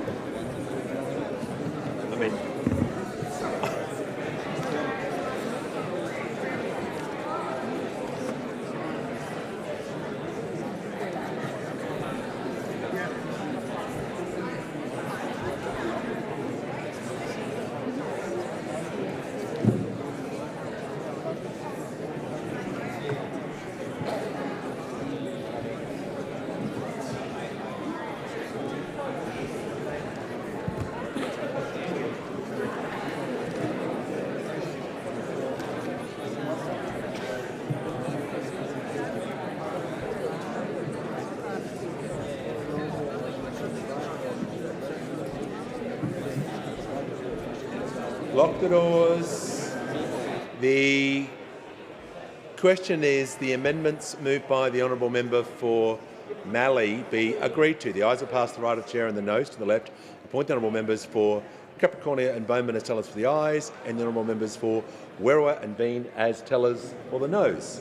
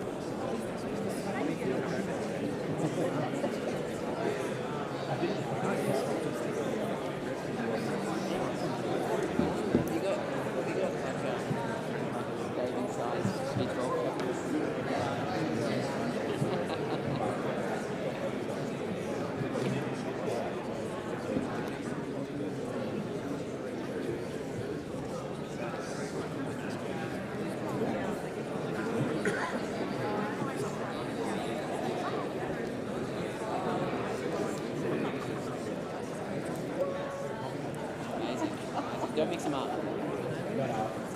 accidentally given it long black.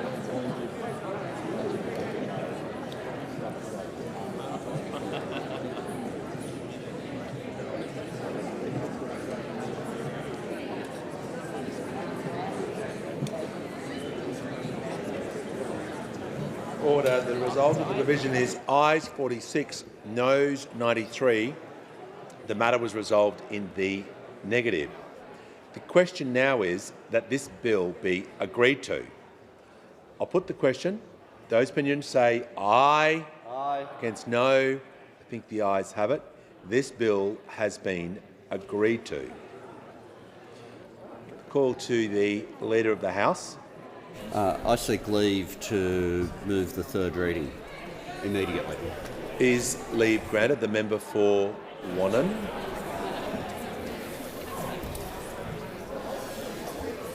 Leave's granted. I thank the member for Wannon. Give the call to the Leader of the House. I move that the bill be read a third time. I'll put the question. Those opinions say aye. Against no. I think the ayes have it. I call the clerk. Third reading, a bill for an act to amend the law relating to communications and for related purposes.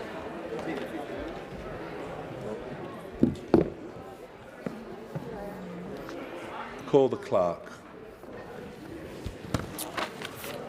Government business, order of the day number 4, excise tariff amendment, draft Beer Bill 2025, resumption of debate on the second reading.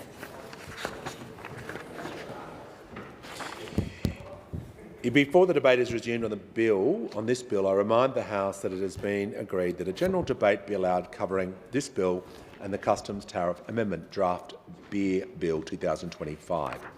The question, therefore, is that this bill be now read a second time.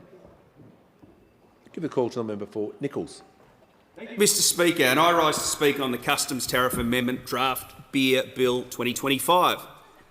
And from the outset, I make it clear that the beer relief offered by this bill is a bit of a furphy, but very important. But I'll come back to that shortly. And I love beer, like many Australians. Indeed, I co-chair the Parliamentary Friends of Brewing with my good friend, the member for Cunningham. And recently we co-hosted a Parliamentary Friends of Brewing event this week. But beer isn't all about consumption. Beer is good for the economy. The Australian brewing industry spends around $500 million on domestically sourced agricultural ingredients such as barley and hops. A lot of that barley is grown in my electorate of Nichols, Deputy Speaker. A lot of the hops is grown, some of it's grown in Tasmania, and a lot of it's grown in the electorate of the member for Indi around the Mansfield area. And agriculture is at the heart of the beer supply chain, and around 5% of all beer is made in Australia for local consumption, with wholly Australian beer supply chains. And we did a brewer's tour of Nichols, and I was honoured to have people among them the member for Casey, the member for Monash, some Victorian parliamentarians who came and visited a barley grower in a place called Dookie, the Shepparton Brewery, and very importantly, J. Furphy and Sons, which makes the tanks that a lot of beer is brewed in around Australia. Now, J. Furphy and Sons has been manufacturing in Australia since 1864. It is one of Australia's oldest continuously operating family businesses. Furphy water carts are world famous and the tank ends are highly collectible. Consistently embossed on the tank ends was a little poem, and that poem is, "Good, better, best, never let it rest until your good is better and your better best." And in many ways that reflects the endeavour and entrepreneurial spirit that took root across the region as one of the world's greatest irrigation schemes breathed new life into the Goulburn and Murray valleys. And the Furphy water cart also gave rise to the term Furphy, slang for an erroneous or improbable story that is claimed to be factual. I've heard a few Furphys in here even very recently, Deputy Speaker. But the story goes that during World War I, soldiers would gather around the Furphy water cart, and that was a place where the rumours and tall stories abounded. And then Furphy became a beer, and not just any beer, but one of Australia's top-selling beers. Little Creatures Brewing built their breweries in Fremantle and Geelong, and they used stainless steel tanks and fermenters supplied by Furphy Engineering in Shepparton. And when they completed the Geelong brewery, they were keen to make a beer with a local connection to Victoria and approached the Furphy family about adding a new beer to their repertoire, Furphy Refreshing Ale, and J. Furphy and Sons continues to make specialist equipment for the brewing industry, and those vessels will house ingredients grown by farmers in the same district and finish up as a refreshing Furphy ale. Now, why is this excise freeze a little bit of a furphy? Well, the government's 2-year freeze on draft beer excise indexation sounds great, but there's not a huge amount to celebrate. It will provide modest relief to venues, saving about 18 cents per keg or less than 1% per pint, even over 2 years. The sentiment of this is right, and the Coalition supports the freeze to beer excise indexation.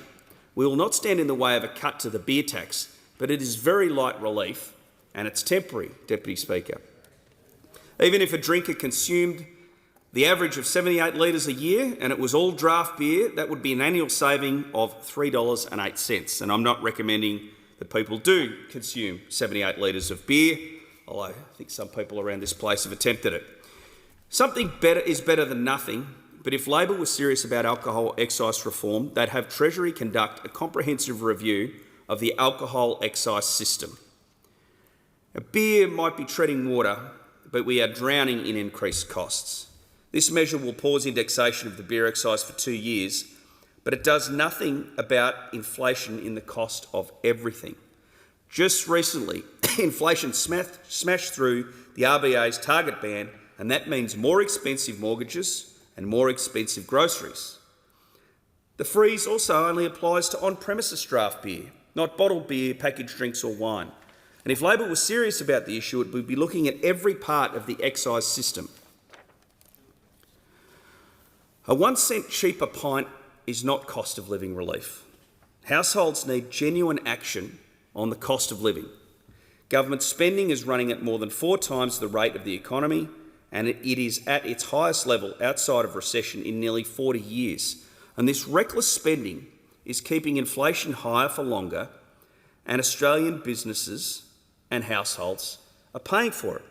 And as we've debated during question time, part of those increased costs for Australian households, for Australian businesses, including brewers, including the farmers who need to get the agricultural products such as the hops and the barley to actually make the beer, their costs of energy are growing through the roof. And despite significant efforts during question time to ask the minister responsible, when will prices come down? What's the government's plan to bring prices down? We couldn't get a straight answer.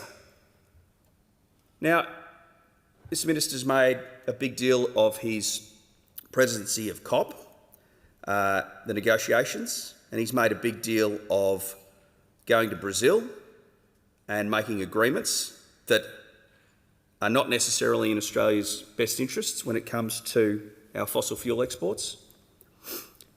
But we are, on this side, very concerned about this minister's focus on bringing the cost, the price of energy down for people in industry. And those people include people who make the beer, the brewers across Australia, the people who grow produce to go into that beer, but also the people who operate the hospitality businesses. Now, the Shadow Attorney-General gave an example of a fish and chips shop in his electorate. Now, I don't know whether they sell beer with their fish and chips, but I do recommend a Furphy crisp ale to go along with a battered piece of whiting and some chips. But the story he told, and the quote that stuck with me when he asked his question, was that these increases in energy costs are making this business untenable. Now, when small business people who take risk put their personal savings on the line, and they get paid wages from the government, they have to pay themselves a wage through their toil and through their hard work. They have to jump through a lot of red tape to set up a business, and that's getting worse. Small businesses are telling me that the red tape and the bureaucracy and everything that you have to do to set up and operate a small business is just getting worse and worse. What they say to me is, I'll give an example of a fish and chip shop.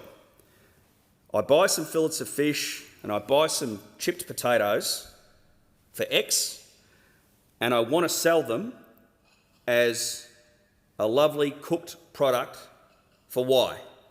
But in between X and Y, the amount of government bureaucracy, whether it be local, state or federal, that wants to take a cut, you combine that with the increasing energy costs, and it is getting impossible to run a small business. More should be done for Australia's hospitality and alcohol industries, Deputy Speaker. This measure is worth just $90 million over the forward estimates, and that's a minuscule amount compared to the $8 billion collected annually from alcohol taxes. These businesses have gone through COVID, record high inflation, and endless costs of living pressures, and we need to do more to support the ongoing viability and growth of our local industries and Australian jobs. Now, pubs and clubs aren't just places to have a drink and socialise. They are places where great Aussie music is played and created. And as a musician, I know pubs and clubs are culturally important places, and they foster new and emerging artists. And I've had some great moments at the Aussie Hotel, even during my first campaign, Deputy Speaker, playing with the legendary Mick Harrington, who appeared on The Voice, playing some great songs, including Oasis, Don't Look Back in Anger. Might have been picked up by the ABC in relation to national leadership debates, but I won't go there, Deputy Speaker. More recently, I had the honour of playing with my Liberal colleague at the Parliamentary Friends of Brewing, Never Tear Us Apart. And she goes pretty well. She's a wonderful saxophone player, and our coalition will not be torn apart, member for Wannon. So we need to raise more than just a glass to the brewers. Australian beer industry generates $16 billion a year for Australia's economy and supports nearly 176,000 jobs. 126,300 of those jobs are in hospitality. Now, this bill is important and we support it because beer is a good part of Australia's culture. As Mick Dundee said when he was in a bar in New York, when an American came up and said, "Hey, what's going down?" His reply was, "Oh yeah, mate, just blowing the froth off a couple." And there are people blowing the froth off a couple all around Australia, and as much as that's a fun thing to do, it generates economic activity for a lot of people and for a lot of industries. But I think we can do more to help industry generally, but the farming industries that supply to the brewing industry, the people who are supplying infrastructure such as Furphy tanks to the industry, and the people who are out there marketing and selling the beer, we can do more to help them, and we should do that by reviewing how we tax alcohol in general, whether it's fair, whether there are unintended consequences, and what we can do to stimulate Australia's art scene, stimulate and get back to what used to be more socialisation, perhaps before the pandemic, but back in the old days, stimulate the industry and particularly stimulate the hospitality industry, because those jobs and those people and those businesses are hugely important to Australia's economy and culture. Thank you very much, Deputy Speaker. The question is that this bill be now read a second time. The member for Braddon has the call. Deputy Speaker, I rise today to speak in support of a practical, targeted and responsible measure from the Albanese Labor government, one that backs our pubs, clubs, brewers and hospitality workers right across Australia, including in the electorate of Braddon in regional Tasmania, where I come from. From the 1st of August 2025, the government will pause indexation on draft beer excise and excise equivalent customs duties for 2 years. This is a sensible decision that supports small businesses, protects jobs and helps keep the price of a pint stable for everyday Australians. In towns across the electorate of Braddon, the local pub is more than a business. It's where people gather for sport, for celebrations and for support in their tough times. It's where locals find work where small brewers find customers and where regional economies find strength. These venues are the heart of our communities and they deserve our support. This excise supplies to containers between 8 and 48 litres, those commonly used in pubs and clubs, and to larger containers used in hospitality venues. It's tightly targeted. It doesn't apply to bottled or canned beer, spirits or other excisable beverages, and that's deliberate. This is about supporting our hospitality operators, not the retailers. Around 10,000 venues will benefit from this measure, and about 75% of those are small family-run businesses. These are the venues that sponsor the local footy team, host charity raffles and employ young people starting out in the workforce, many of them our university students. It also supports our brewers, especially small and independent producers who rely on keg sales to stay afloat. The member for Braddon will resume his seat. On a point of order? No, Speaker, I'd like to draw your attention to the state of the House. Quorum required. Ring the bells.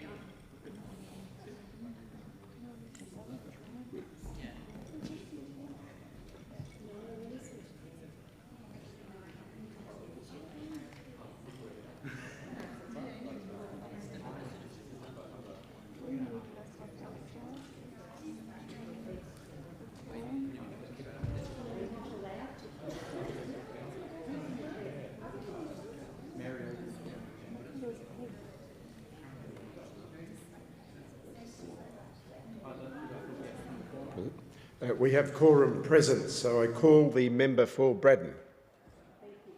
It also supports our brewers, especially small and independent producers who rely on keg sales to stay afloat. Take Communion Brewing in the electorate of Braddon in Burnie, for example. This family-friendly brew pub is the heart of the CBD, brews all its beer on site, with names inspired by local heritage like the Papermaker, a nod to Burnie's industrial past.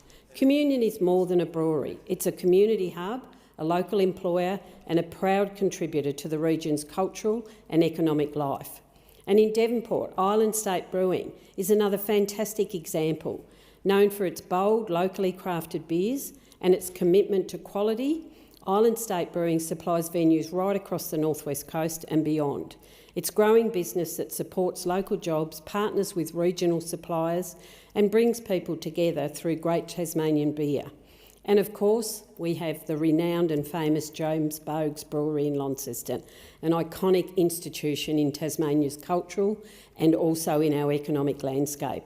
Situated on the banks of the North Esk River, James Boag's Brewery has been a cornerstone of the region since its establishment in 1881. For over 140 years, the brewery has produced beer that embodies the purity, and the character of Tasmania, utilising pristine local water, regionally sourced ingredients and a time-honoured brewing tradition passed down through generations. Beyond its contribution to Tasmania's brewing heritage, Boag's plays a significant role in the local economy and the local community.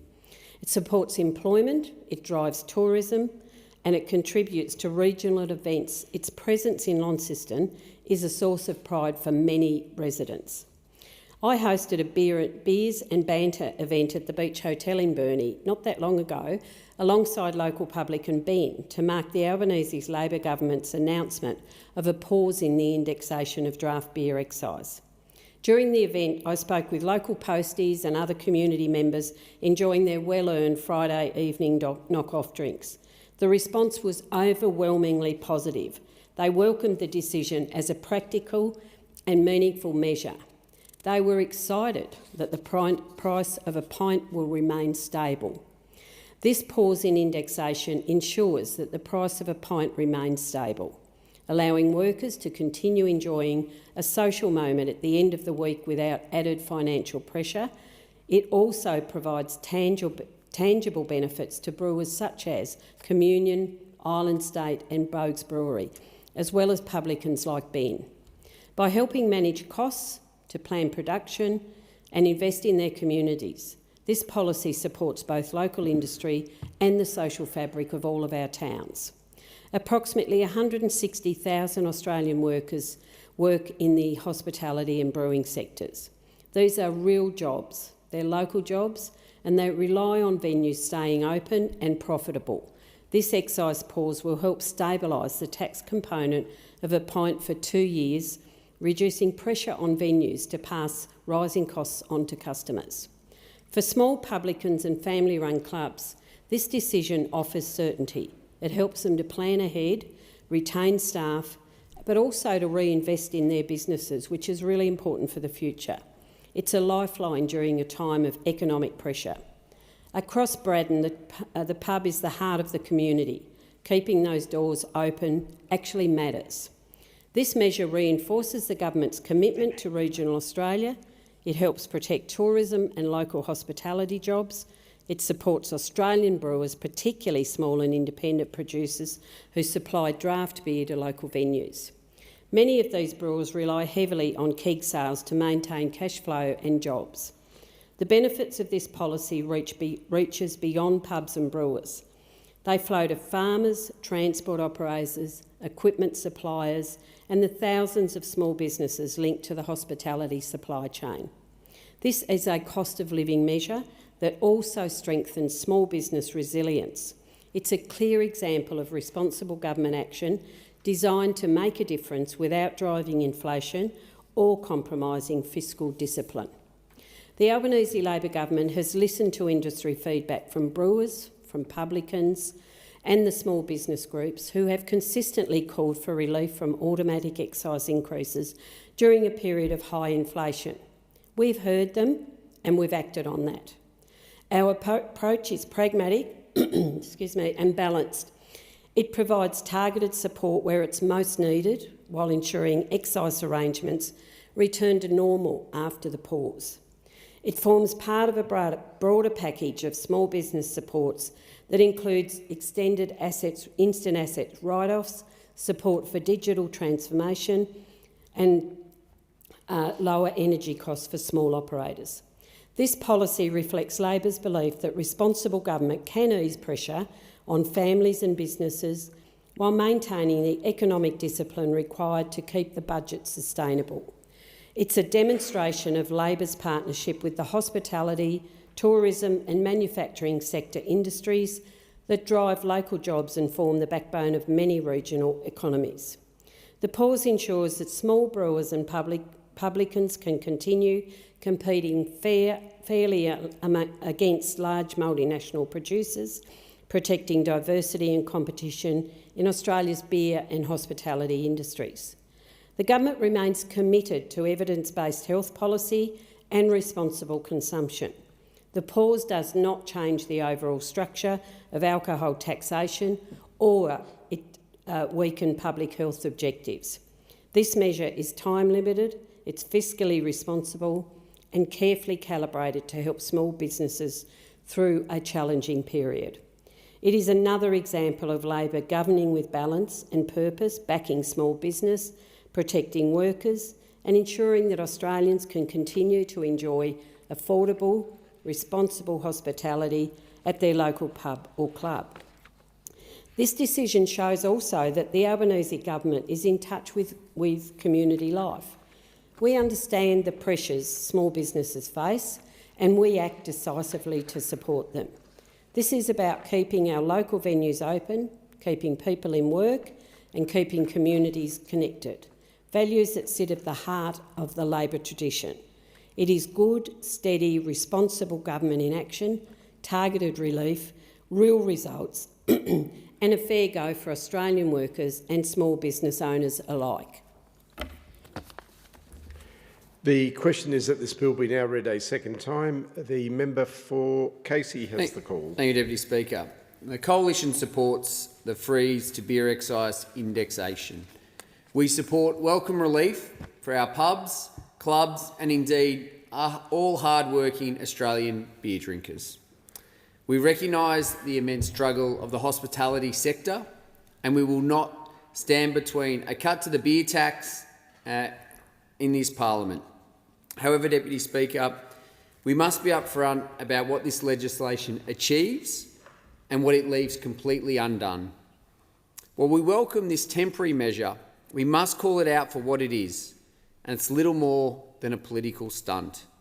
This minor, targeted fix utterly fails to address the deep, systemic and widespread cost of living crisis that the Albanese Labor government has created and continues to fuel.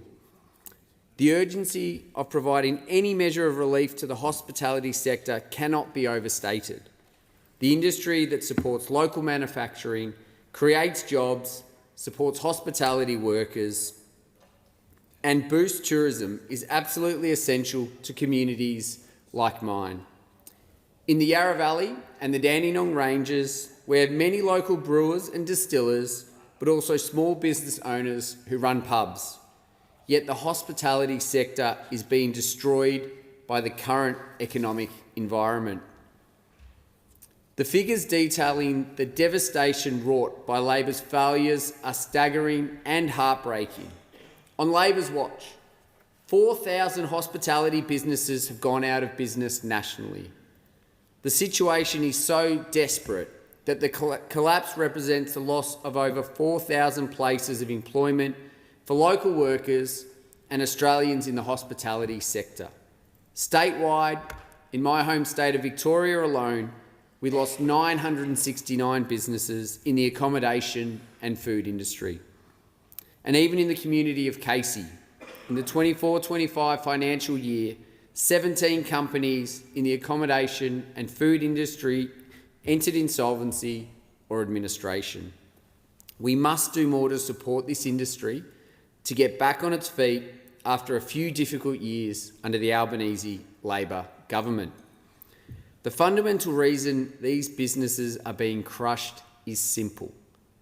Labor let inflation rage out of control. While Labor allows inflation to get out of control, the twice-yearly indexation causes the excise bill for these hospitality venues and brewers and distillers to soar. Increases in excise are not just another tax hike. They constitute a significant burden on distillers and hospitality venues and a cost that simply cannot be absorbed. Every time brewers and distillers are hit with an increased excise bill, they have no choice but to pass this cost on, which hits hospitality venues and local pubs. These local venues, which cannot absorb the cost, then pass it on to consumers. The price of alcoholic beverages has already increased by over 11% since Labor came to office. The Coalition recognises this severe struggle. We'd already given this issue serious consideration and took a policy to the election to freeze indexation on the draft beer excise for 2 years, specifically to support our hospitality sector that has been hammered by this Labor government. And we are supporting the bill now because we recognise the urgent need to pause the increases in the excise. This pause applies specifically to on-premise draft beer, meaning beer served on tap. The intention is to provide businesses that have gone through COVID, record high inflation and the endless cost of living pressures with some stability. However, we must be honest about the limitations of this legislation. This is merely a patchwork fix in the face of Labor's systemic economic mismanagement and high inflation. Firstly, the scope of the measure is far too limited. The freeze applies only to on-premise draft beer. It does absolutely nothing for bottled beer, packaged drinks, wine or spirits. If the government were serious about cost of living relief or supporting the entire manufacturing and hospitality supply chain, it would be looking at every part of the excise system. Second, the relief delivered to the consumer is negligible. This freeze delivers less than 1 cent of relief per pint. That's enough to give Labor the headline of the cut to the beer tax, like so many of their policies, but it is just a headline. Households need genuine action on the cost of living, not 1 cent off beer. The policy will be wholly ineffective in helping everyday Australians. The alcohol industry directly supports around 176,000 full-time equivalent jobs. Alcohol-related jobs in the hospitality sector alone account for a whopping 126,300 of those positions. These businesses deserve real structural support, not a symbolic one-off 1 cent gesture. If Labor were serious about the deeper issues of the alcohol excise system, they would have advocated for a comprehensive review of the alcohol excise system. They have shown no plans to fix the $600 million illicit alcohol tax gap identified by the ATO. Instead, we receive piecemeal freezes. The true obstacles facing the Australian economy and our local small businesses is the government's failure to control its own spending, which has directly resulted in the inflation crisis we are living through today. Just last week, inflation smashed through the RBA's target band, and this proves Labor's cost of living crisis is far from over. The RBA is now in an impossible position, with both inflation and unemployment running higher than forecast.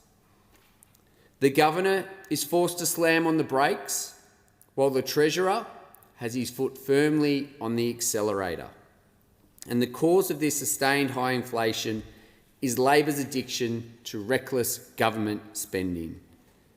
Government spending is running at more than 4 times the rate of the economy.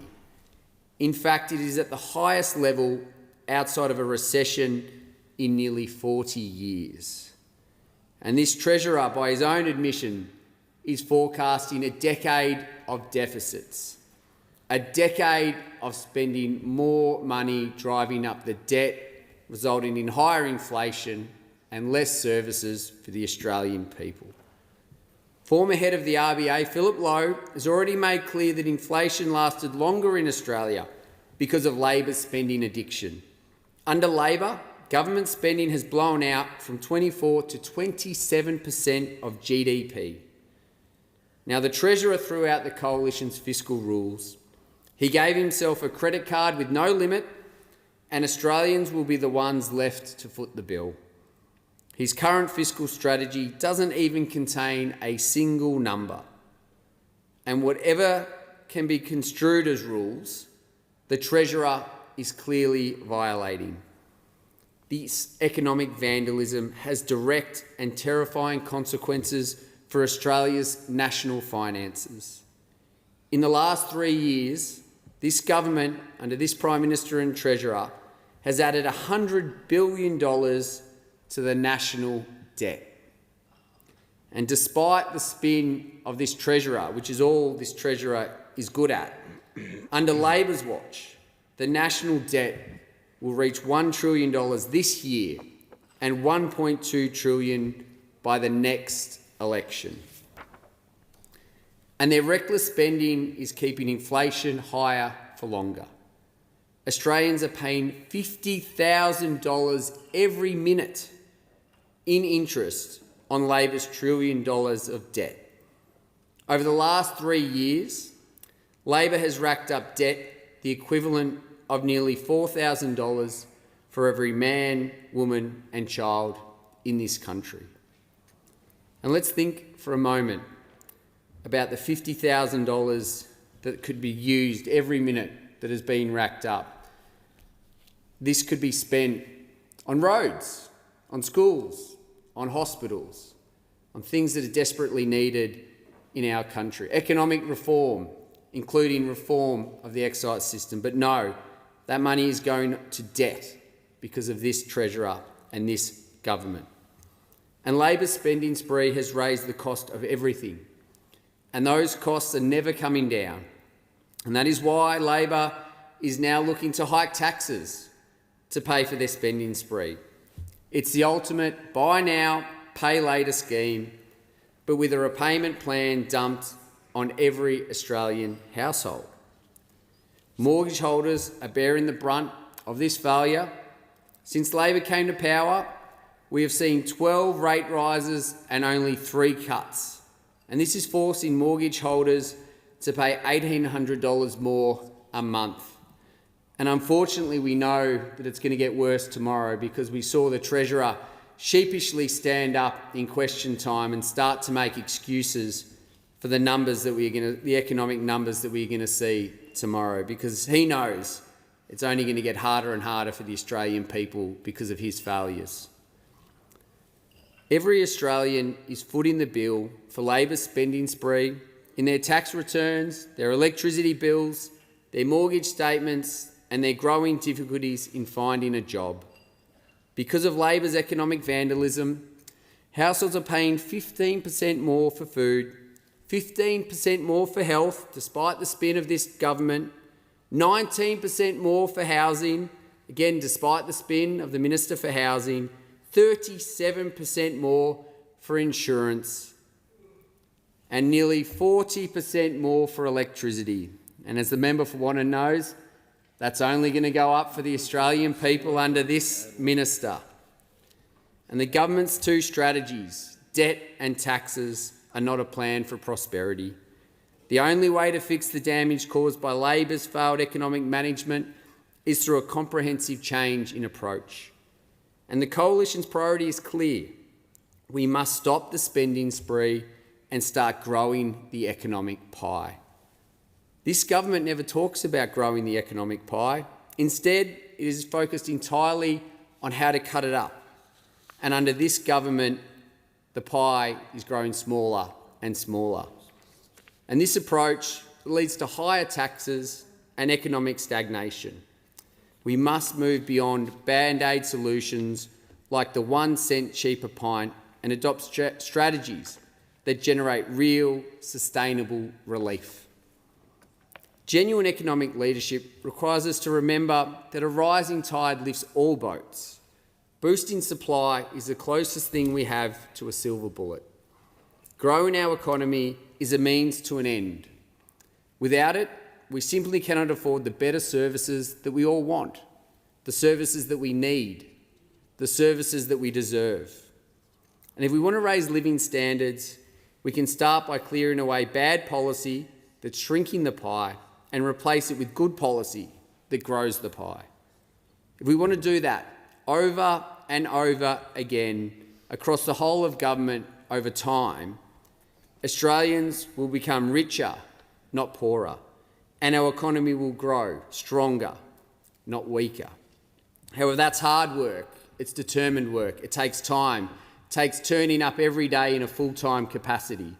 But we know this government does not like to turn up and do the hard work. They like the headlines and the spin. Because if Labor was serious about cost of living, they'd stop the spending spree, they'd start growing the economic pie, and they'd immediately reintroduce quantifiable budget rules to stop this reckless spending. The Coalition will support these bills because we will always support relief for local businesses in my community and across Australia. This measure offers a moderate, targeted respite for 2 years, providing stability by freezing the CPI indexation on draft beer. But we will not allow this minor concession to overshadow the devastating cost of living and cost of doing business crisis that the Albanese Labor government created and continues to fuel. We must do more to support this industry to get back on its feet after a few difficult years under this Labor government.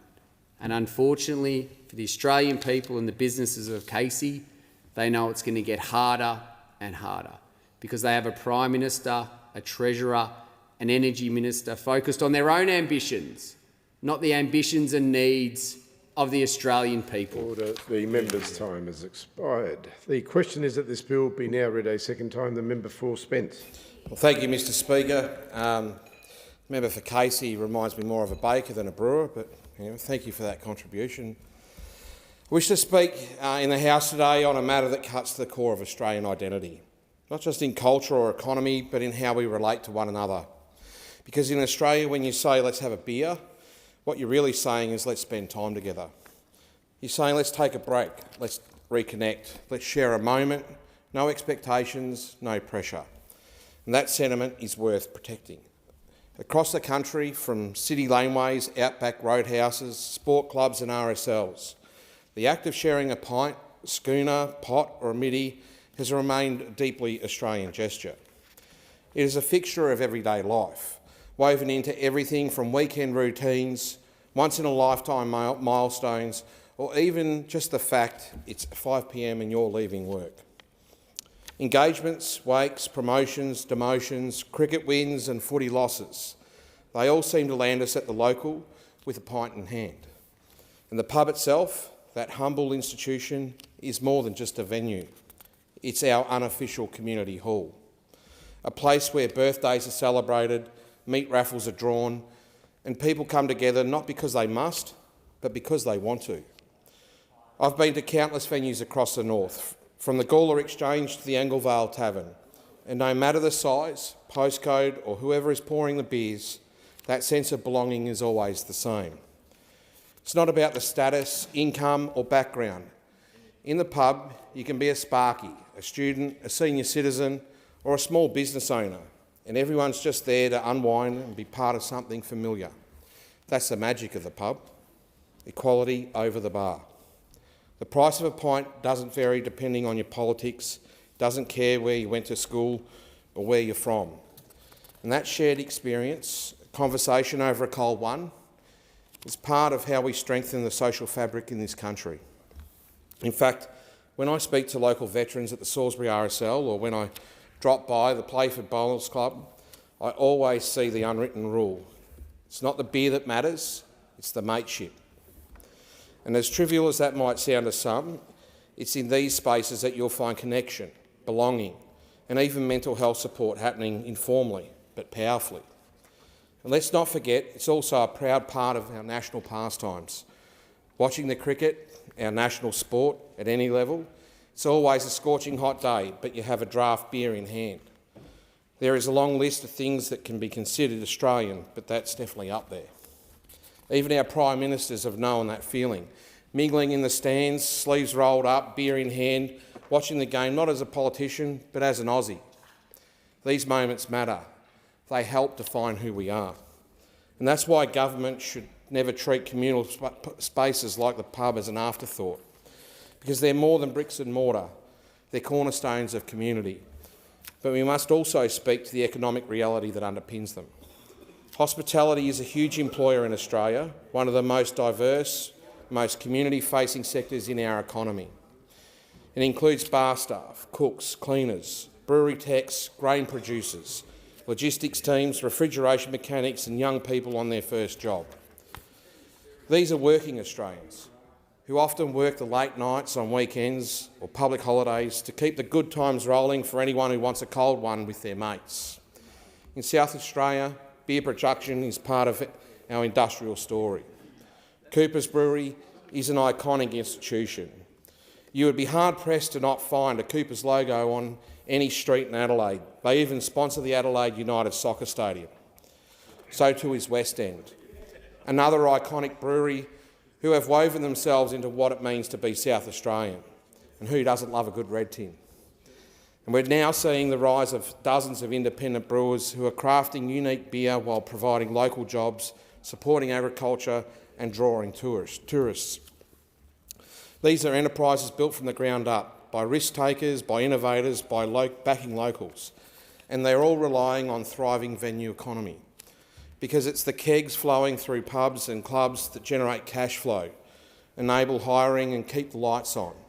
So when rising costs threaten these venues, from insurance hikes to energy prices to automatic tax increases, we must act. And that's exactly what the Albanese Labor government is doing. As of 1 August 25, we have pushed the indexation of draft beer excise and excise equivalent customs duties for 2 years. Paused. That's a real meaningful change, designed to help local venues remain viable and competitive. The measure is targeted. It applies only to draft beer poured from 8 to 48 litre containers, your typical keg sizes, and to larger containers used in high-volume hospitality venue settings. It does not apply to packaged beer, spirits or wine.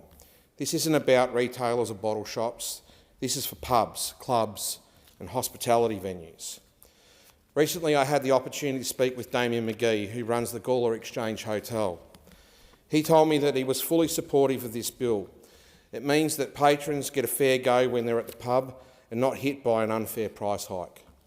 It also means that business gets retained, a benefit for everyone involved in running a business.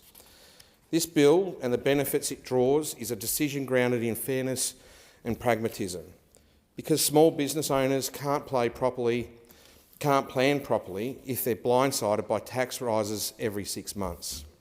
And patrons shouldn't be priced out of their local by the incremental hikes that compound every year after year. There are around 10,000 hospitality venues around the country that will benefit directly from this measure. Roughly 75% of those are small independent businesses, many family-run, many employing locals. And altogether, the brewing and hospitality sector supports over 160,000 jobs tied to draft beer. From brewers to truckies, this measure reaches them all. It ensures they have certainty, it helps them hold their margins, and it gives them the confidence to keep investing in staff, venues and innovation. Let me be clear, this is also about regional resilience. In the north and in towns right across Australia, the pub is often the last true gathering space. When the bank's closed and the post office is gone and the sporting club is struggling, it's the pub that remains. Lose that, you don't just lose a business, you lose a community anchor. This policy protects that anchor and it keeps it firmly grounded. And it supports independent brewers and micro-brewers, those who don't have the marketing might of multinationals, but who live and work in the same towns as the people they serve. For them, keg sales are often the difference between breaking even and shutting the doors. And for the wider supply chain, the rural grain growers, the forklift drivers, the fitters and turners, this pause keeps production moving, because one shift cut at a brewery could mean fewer deliveries, slower distribution or deferred upgrades. It's all connected, and we're acting to protect those connections. We know this industry has done it tough. COVID lockdowns, staff shortages, delivery delays, rent increases, all of it compounding year after year. So this isn't just a tax measure, it's a lifeline. It's a signal that the government understands and is willing to act. And that's what good government looks like: listening, not lecturing; partnering, not posturing; delivering relief where it's needed most. Speaker, this measure forms part of a broader suite of cost of living support delivered by our government. We've raised the minimum wage and award wages by 3.5%. We've lifted super contributions to 12%, helping you feel more comfortable in retirement. We're increasing paid parental leave to 24 weeks, ensuring you can spend more time with your family and still feel supported. We've cut 20% of student loan debts for over 3 million Australians. We've cut tax for every taxpayer and legislated more cuts to come. For students in critical sectors like teaching, nursing and social work, we've rolled out Commonwealth practical placement payments, recognising their contribution and easing placement costs. We've delivered long overdue pay rises for aged care workers. And we've rolled out relief on emergency bills, healthcare and essential services, all while keeping inflation heading in the right direction. And although I could go on about the positive changes this Labor government has ushered in already, it is worth noting it is not all just smart policy. It is steady leadership, all with the plan for trying to make the life of the average Aussie battler better. And we know that inflationary pressures continue to affect families here at home. We're not immune to global cost increases, but we are responding with discipline, care and action. That's the mark of responsible government, staying focused when the economic pressures are high and delivering relief with actions like this bill. And the draft beer excise pause is part of that same philosophy. We understand the importance of a beer off the tap with your mates and when we want to protect that. This is temporary, targeted and tightly scoped. It doesn't undermine our health commitments, it doesn't rewrite the alcohol tax system, but it does offer relief when it counts and where it counts. Because fairness is not just a value, it's what defines the classic pub test. Fairness for a mum and dad operator running a local tavern, trying to keep staff on, stay competitive and avoid raising prices on their regulars. Fairness for a casual worker clocking off a late shift who depends on those weekend hours behind the bar or in the kitchen to help pay rent or to cover textbooks. Fairness for a pensioner visiting their favourite club for a midweek meal, relying on those outings not just for sustenance but for social connection and companionship. And fairness for the brewer in a regional town who's not just making beer but employing locals, sourcing local supplies and maybe even sponsoring the local sports club. This pause in excise helps level the playing field for them too, against bigger competitors and unpredictable costs. It means they can plan production runs, stabilise overheads and focus on growth, not just survival. This measure also supports the hidden workforce, the people who don't always see that you don't always see in the front bar. The truck driver delivering kegs at dawn, the cleaner ensuring the club is spotless before the doors open, the refrigeration technician who fixes the cool room so the beer stays cold, even in the middle of the searing South Australian summer. These are not just lines on a budget passed through Parliament. They are our neighbours, our family members, our constituents. And this decision aligns with our broader commitment to backing small businesses, not just with words, but with tangible support. From digital transformation grants that help venues modernise booking systems and manage inventory, to energy efficiency incentives that allow clubs and hostels to cut power bills by upgrading refrigeration or installing solar. From extended instant asset write-offs that allow investment in kitchen upgrades or new tap systems, to training support that ensures young workers in the north can develop hospitality skills and advance their careers locally. This is a government that sees value of small business not only as an engine of the economy, but as a cornerstone of national life. Because when small businesses succeed, communities stay strong. When the local pub thrives, the town thrives. And when workers feel supported, everyone benefits. I'm proud that we're not only listening to brewers, publicans and industry groups, but co-designing solutions with them. Practical, responsible, targeted measures that reflect what the industry has asked for and what the moment demands. This is a government acting with care, with clarity and with confidence in the role that small business plays in shaping the Australia we all share. And the support for this measure, from the Brewers Association to the Australian Hotels Association to independent brewers across South Australia, shows we've listened. Speaker, every time we support a pub, we support jobs. Every time we ease pressure on a local venue, we make connection more accessible. Every time we stand up for small business, we stand up for our values. This pause on draft beer excise isn't just economic, it's social. It's cultural, it's Australian, and it's smart, responsible and timely. That's why I proudly commend this bill to the House.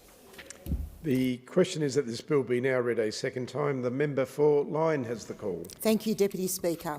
I rise in solidarity with my hard-working, dedicated, community-minded pubs and brewers to speak on this legislation. Legislation which does the absolute bare minimum to aid them and their industry, and does absolutely nothing to address the significant issues that exist within the alcohol excise system. The bill could have been a lot more than what it is. This bill could have gone a whole lot further than just implementing an election promise to temporarily halt the twice-yearly increase in excise of draft beer at pubs and clubs. That, Mr Deputy Speaker, is all that it does. And by temporarily, I mean that this measure will pause indexation of the beer excise for just 2 years. But that's enough to give the Albanese government its cheaper beer headline. Should the beer drinkers of Australia rejoice? Well, the actual monetary significance of the measure amounts to just 2/5 of not much. The excise pause will deliver less than 1 cent per pint of amber fluid. It will not have any meaningful impact on the cost and or price of draft beer. And it's only on draft beer at the tap. It doesn't apply to microbrewers or retail packaged beer. The reality is that this bill fails to address the Albanese Labor government's cost of living crisis and ignores the deeper issues with the alcohol excise system. What they haven't said is that this hidden tax has gone up every 6 months for the last 35 years, something like 85 times, and they are not going to look into this whole alcohol excise issue. Another point is that this intention was announced during the election, and it was meant to be applied in time for the excise increase on the 1st of August. But we're only getting to the bill now. Why the hold-up? And why just a pause on tap draft beer? Why not packaged beer, tap spirits and the like? And why not pause the excise on wine or cider or any other alcohol products? Let me tell you why. This measure is worth just $90 million over the forward estimates, which is completely minuscule compared to the $8 billion collected annually from all alcohol taxes. The measure accounts for less than 2% of the total annual alcohol tax receipts. So they'll just keep on slugging people who like a glass of wine or something stiffer and keep that revenue rolling in. The excise is a lazy, hidden tax, and Australians continue to pay the 3rd highest excise levels in the world, according to the Australian Hotels Association. Clubs and pubs have no control and can only pass the tax on to ordinary Australians. Many of the publicans and staff that I've spoken to in pubs and clubs across my electorate have had no choice but to absorb recent increases in excise or lose punters at the bar. If this government was serious about alcohol tax reform, they'd have Treasury conducting a comprehensive review of the system. The Coalition acknowledges that there will be a little relief for pubs and clubs and beer drinkers, and we're certainly not going to stand between a cut to the beer tax and the government. But this could have been much more. It's got missed opportunity written all over it, and it's not an inflation buster. Inflation has smashed through the RBA's target band. That means more expensive mortgages and groceries. The cause of higher inflation is reckless government spending, which is running at more than 4 times the rate of the economy. Recent inflation data has highlighted just how ineffective this policy will be at helping everyday Australians. Households need genuine action on the cost of living, not 1 cent off a schooner. Government spending is running at more than 4 times the rate of the economy and is at its highest level outside of recession in nearly 40 years. This government's unfettered spending is keeping inflation higher for longer, while Australians pay $50,000 every minute in interest on Labor's $1 trillion debt. Because of Labor's economic vandalism, households are paying 15% more for food, 15% more for health, 19% more for housing, 37% more for insurance, and nearly 40% more for electricity. The RBA is now in an impossible position, with both inflation and unemployment running higher than forecast. The Treasurer has his foot on the accelerator and an eye out for the headlines, while the RBA Governor Michelle Bullock is looking for the handbrake.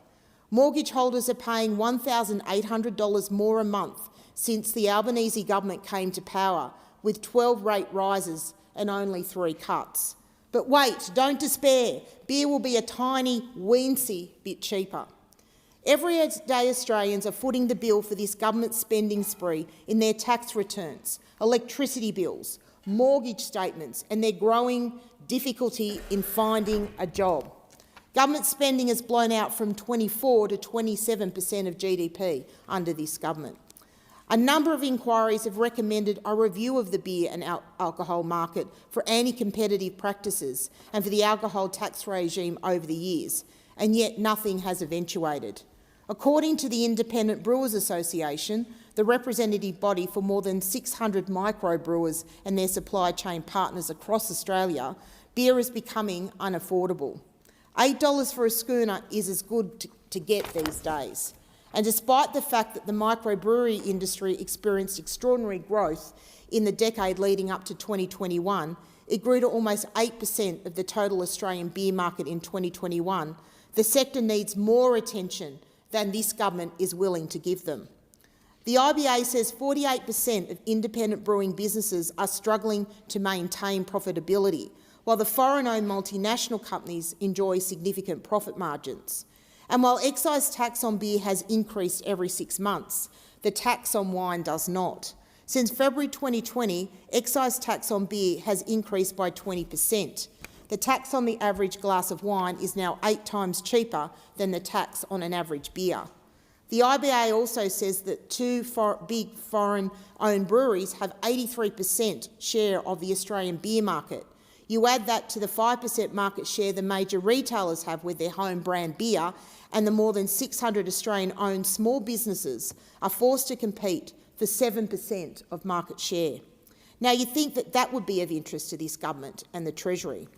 I know it's of interest to the owners of the Coastal Brewing Company at Foster in the Lyne electorate, David and Helen Black, who just recently won the Champion Lager and Champion Pale Ale at the Royal Sydney Beer and Cider Show, along with 2 gold medals, 5 silver medals and a bronze medal.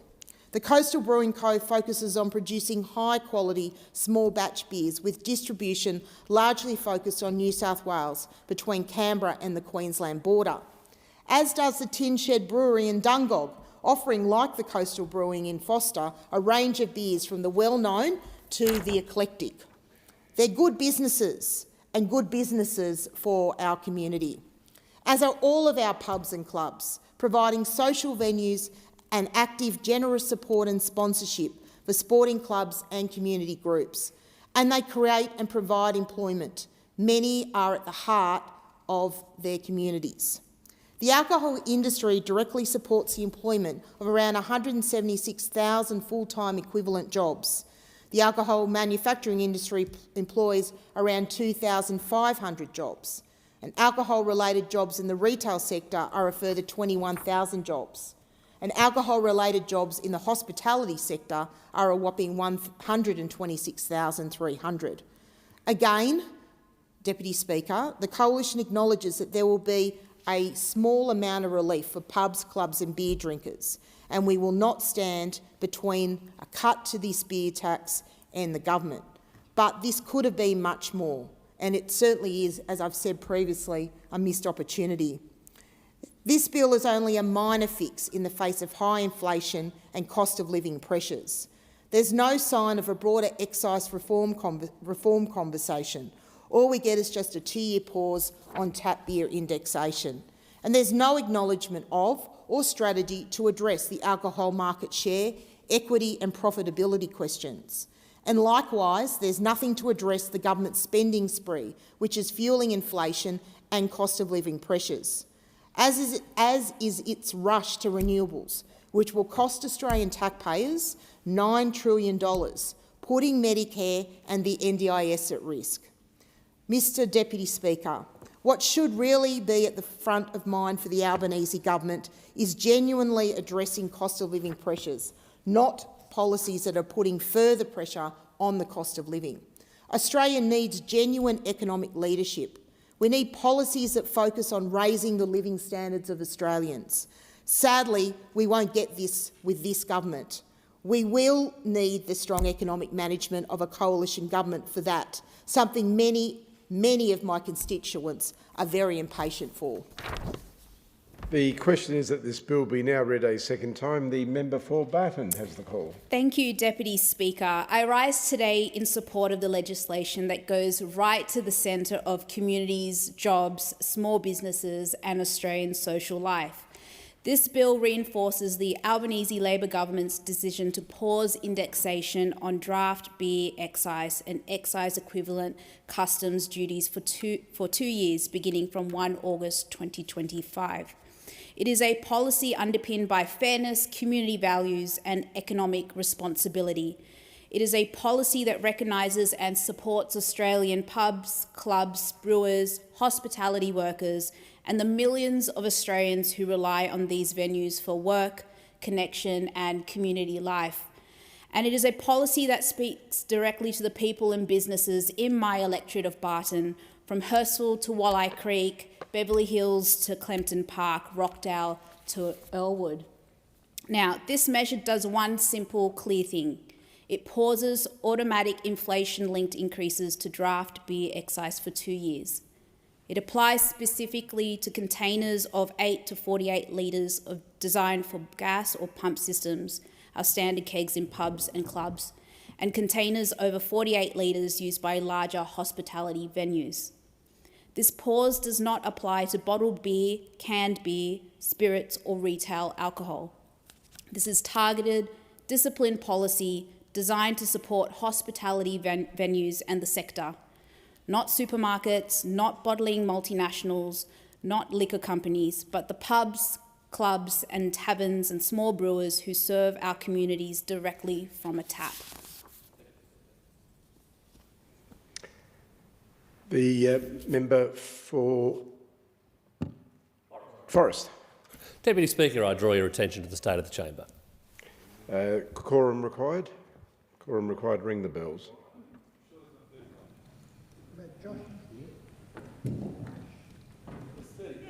There's almost 31. Almost. Can we count? Extra couple of fingers required, lady. Can we count everyone? Come on, this is a good speech, mate. What are you doing? I know. No one loves draft beer more than me, by the way. Spoke a lot about pies today. Hungry? Yeah, I'm here for it. Well, Ash, I look forward to hearing the next chapter. Well done, mate. Sensational. Big job. I was wondering what you were going to do out there. Oh, really? I think she said too much that's provocative.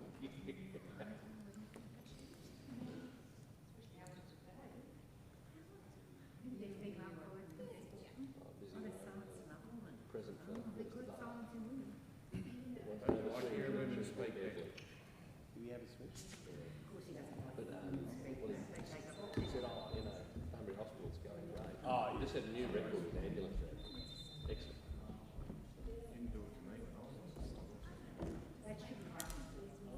Good social system, mate. They ration. Soviets worked that out.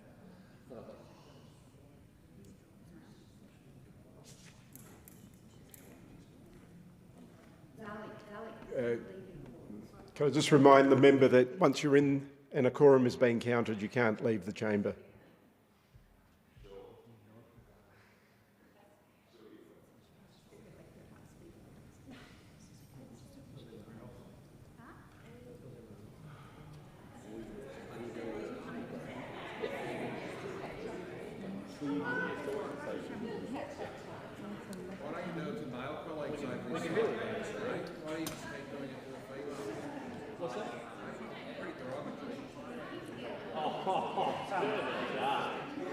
Quorum being present, I call the member for Barton and ask other remaining members to leave in an orderly fashion from the chamber. This policy supports 10,000 hospitality venues across Australia, and of the 10,000 venues, about 75% of them small family-run businesses. This policy will be supporting approximately 160,000 workers in hospitality and brewing.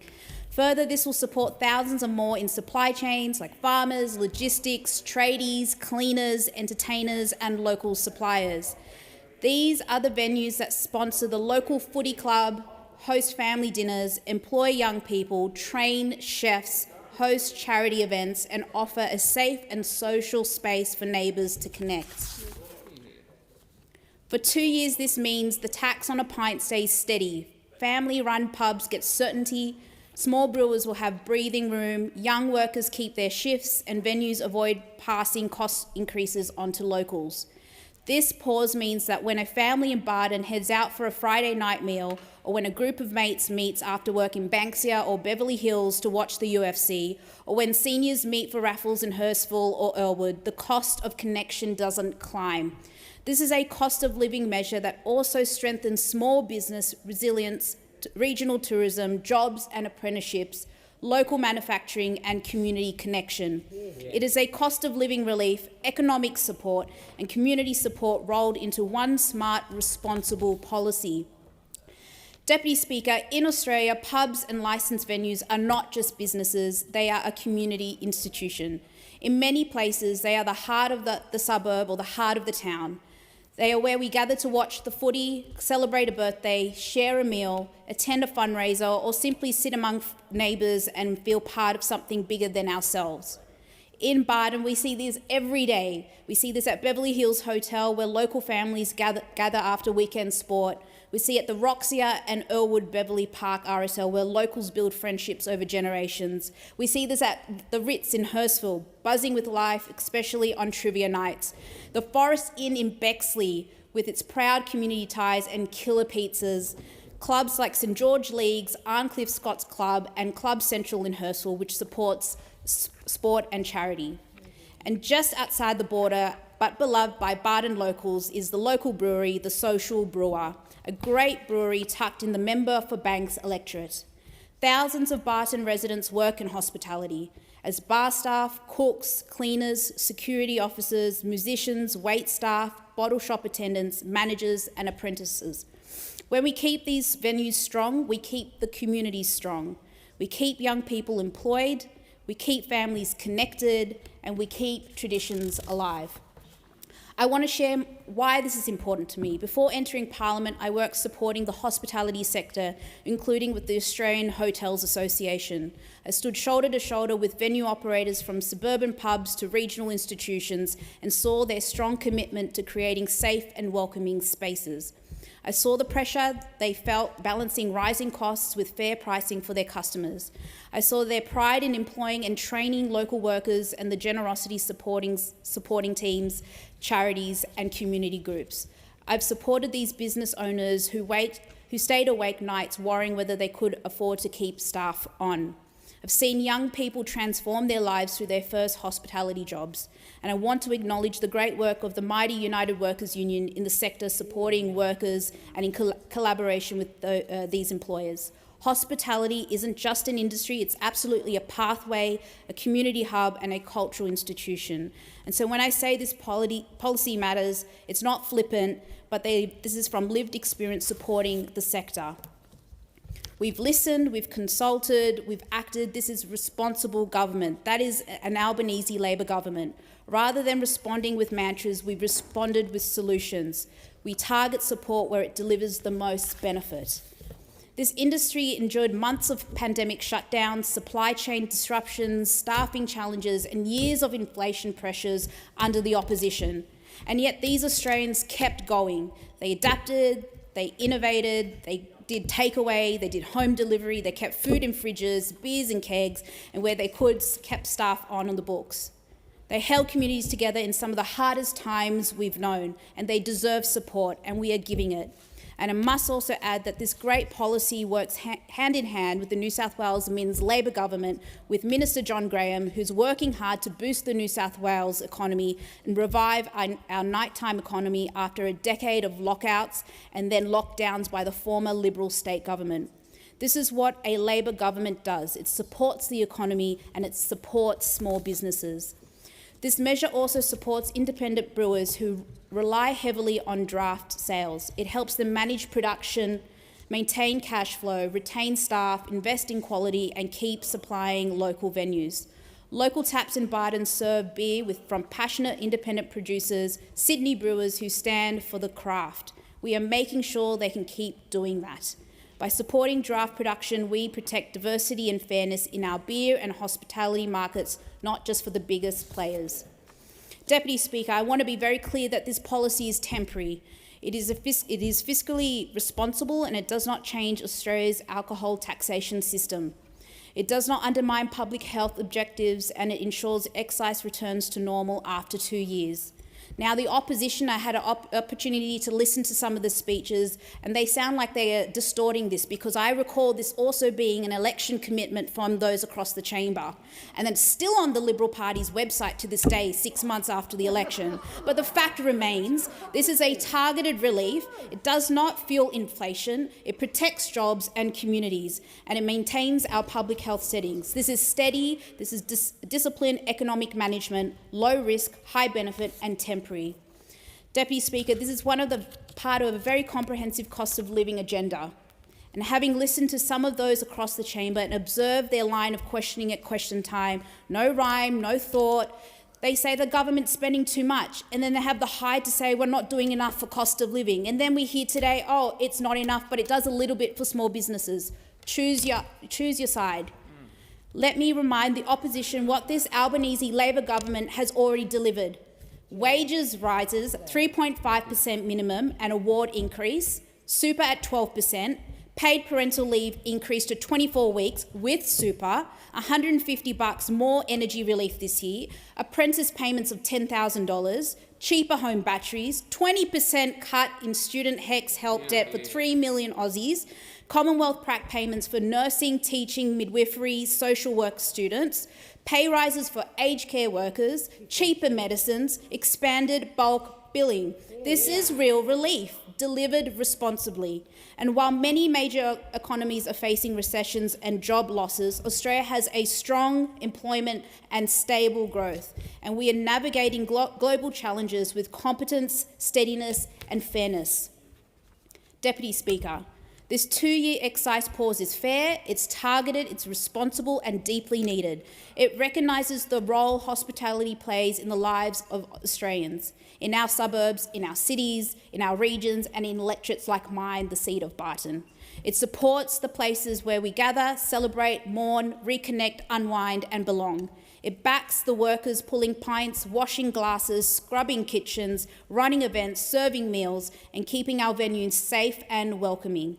It helps small businesses breathe, plan, invest and continue supporting our community.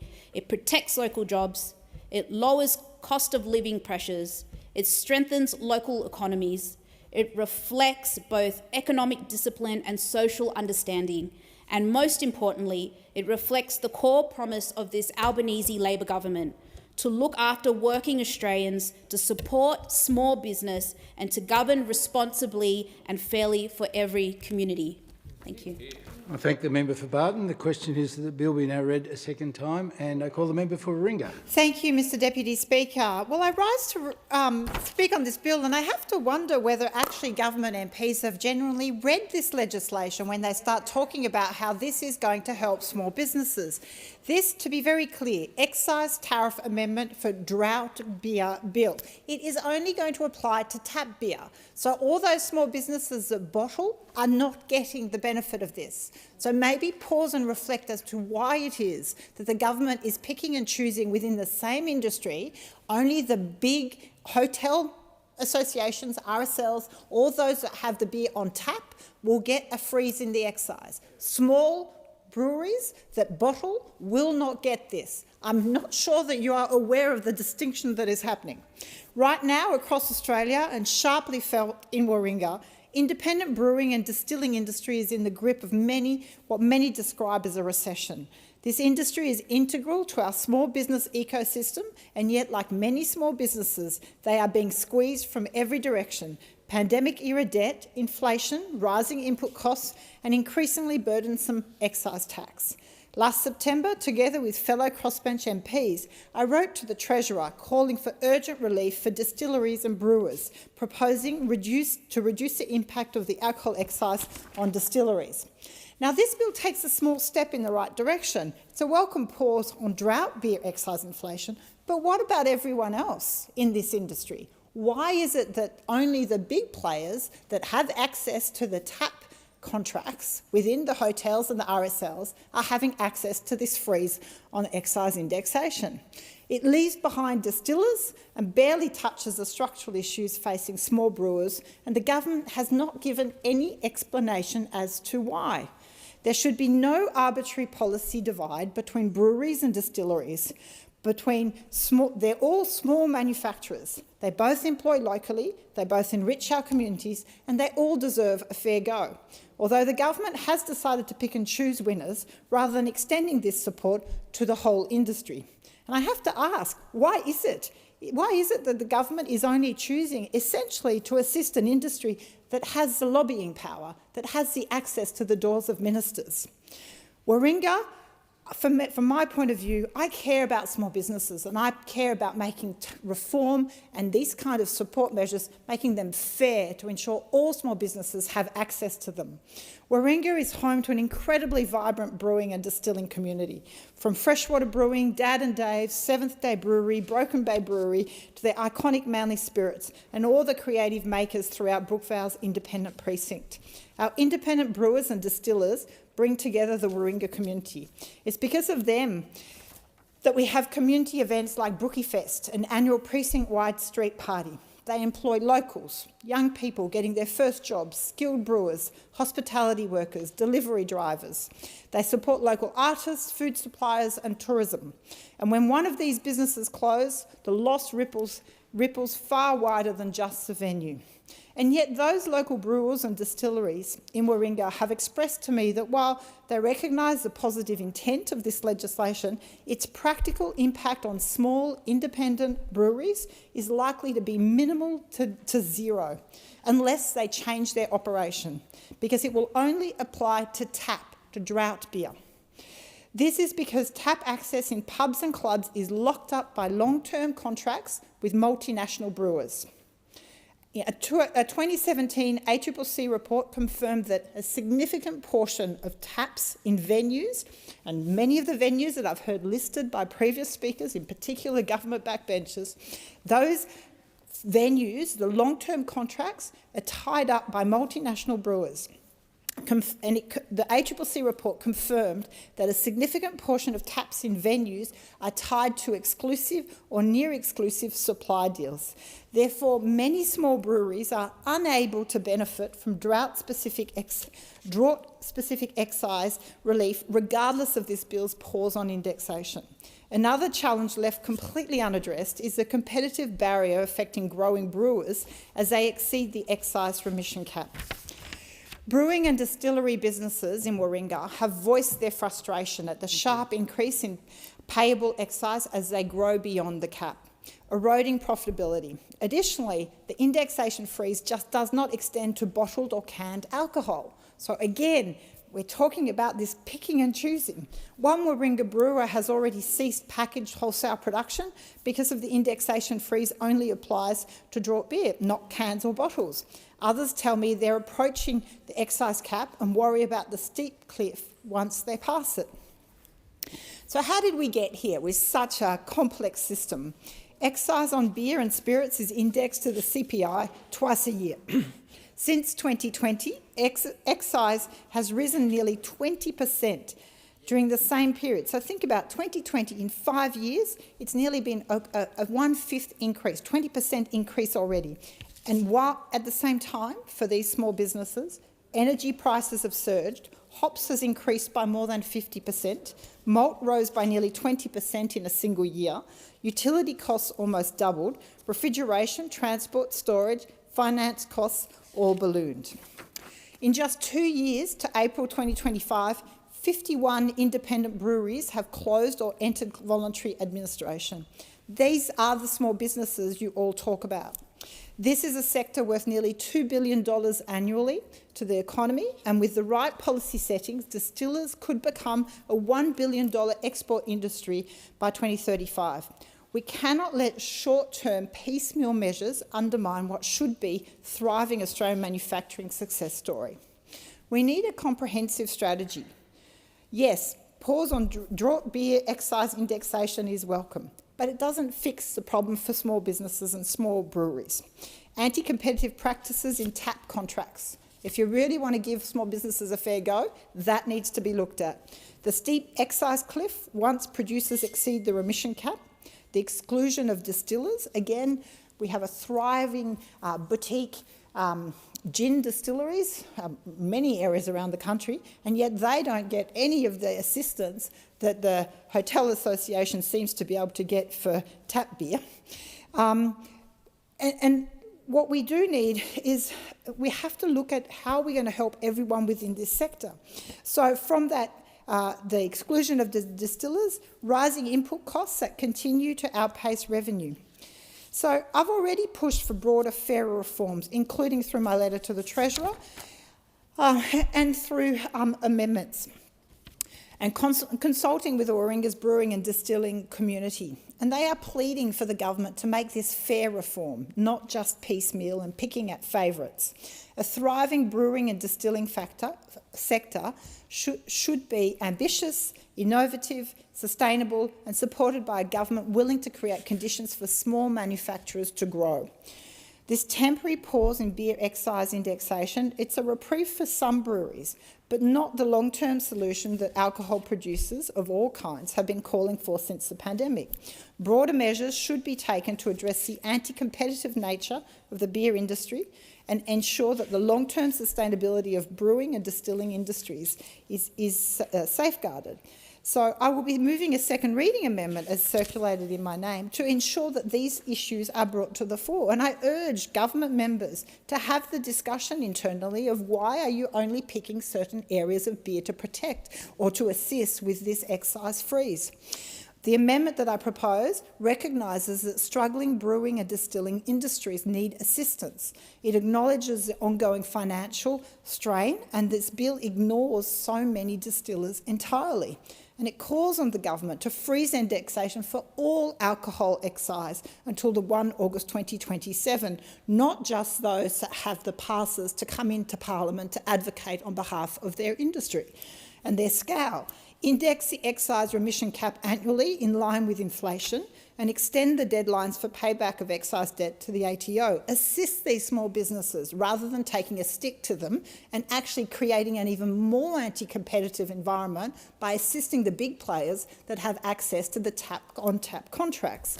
So whilst I welcome that some measure has been introduced, please do the job properly, make it fair and consistent, create a competitive field for all businesses, and genuinely put good legislation through this place.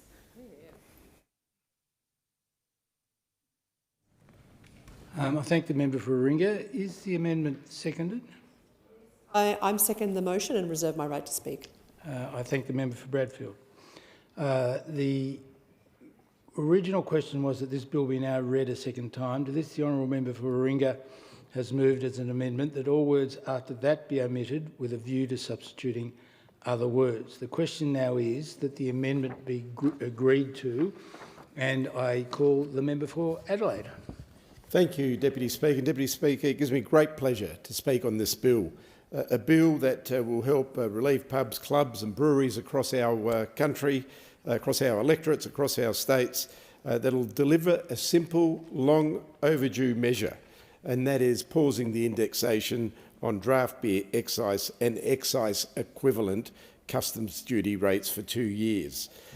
This will be a real relief. This will be a real money in people's pockets type of policy. So I'm very pleased to be speaking on this and supporting it, but also to be supporting at the same time with a bill like this. We're supporting the great pubs in our nation, clubs, sporting clubs, etc. Because when you think of your iconic pub, there is nothing more Australiana than a local pub, than being in the front bar with people, talking to them. And I've campaigned in plenty of pubs over the years, believe me. I've been a frequent customer in many of them in my electorate because I enjoy them. I feel like it is part of our culture. I enjoy the conversations. I enjoy meeting people. And as members of Parliament, it is the best place to hear what people have got to say and what the realities of this world are. And Deputy Speaker, when you think of pubs, you also think of the hard work that goes into running a pub. You look at publicans, and a lot of them are still run by families, especially in my electorate. And I'd also like just to give a bit of a shout out to some of those pubs, the Franzon family, the Hilton Hotel. And I'm not talking about the Hilton, Conrad Hiltons and the five-star Hiltons. I'm talking about Workers Hilton in the suburb of Hilton in my electorate, run by James Franzon. And it was run by his father, Bob Franzon, for many years. And Bob was affectionately known as Bob the Hat because he always wore a hat. He passed away a number of years ago, but his son James has taken over the business. And we talk regularly when I'm down there with James about the industry and how hard it is, and the long hours that they put in to running a successful pub. Of course, the Hilton Hotel today has changed completely from the Hilton from many years ago. And in fact, it was my first encounter with a pub. As a young schoolboy, I used to sell newspapers outside of ETSA, the Electricity Trust of South Australia, which was right opposite the Hilton Hotel. And the workers would finish at 4 p.m, come out, I would sell the papers, and whatever was left, I'd then walk into the Hilton Hotel, into the front bar and the salon, and get rid of the saloon and get rid of the rest of the papers. So that was my first interaction, and occasionally you'd get a nice tip from someone that perhaps had had a beer too many.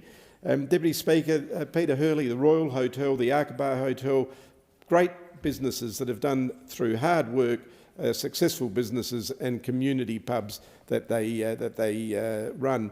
Of course, in my own neighbourhood, the Arab Steed that I still frequent occasionally on Saturdays and have a bit of a flutter if I've got nothing to do on a Saturday afternoon, which is very rare, and I see the hard work that Shane White and Jill White put into running the Arab Steed. They have been long-term owners of that pub, and it is a real family when you walk into that front bar. There's the regulars, the publicans, and people that know each other and are friendly.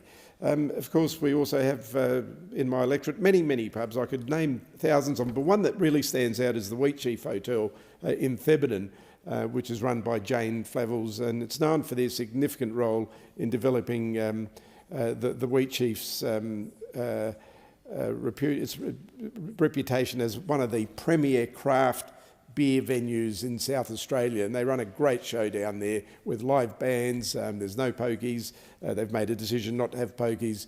And this pub for many years was run by the Brown family, Bob Brown and his wife. For many years I used to go to school with Wayne Brown, their son, and many days when we were kids we were running up and down the stairs of the Wheatsheaf Hotel. Deputy Speaker, these are real iconic institutions in the electorate of Adelaide. These are pubs that have been run by families for years and years. So therefore this bill is a great bill that will relieve some of that pressure.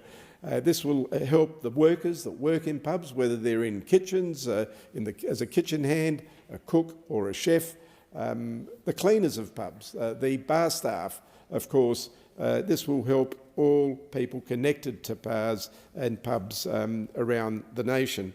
Deputy Speaker, as I said, this automatic twice-yearly increase to duty rates on draft beer every February and August are a cause of frustration, have been a cause of frustration for many years for publicans, both in hospitality venues and for patrons alike, because the end result is the patron pays more. And it's something the AHA has been advancing for many years. And this has compounded costs for venues and added stress, Deputy Speaker. So industry stakeholders, like some of the ones that I've just mentioned earlier, have all spoken to me about the excise tax, but they've previously made calls for support and focused on changes to alcohol excise and taxation arrangements. And the AHA Deputy Speaker of South Australia, who have reported Mr David Bashir, the President, also the owner of Strathmore Hotel and other hotels in my electorate, says this freeze is a win for socialising your local and, most importantly, jobs at a time when cost of living is impacting everyone. And that was by the AHA in South Australia. So it's a win for the millions of men and women who are connected to pubs through employment. It's also a win for the millions of men and women who go down the pub for their local to have a beer or a drink, and it's a win for common sense in the middle of a cost of living crisis, and every little bit makes a difference, Deputy Speaker, every little bit. And I agree with David Bashir and others who have been calling for this, other publicans and hotel owners in the industry, that we must do all that we can. Rising excise rates through biannual indexation, business costs and cost of living impacts have been reported by industry and the media as putting pressure on the survival of businesses in the alcohol industry. Deputy Speaker, this measure supports around 10,000 hospitality venues across Australia, pubs, bars, taverns and clubs, and about 75% of which are small businesses. And this freeze, Deputy Speaker, will provide crucial breathing space for small hospitality businesses. Not only does this support the venues, but it protects the thousands of those hard-working Australians that the pubs employ across, especially in South Australia, 60,000 people, Deputy Speaker, in my state alone are employed in accommodation, food services and bar staff and hospitality.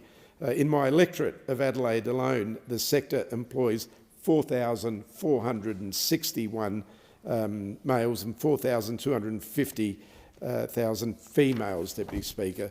And the hospitality industry has a large proportion of young workers, and especially representing a seat with the CBD in the middle of it, many uni workers, students, part-time workers, with 2,593 workers between the ages of 25 to 34 years old.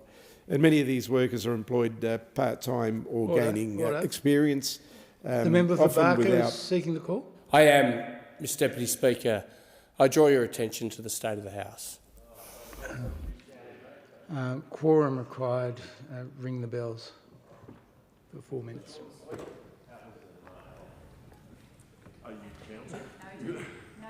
It was such a great speech. He needs a few more people to listen to it. I was listening about it in the papers, the first time he's been at the pub.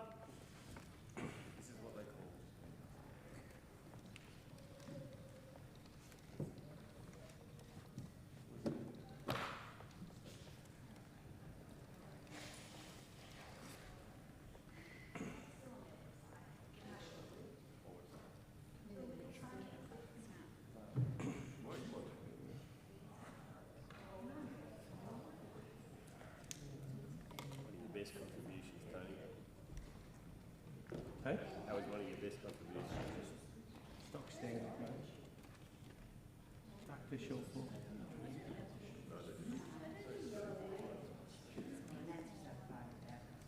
In New Zealand, the route control plates, you don't even have to turn up. Right. Yeah. So what if you want to cross the floor? You can turn up. Right. But in the absence of you turning up, the route has control. So they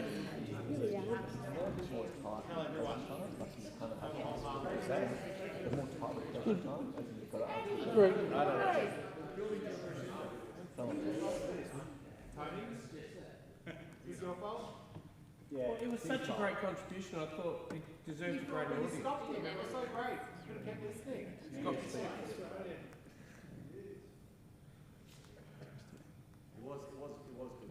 So weren't the Libs having their party tonight? So we might call. That's the Nats.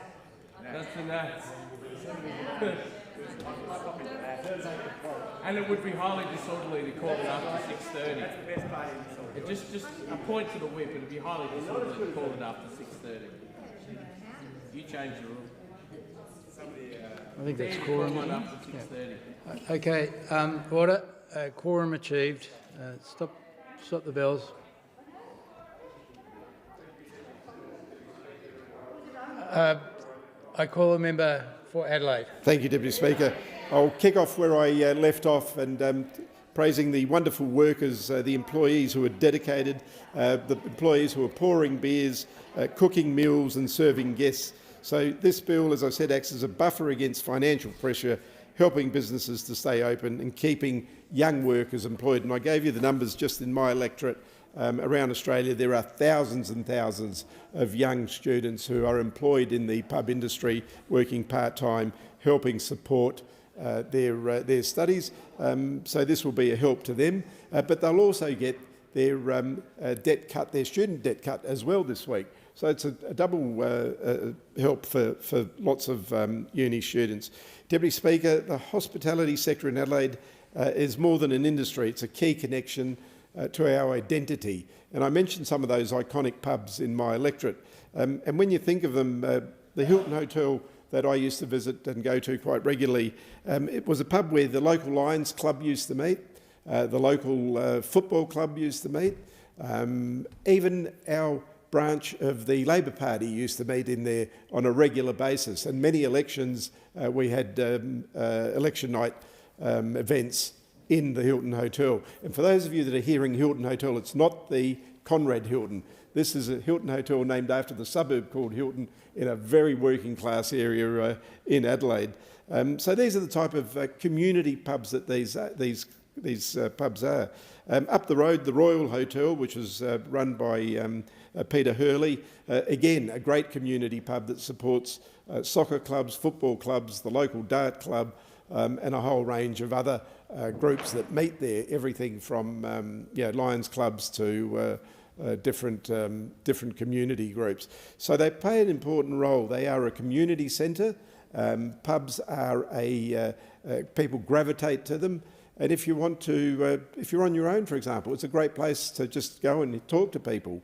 And they provide a wonderful service in our industry, but more importantly, they employ so many thousands of people. So therefore, this bill is very important, Deputy Speaker, in supporting the pub industries and the draft beer excise freeze. Deputy Speaker, it may seem modest, but it helps where it matters most, and that's small and local businesses. As I said, I regularly meet with local traders and many publicans that I speak to who tell me that the cost of living crisis is hurting their business. So this freeze will help to alleviate input costs, giving them better stability and certainty, and this will not only help them keep their doors open, but it also helps them plan ahead. Deputy Speaker, the hospitality sector is not just for employment in Adelaide, it represents something bigger. And many of us in our speeches here have tried to explain that. Bars, pubs and other venues are the heart of local communities. And I'm sure each member of Parliament here has pubs and speaks to people in their pubs. They're the best place to actually gauge what the views are of the public out there.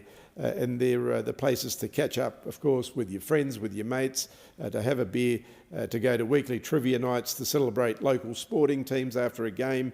They bring people together. They connect Australians. And in Adelaide, we're spoilt for choice with such amazing venues. And I've mentioned some of them, others, Exeter Hotel, the British Hotel, the Strathmore, Cumberland Arms Hotel, great pubs. Deputy Speaker, currently I frequent the Arab Steed in my neighbourhood occasionally.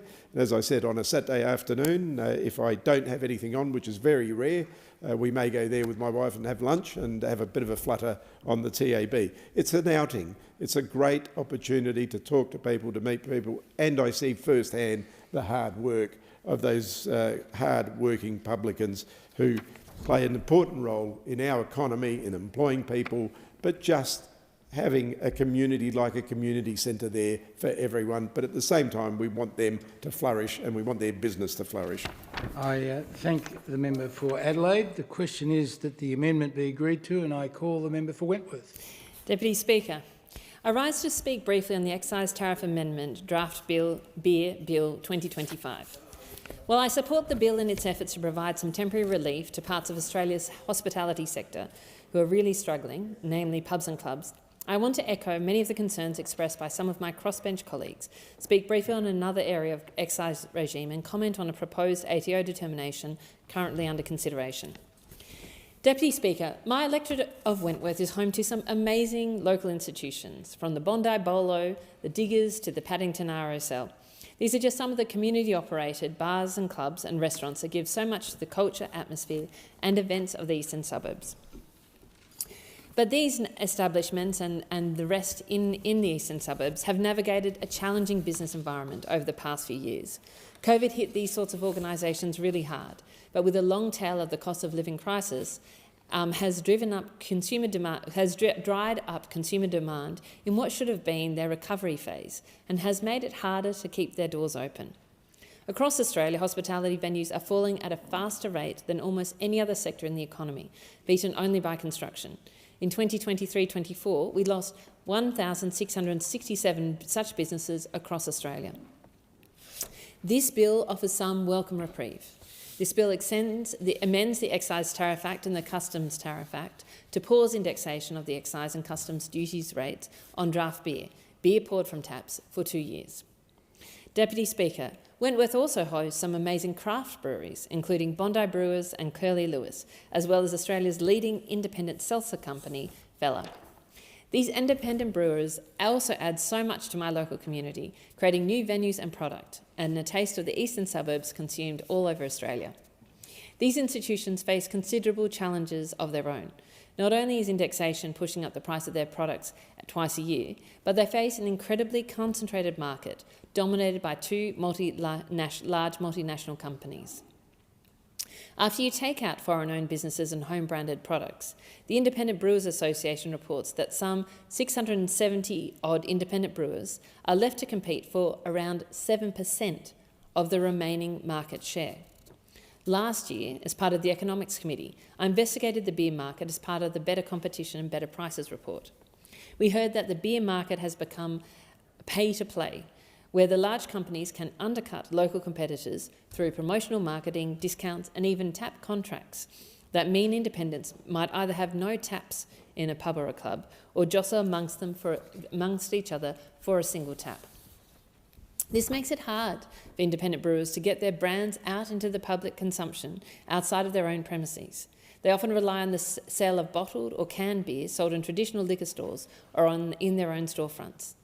For brewers with this business model, this excise will provide very limited relief. While I acknowledge the announcement by the government to lift the remission cap from $350,000 to $400,000 for July 1 next year, I will also be supporting the member for Bradfield's amendment to increase the scope of the excise to include local independent craft beer sold in bottles and cans. Local independent brewers face another potential challenge in the coming months because of a recently announced draft guidance known as ED 2024/D2. Based on the draft determination, the ATO appears to be moving away from an objective determination of what constitutes beer to favour a more subjective one. Instead of determining beer based on its fermentation process, it appears the ATO will look at the final product to see if it fits within a conventional understanding of beer. This has potentially significant consequences for beverage producers whose product is no longer considered to fit within the conventional understanding of beer, now or in the future. These products would be subject to a new excise rate of $105.98 per litre of alcohol compared to beer, which attracts an excise rate of $62.56, pointing them at a significant cost disadvantage to beer. With the nature of beer evolving to different preferences and tastes to include a broader palette, including sour beers and even seltzers, I question, is it really the role of the ATO to determine what is and isn't a beer now, based on how beer is conventionally understood? Aren't other people concerned about this in this chamber? And I make light of it, but I'm sincere. I do wonder if this is the role of the ATO to determine what is a beer and what isn't a beer. It does seem to be some sort of overreach from the Taxation Office. Well, I have been reassured and received assurances that this will not be targeting craft brewers exploring different types of sour beers, for example. I'm concerned about the ambiguity of a determination in a market that is reliant on innovation to challenge the status quo. As I've already mentioned, Australia's beer market is already dominated by an offshore duopoly that holds more than 80% of the Australian beer market. I'm concerned that by imposing further restrictive definitions on beer based on convention serves to protect existing products and will limit the ability for new local brewers to compete with established brands on the basis of the innovation in the product market, which they have done to date. I understand the draft determination ED 2420D2 is due to be finalised by the end of 2025, but no longer consulting with stakeholders. But I urge the Assistant Treasurer to consider advising the ATO to revise ED 2024D2 in favour of rules that are clear, well-designed and easy to follow. This is important for businesses to be able to continue to innovate and invest, confident in that they know how their product will ultimately be classified. And finally, Deputy Speaker, returning to the issue of excise, I'd like to use this opportunity to draw the Parliament's attention to another issue we have in Australia's excise regime, illegal tobacco. This is a social problem that is hiding in plain sight. After successfully slashing the proportion of Australians smoking daily from 25% in 1991 to 8% in 2023, tobacconists are now popping up like mushrooms across our community, selling illegal tobacco and vapes, capitalising on cheap illegal tobacco. There are now around 20,000 tobacconists in Australia, about 60 tobacconists for every McDonald's. The term, "Do you have the cheap ones?" becoming a thinly veiled code named for illicit cigarettes, costing about 1/3 the price of legal cigarettes. There is a perfectly sound reason for having a tobacco excise tax. As my economic lecturer 101 would tell me, we want price externalities and discourage harmful behaviours. And for the most part, our tobacco policy has served public health and public finance well. But we've hit an inflection point. The growing disparity between the price of legal and illegal cigarettes has created a lucrative and largely unenforced black market, proving counterproductive to both health and the budget, not to mention the impact it is having on driving organised crime. The consumption of legal tobacco apparently fell 22% last year. 22%. That is frankly unbelievable and is in contradiction to wastewater testing. What that shows is the consumption of legal tobacco fell 22%, but with wastewater indicating that this is just moving straight out of the legal tobacco and into illegal tobacco, which means that we are missing now around potentially up to 1/5 of our tobacco excise, and we are fuelling through this sort of change the organised crime that is facilitating this trade in illegal tobacco. Consequently, cigarette excise is in freefall, with economist Chris Richardson estimating untaxed illegal cigarettes are costing the budget around $10 billion. Organised crime has grabbed the opportunity presented by illegal tobacco, lending to a surge in arson attacks and violence for the control of a growing and highly lucrative market. Across Australia, we've had more than 200 attacks since 2023. But the police tell me that they are simply not resourced to deal with this growing threat. I acknowledge that the government has already made some contributions to the issue, including contributions both this year and last year to step up funding for the Federal Police and the Australian Border Force.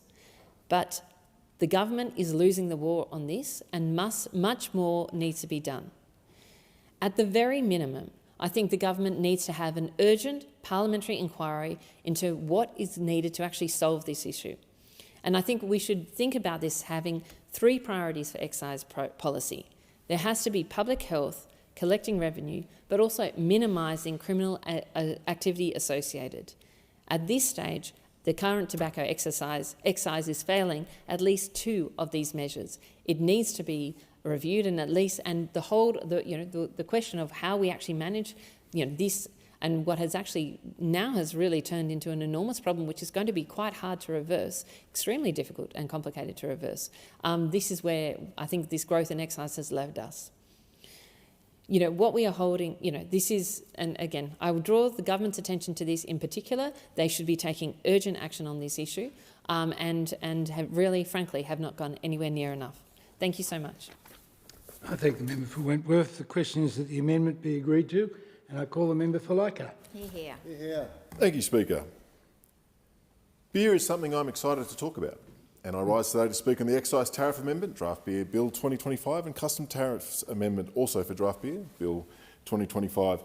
Beer has a rich history, dating back to Mesopotamia and ancient Egypt some 5,000 years BC, where it was actually safer to drink beer than water, and even used as a form of currency. My own father experimented with brewing and tried to make a cherry ripe-based beer, which was not flash. You should leave that to the professionals. Indeed. And as of now, we are making it easier for the professionals. Having a beer after a week at work is an Australian tradition.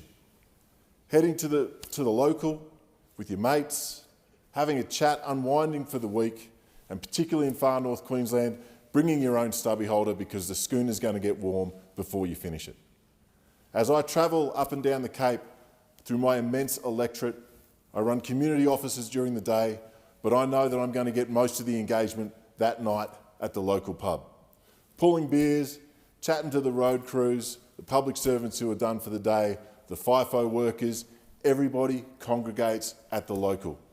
Be it the Bamaga Tavern on the very edge of the Northern Australia tip, the Wongai Pub on Horn Island, the Grand on Thursday Island, the Cohen Exchange Hotel, all of them, the heart of Australia. All of them, a place where Australians gather to tell stories and have a great time, and yes, have an ice-cold beer. And knowing that that beer is frozen, that is cheaper, brings more people to those environments, helps our social cohesion, keeps that great Australian tradition of the Friday afternoon beer or the Thursday afternoon beer continues. I am very much looking forward to getting home at the end of this week and going to my local, the Trinity Beach pub, right out, looking out over the Coral Sea, tree-lined, palm-lined beaches, beautiful. My mates are going to gather around and we are going to have a few beers to celebrate Christmas, to celebrate being together, to celebrate mateship. We've known each other forever, and that has been the common denominator. We meet for beers at the pub. It has become a quintessential part of the Australian identity. But it is more than supporting the Australian identity, more than a cost of living process. It is bringing support to small businesses. Mm-hmm. We know during COVID that it was hard. Cairns is a service industry city. You remove the service industry, makes things very, very difficult. We need to bring people back into our clubs and pubs, particularly supporting those independent brewers, like Copperload Brewer at my way, who have honoured the member for Kennedy with the Patriot Pale Ale. I'm waiting for mine, but I'm told I have to be 50 years in the house, at which point I will be 96 or dead. I hope I live to see that. Near 96? Near 96. But it's a testament to what a cold beer means, that we have someone like the member for Kennedy held up, placed on a beer and celebrated, not just in his community, but right across the country. It is a truly, truly special thing. People went to that pub for that beer, supporting that local business. McAllister's Brewery, a little bit further north, looks out over the cane fields and the Western Arterial. Fantastic array of beers. People go there for the experience, for the taps, for the kegs, the whole thing. It is a part of a North Queensland afternoon. Hemingway's. We have so many great breweries dotting the area, so many great little country pubs. We're bringing people back to them. This is how a lot of people get their first start in university, pulling beers, making $1, getting their RSA, their first bit of real responsibility in a workplace. It's how I hope my children will work their way through university, the same way my sister did. It just says something about the Australian identity. And I couldn't be prouder to get behind this. Now we'll get to the nitty-gritty of the whole thing. This is a 25-26 budget measure to pause the automatic CPI increase, which used to be every 6 months. So every 6 months there'd be an increase, 2 per year, etc., etc., etc. February and August. A day not necessarily circled in anyone's calendar, but a day that rolled around nonetheless. without these excise increases occurring, it provides the stability that business needs for forward planning and for consumers. Stability is the #1 goal that you need to provide any kind of economic development. People need to know what is coming and how to react accordingly. This freeze gives pub and club owners throughout Australia that surety, be it small businesses, larger pubs, or the little country cocky town one. They know what is coming next. This is obviously a targeted measure.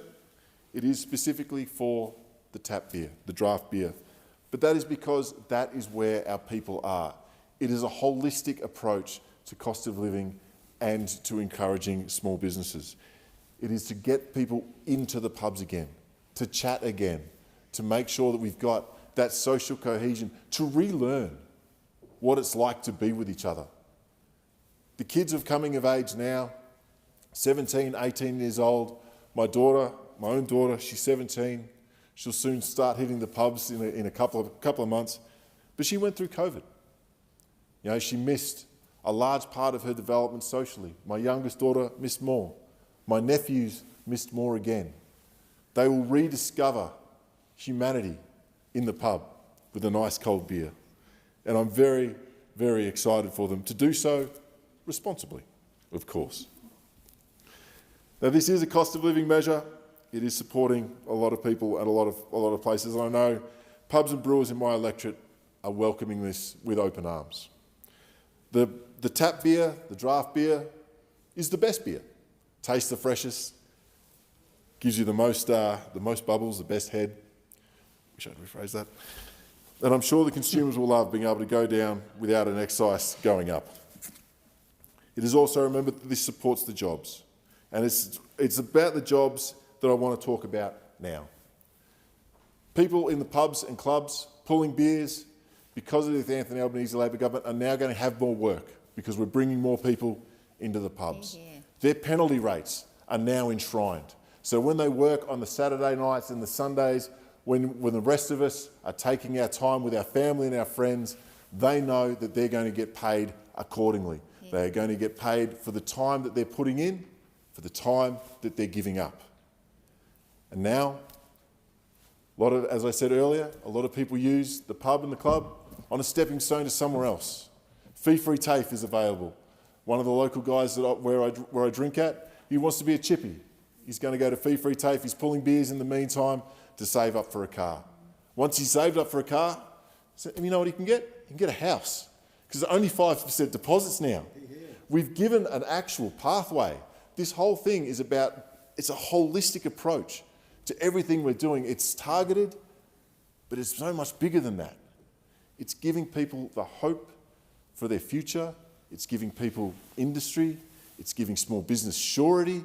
It's giving families a place to be. It's giving friends a chance to get together and enjoy themselves. And it's something so simple and so well supported, it's still on the Liberal Party's website. Fantastic. It is great to get bipartisan support behind something as important as a family and friends getting together. There are approximately 160,000 workers employed in the hospitality sector, a large chunk of them in the far north. And I'm proud that we've got behind them. I'm proud of the small brewers that are putting beers on the table every day, of the people that run the clubs and the pubs, particularly those small country pubs that make such a difference in community and what they mean and what they stand for. And I'm super proud to be able to support them. And I just say to all the brewers out there, do not ever put cherry ripe into a beer. Commend this to the House. I thank the member for Leichhardt. I certainly will not be having a cherry ripe beer in the near future, that's for sure. The question now is that the amendment be agreed to. Speaker, I draw your attention to the state of the House. Okay, now the member for Grey has called the attention of the House. Quorum required. Ring the bells for 4 minutes.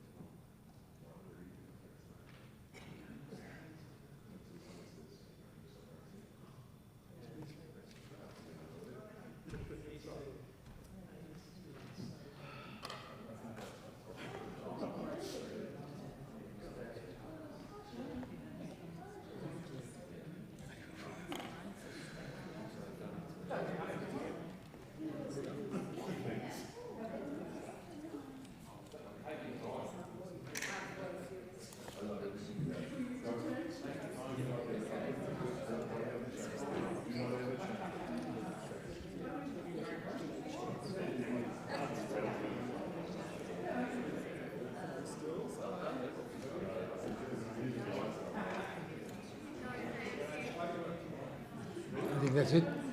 Quorum achieved. Stop the bells.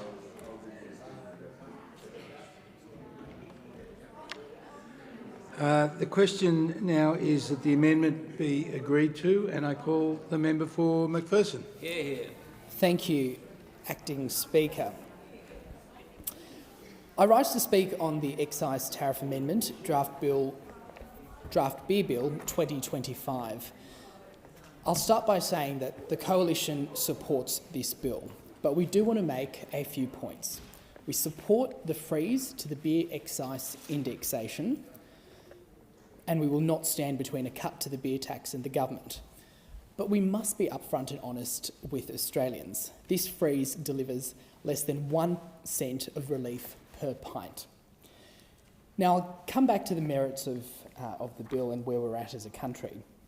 But I will say that in my electorate of McPherson, we have some incredible breweries and some incredible venues that serve beer. I'm very fortunate in my electorate to have Black Hops in Burleigh, as well as Burleigh Brewing, which is very well known, and I've had the opportunity to take the Leader of the Opposition to visit Peter and the team at Burleigh Brewing in the past. We also have the very well-known Bolter Brewing in Currumbin, and the... Absolutely, member for Grey. And we also have Currumbin Valley Brewing. And we have some incredible surf lifesaving clubs and bowls clubs and golf clubs and other clubs that serve beer. I will say, Mr Acting Speaker, that what we're seeing from the government, is only a patchwork fix in the face of high inflation. It's being sold as a government measure designed to ease the cost of living. We're not seeing bold structural reform that is needed. We're not seeing the meaningful changes that are needed and that so many Australians are crying out for. And while this will provide that less than 1 cent of relief per pint, and in the context of this government we will, I'm sure, take anything we can get right now, there is a long way further that we need to go. Recent inflation data has highlighted just how ineffective this policy will actually be to helping everyday Australians. For those of us who are out in our communities, speaking to members of our community, to small businesses, to families, we hear every day the real effects of this cost of living crisis, with the government's reckless spending keeping inflation higher for longer. We've seen Australians, taxpayers, paying $50,000 every single minute just on the interest on Labor's $1 trillion debt. And because of this economic vandalism that we're seeing households paying more. 15% more for food, 15% more for health, 19% more for housing, 37% more for insurance, and, of course, nearly 40% more for electricity. There is nothing in the proposal in this bill that resembles anything such as a strategy to address the government's spending spree fueling inflation. There's no plan to fix the $600 million illicit alcohol tax gap, which has been previously identified by the Australian Tax Office. And there's no sign of a broader excise reform conversation. These are just piecemeal freezes. It's great to give the government their headline that we're axing a beer tax, but it's not even that. The measure is worth just $90 million over the forward estimates. Now that's tiny. It's very, very small compared to the $8 billion that is collected annually from alcohol taxes. So more should be done for Australia's hospitality and alcohol industries.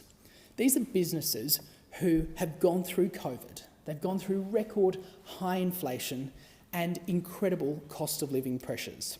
And as governments and members of Parliament, we must do our part. If Labor is serious about cost of living, it must stop the spending spree and it must start growing the economic pie.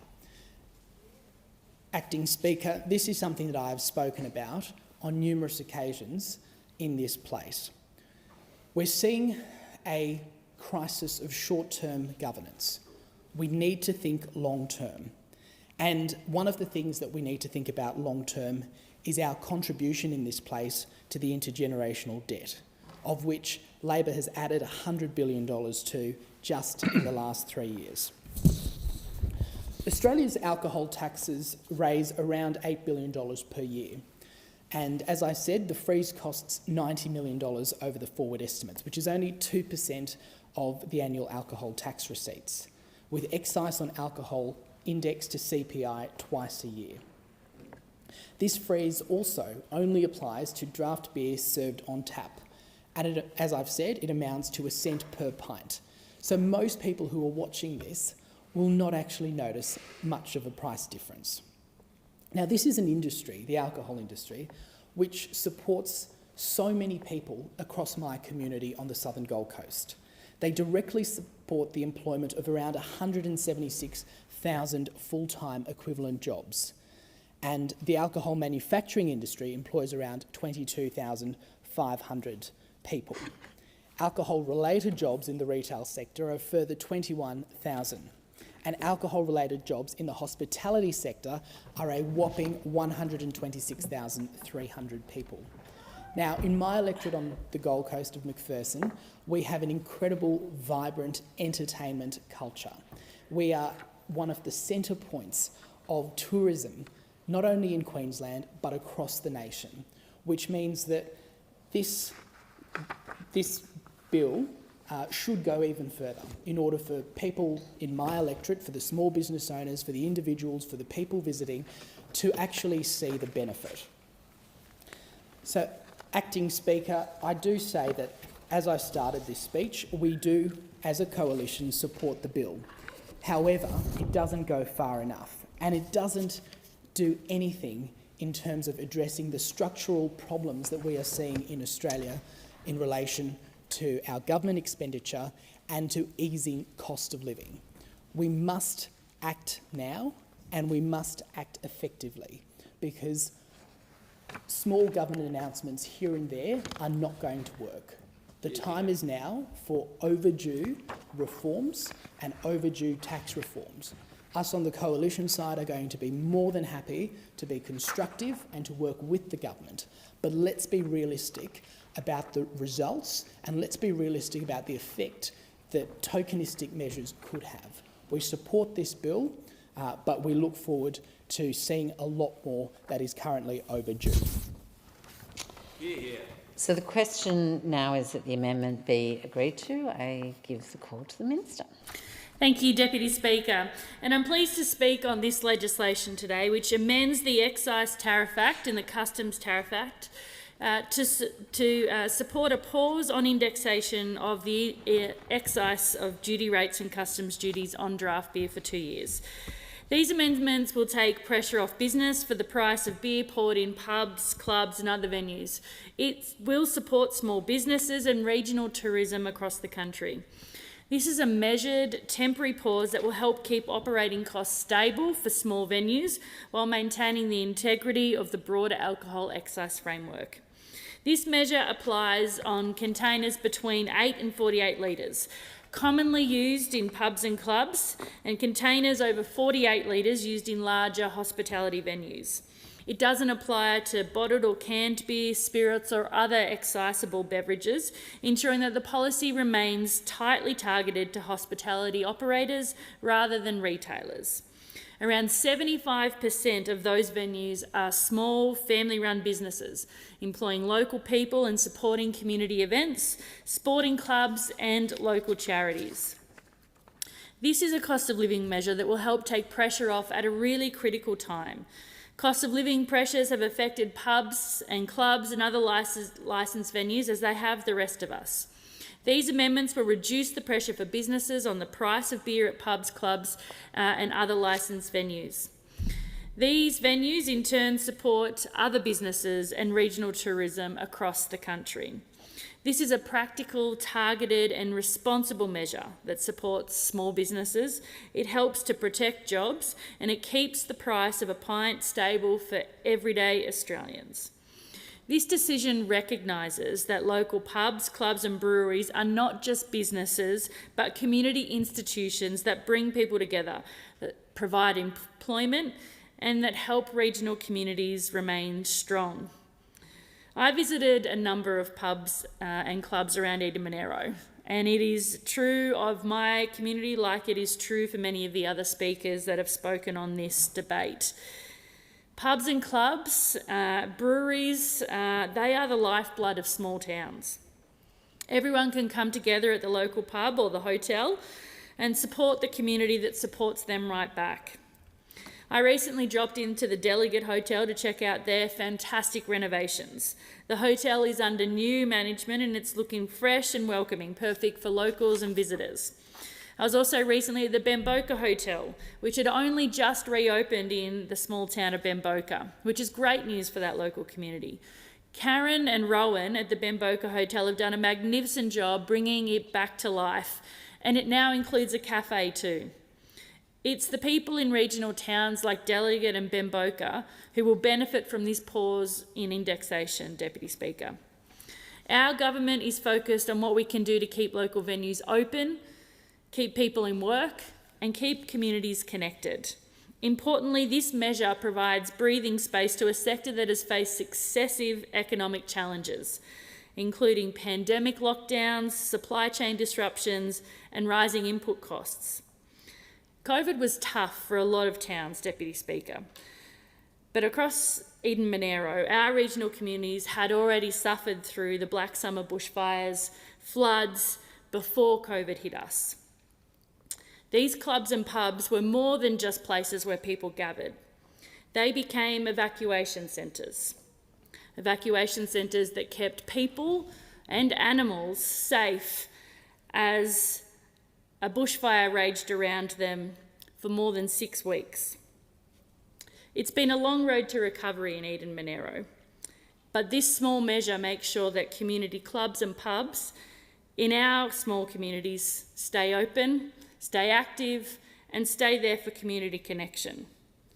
As I said, these clubs became evacuation centres, so I do want to give a shout out to Club Narooma, Club Sapphire, the Bermagui Country Club, the Eden Fishermen's Club, Tathra Country Club, Chira Beach Country Club, and the many, many more up and down the East Coast who acted as evacuation centres. And earlier this year, when I was in the mid-North Coast following their dramatic floods, clubs were again opening their doors to be evacuation centres in our local communities. Recovery, we know, is a long road. But the best thing we can do for people, particularly in regional Australia, is make sure that tourism remains at the top of these communities and a way for people to come together. Every summer in Eden Monaro, we welcome many holiday makers, particularly to our coastal towns. All across the Eden Monaro, it's great to have more people coming into towns to stay in our pubs, to stay in our hotels and motels, our caravan parks, to eat in our restaurants, our cafes and our pubs. And of course, this is great for local business. This measure reinforces the government's commitment to regional Australia, helping to protect tourism and local hospitality jobs. And while I'm at it, Deputy Speaker, I want to mention how fantastic it is that we've now got a buyer for our regional airline recs. Regional towns rely on strong regional airlines and aviation. And our government has been strident in our support for the regional aviation sector because we know how important it is right across the country. Ensuring that there is access to our regions via air is vital to keep our local economies going. Deputy Speaker, this bill also supports Australian brewers, particularly small and independent producers who supply draft beer to local venues. Many of these brewers rely heavily on keg sales to maintain cash flow and jobs. And we've got some great local breweries in Eden Monaro, Deputy Speaker. There's Dalgety Brewing Co. or Jindabyne Brewing in the Snowy Mountains, Breakwall Brewing in Narooma, Longstocking Brewery in Pambula, and the list goes on and on. Pausing indexation will help local brewers manage costs too. It'll help them plan production and continue investing in local communities and regional economies. But the benefits of this policy reach far beyond pubs and brewers. They flow through to farmers, transport operators, equipment suppliers, and the thousands of small businesses linked to the hospitality supply chain. Businesses, particularly small businesses, really are the backbone of regional communities. It's a cost of living measure that also strengthens small business resilience. When you're running a small business, every little bit helps. And this legislation is part of the government's targeted cost of living relief. The Albanese government has listened to industry feedback from brewers, from publicans, from small business groups who have consistently called for relief from automatic excise increases during a period of high inflation.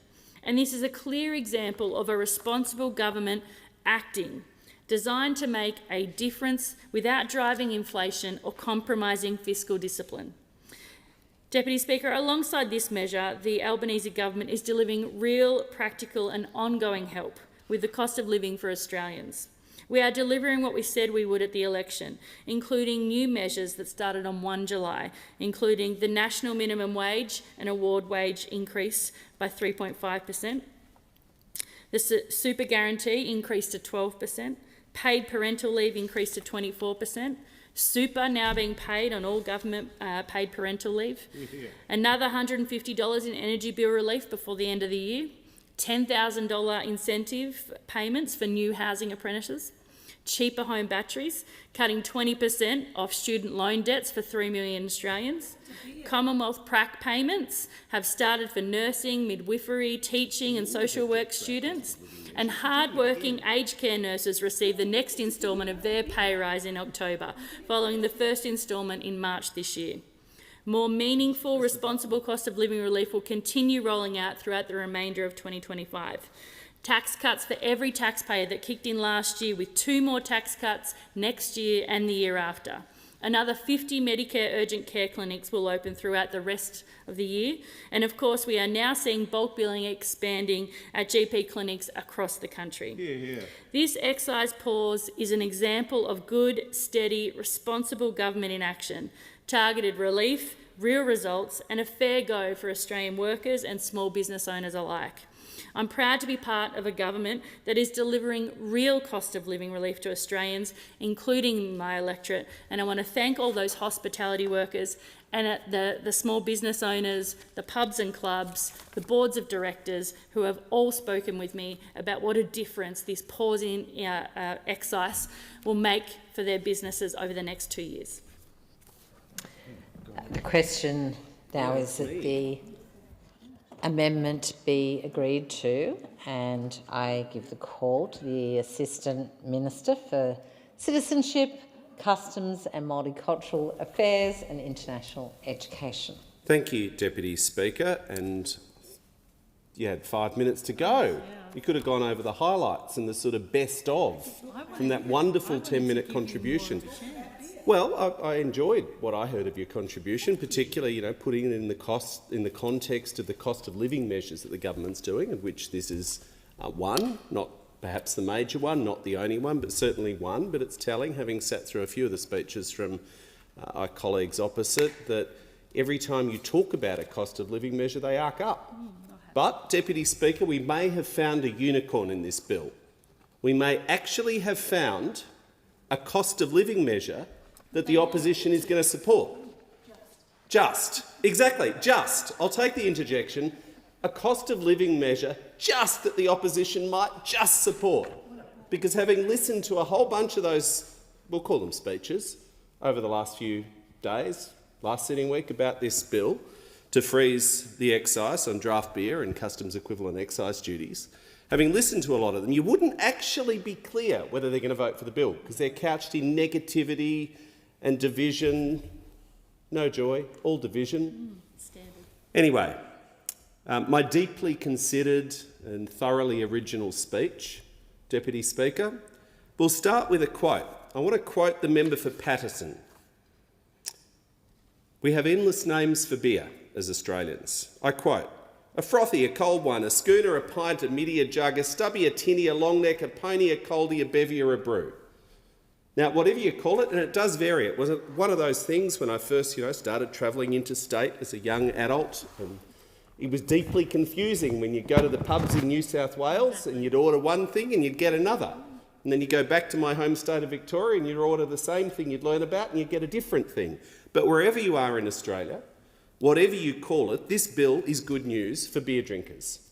And it's good news for the hospitality venues, for the brewers, and for the hundreds of thousands of Australians who work in the support industries, be it supply chains, farmers, agriculture, transport industries, and so on, who support these venues. The 2-year pause on the indexation of draft beer excise and excise equivalent customs duties. The government is standing up for pubs, clubs, brewers and hospitality workers through pausing this beer excise. It's a practical, targeted and responsible cost of living measure. It supports small businesses, it protects jobs, it keeps the price of a pint stable for everyday Australians. And that's important. We did inherit record inflation. Inflation has more than halved since its peak when we came to government. But this is one of a whole series of measures that the government's been doing to take the pressure off everyday Australians whilst inflation comes down. There's still a lot of people doing it tough, but we have made significant progress. This decision recognises that local pubs, clubs and breweries are not just businesses, but as we heard from the former speaker, particularly in regional areas, where in regional towns, the pub, even for those who don't drink alcohol, you can have a zero beer, they're everywhere now. But for those who don't necessarily drink beer, it's critically important that the pub, as the centre of community life often in small towns, is able to survive and thrive. So often it's the local hospitality venues and the pubs where the community gathers. They might have their meetings. I know a lot of our ALP branches meet out at the rooms in the back of the pub, gather for a meal beforehand, but it's really important that these community institutions, as well as commercial hospitality venues, they have both personalities, are able to survive and thrive. And the measure applies to containers between 8 and 48 litres, Deputy Speaker, commonly used in these pubs and clubs, and also containers over 48 litres. It sounds like a lot of beer, and it is a lot of beer, but in the large hospitality venues, that's the size of the beer. That's right, Deputy Speaker. The policy remains tightly targeted to hospitality operators rather than retailers, so it doesn't apply to off-the-shelf purchases in bottle shops and so on, because it is both a cost of living measure but also a measure to support small business and to support those hospitality venues. It's a measured temporary pause that will help keep operating costs stable. Now, if you're a small business person, and you're looking at your balance sheet and your cost inputs, any opportunity, any line that you can see where you can budget with certainty and go, well, that one's not going to go up for the next few years, I can plan with certainty and give myself a little bit of breathing space, take a little bit of pressure off, is a good thing. It keeps operating costs stable for small venues, whilst maintaining the integrity still of the broader alcohol excise framework. Now, the Assistant Treasurer in his second reading speech in introducing this bill, I think wins the award for best dad joke, or worst dad joke, depending on your perspective so far, where he said he sees it as a key part of his role to support liquid markets. Well, here we are. He's one of the cleverest people in this parliament, and he's got a PhD in economics, and That's probably very, very funny in economic world. Indeed. There are around 10,000 hospitality venues across Australia which will directly benefit, Deputy Speaker, including pubs, bars, taverns and clubs. And I recall fondly my visit to Newcastle, where you and I sat on a little stage out the back of a lovely pub in your beautiful electorate and ran a trivia night. I think people bought us beers in jugs, which we drank moderately and sensibly, of course. Around 75% of those venues are small family-run businesses employing local people and supporting community events, sporting clubs and local charities, as I said. Not just employers in their own right, not just hubs of community life, not just small businesses making a profit and a livelihood for those who run them, but also so often it's that venue that sponsors the local footy team that will help out in times of need and support the broader community. This is an anti-inflationary measure, and Deputy Speaker, you would have had this in your own community as we helped Australians through the cost of living pressures, the global inflationary crisis over the last few years, and worked to get inflation down whilst actually helping people through it. There was a recurrent theme. Whatever measure the government put in place for those opposite was simultaneously opposed, but not enough. So whatever it was, whether it was the cheaper medicines policy, the power bill rebates, which they consistently voted against but also said were not enough, the cheaper medicines policy, I think the cost of a PBS script, the maximum cost, will soon fall to $25. The last time that a cost of a PBS script, Deputy Speaker, was $25 was back in 2004. It's real. If we hadn't have acted, the cost of a PBS script today would be over $50 for an average family. So the energy rebates, the cheaper medicines policy, free TAFE, extending the GP bulk billing incentive to all Australians, which kicked in on the 1st of November, as well as the tax cuts, all add up. Now, those opposite have criticised them for never being enough and not going far enough, yet they did actually go to the last election. It's pretty astounding, actually, for the party that claims to be the party of lower taxes. They actually went to the last election promising to raise taxes. They opposed Labor's tax cuts. They actually opposed Labor's tax cuts. So I am pleased. I think, as I said earlier, I think they're going to support this bill. So we have found a cost of living measure which the opposition are going to support. But it does give breathing space to a sector, the hospitality sector, that face successive economic challenges. In my home state of Victoria, pandemic lockdowns, as well as then, of course, the supply chain disruptions coming out of the pandemic as borders reopened, a global phenomenon, rising input costs and so on. As I said, even for non-beer drinkers, this is good to help the community and businesses that sponsor footy and so on. It also supports Australian brewers, particularly those small and independent producers who supply the draft beer to the local venues. Many of these brewers, Deputy Speaker, rely heavily on the keg sales to maintain cash flow and jobs. So pausing indexation will actually be of great benefit to help those brewers to plan their production, to manage their costs. The same logic as I referred to before in relation to a hospitality venue. If you can see one of your cost line items that's not going to go up and you can plan and operate with certainty, just as pensioners can now plan and understand, those with chronic health conditions can plan and understand that they can get 60-day scripts, and that the maximum cost of a PBS script for a pensioner in this country, because of the Labor government's budget, is now frozen until 2029 at $7.70. So the same logic, people can plan that those medicine costs are not going to go up. Brewers can plan that the excise charges on draft beer are not going to go up.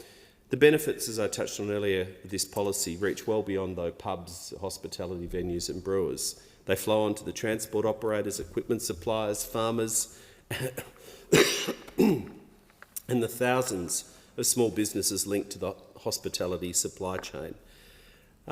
It also forms part of the government's broader package of small business supports. It included, now they're all sitting down, I'm going to say it, instant asset write-offs. Extended instant asset write-offs. These ones are well trained. Because in question time, or when there's a few more of them, if you say instant asset write-off, they kind of lose their mind and say, that was us. They forget the history of the instant asset write-off. Of course, it was the Rudd-Gillard government that introduced it, And it was the Abbott government got elected and wiped it out. And then under pressure and embarrassment and shame, they brought it back. And now we've extended it as a Labor government. So it was a Labor initiative originally, but I'd like to be reminded of that. But the pause ensures that the small brewers and publicans can continue competing fairly against large multinational producers, which is important to protect diversity and competition in Australia's beer and hospitality industries. Now, this measure is fiscally responsible, Deputy Speaker. It is a pause. It's not some fundamental undoing or undermining of the alcohol excise regime. It's carefully calibrated to be time limited to help small businesses through this particularly challenging period. And the decision shows, as we've heard from so many government speakers, that the government is listening and is in touch with community life, understands and appreciates the pressures that small businesses face, and acts. Doesn't just talk about it, actually acts to support them. It'll help keep local venues open, keep people in work, keep communities connected, and they're values that sit right at the heart of the Labor tradition, Deputy Speaker. And I'll just finish where I started, around cost of living. So this is, in and of itself, some would say a modest measure. It's an important measure for the reasons which we've outlined in the speeches today. But it sits alongside practical and ongoing help that the government is continuing to deliver on cost of living. It is still, when you go door knocking, Deputy Speaker, it's still the #1 issue. Even though inflation is more than halved, even though we've had 3 interest rate cuts already this year, even though real wages are growing, we had that data confirmed last week, 2 years of real wages growth. Such a contrast with the previous government, where suppressing wages going backwards was, I quote the former finance minister, a deliberate design feature of their economic management. They actually changed the law before the 2022 election to cover up the power price rises that were coming down the pipe from the former Energy Minister, Angus Taylor. But there's more to be done. I am proud that the national minimum wage and award wages have increased by 3.5%. Cost of living, of course, has two sides to the equation. It's money into your bank and money out. So real wages growing, which is a deliberate design feature of our economic management, is helping Australians. Increasing the super guarantee to 12%, as we've heard, the paid parental leave scheme to 24 weeks and making it fairer for families, including for fathers. Another $150 in energy bill relief before the end of the year, measures that those opposite oppose. $10,000 in incentive payments for housing apprentices, and cheaper home batteries. I think we heard today we're up to 136,000 cheaper home batteries as Australians continue to be world leaders in the uptake of rooftop solar at home, now matched with battery storage. I had the Prime Minister down to my electorate a few weeks ago in Narre Warren, and we visited a wonderful young family, 2 cute kids, dog, and had just installed a few months ago, in the first possible week actually, one of the cheaper home batteries. They showed us their electricity bills, Deputy Speaker. They basically had paid nothing except the supply cost towards electricity, saving hundreds of dollars, and they had a fully electric vehicle sitting alongside a hybrid vehicle. They hadn't had to put petrol in the hybrid vehicle for 3 months, and they'd managed to run both cars off the solar with the cheaper home battery. So Australians are getting the cost savings from that program. So I commend the bill to the House. I thank the Assistant Treasurer for introducing it, and I thank all of the speakers, and I do hope, as I said, that despite all the kind of noise and division and negativity, that we have found a cost of living measure that the opposition will actually bring themselves to support. Thank you, Deputy Speaker. And I give the call pardon me, to the member for Moreton. Thank you, Deputy Speaker. And the member for Bruce is right. This bill is all about cost of living. Because it doesn't matter whether we are talking about medicines, it doesn't matter whether we're talking about childcare, it doesn't matter whether we're talking about student debt, it doesn't matter whether we are talking about medical bills, and it doesn't matter whether we're talking about beer. This is an Albanese Labor government with its eye fixed, with its clear focus on making sure that cost of living is the thing that we address every day. Not through talk, but through delivery of key initiatives that make life cheaper and easier for everyday Australians. In recent years, Deputy Speaker, my community, like many others around the country, has benefited from independent breweries setting up shop. And in Moreton, the names Ballistic, Hiker, Slipstream, Helios and Blind Boy are synonymous with quality, synonymous with unique flavours, synonymous with craftsmanship. And in fact, I've had the great pleasure of visiting Slipstream on a number of occasions recently, first with the member for Fremantle and secondly with Senator Farrell, to enjoy a good brew in a Queensland beer, sometimes on a hot summer day, but it doesn't really matter what the season is, it's always good. And I want to take the opportunity to congratulate Slipstream, who were awarded the best beer in Queensland right there on Brisbane's south side. These breweries are also absolutely loved for being relaxed, casual and enjoyable venues for all the family. They are social hubs and they host a variety of community events, and they are so much more too. Independent breweries are an important part of the local economy. They source ingredients and services from local suppliers and engage food trucks for family nights. They employ local people and they offer pathways to good jobs. In fact, the Independent Brewers Association states that independent breweries employ 51% of all people directly working in Australia's brewery industry, despite holding less than 8% of market share. We contribute 40,400 jobs and total wages of $1.88 billion each year, is what they've said. But independent breweries and the industry at large have been doing it tough. The average price for a 425ml glass of beer at a venue in Australia increased by 6.2% in the 12 months to February 2025. Since the start of 2022, beer prices have increased by 10.5%. And we know that it's not just these breweries that are doing it tough, it's Australians that are doing it tough too. And now is the time that we need to do something about that. The Customs Tariff Amendment Draft Beer Bill, which accompanies the Excise Tariff Amendment Draft Beer Bill 2025, is good news for our independent breweries, and it's good news for Australia's pubs, our clubs, and hospitality workers as well. Labor's 2025-26 budget included a measure to press pause on the automatic CPI indexation of excise and customs duty on draft beer for 2 years. Beginning on the 1st of August this year, these duty rates currently increment based on inflation 2 times a year, in February and in August. But as I said, the Labor government understands that these times are tough. And from the very start, this is a government that has talked about being focused on delivery. And we've seen it. We've seen it with 20% off student debt, something that many Australians are about to receive a text message to confirm that that's been done.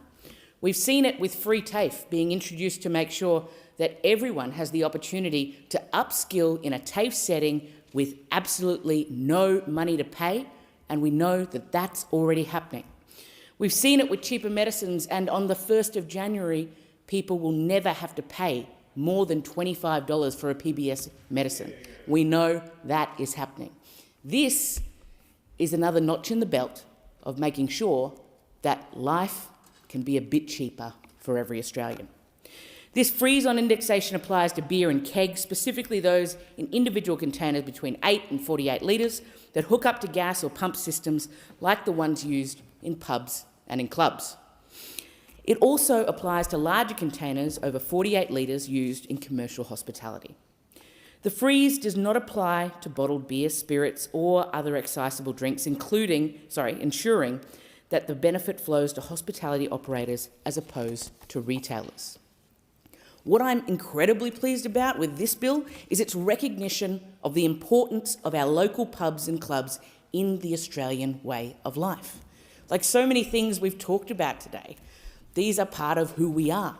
They're part of our culture. They're part of what makes us us.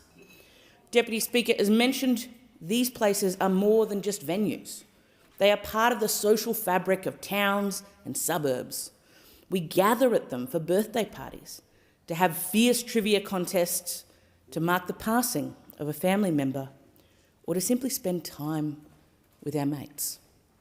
In short, pubs and clubs are places of community connection, and they are places of belonging. I always appreciate the very warm welcome I'm given at the Salisbury Community Sports Club, at Westside HQ in Corinda, just down the road from my home, at the Sunnybank Community and Sports Club, and so many more across Brisbane's south side.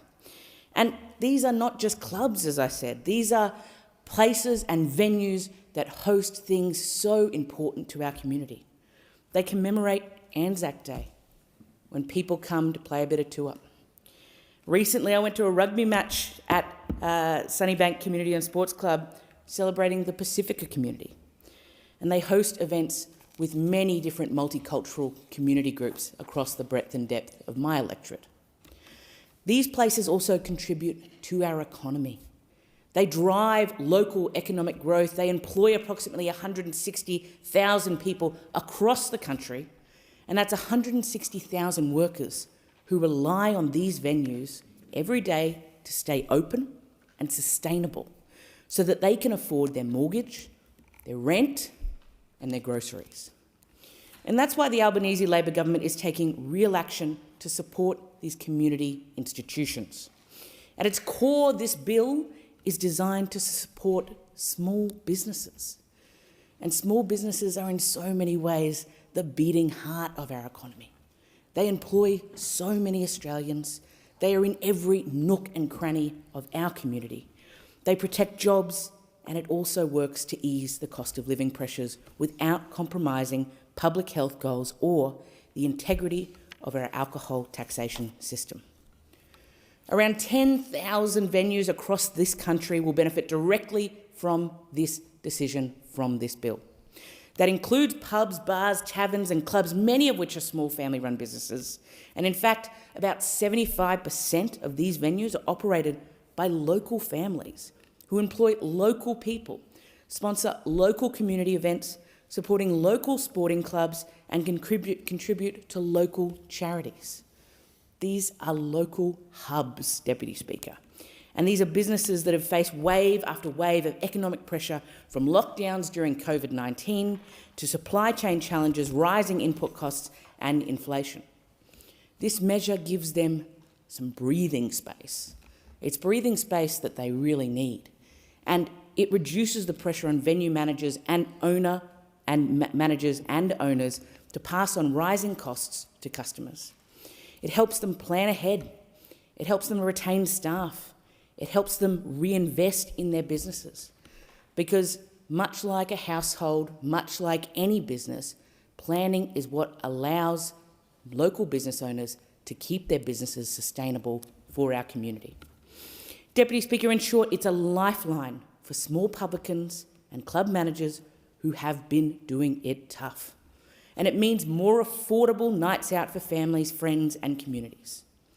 Returning to our brewers, and in particular small and independent producers who supply draft beer to local venues, many of these brewers depend on keg sales as a vital source of income, helping them maintain steady cash flow and keep their teams employed. By pausing indexation, the government is giving these producers the time they need to control expenses, to plan their brewing schedules with confidence and to continue contributing to the economic and social strength of those local communities. And the benefits don't stop there. Farmers, transport operators, equipment suppliers and thousands of small businesses linked to the hospitality supply chain will also feel the positive impact. The aftermarket in this space is absolutely enormous. This is a cost of living measure, and it strengthens small business resilience and it supports regional tourism as well. Labor has listened to industry voices.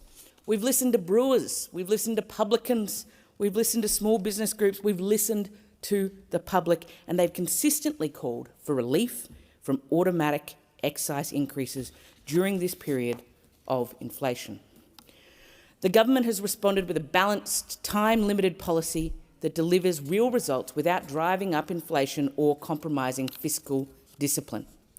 It's about doing this responsibly, but also giving people the relief that they need to their hip pocket right here and right now.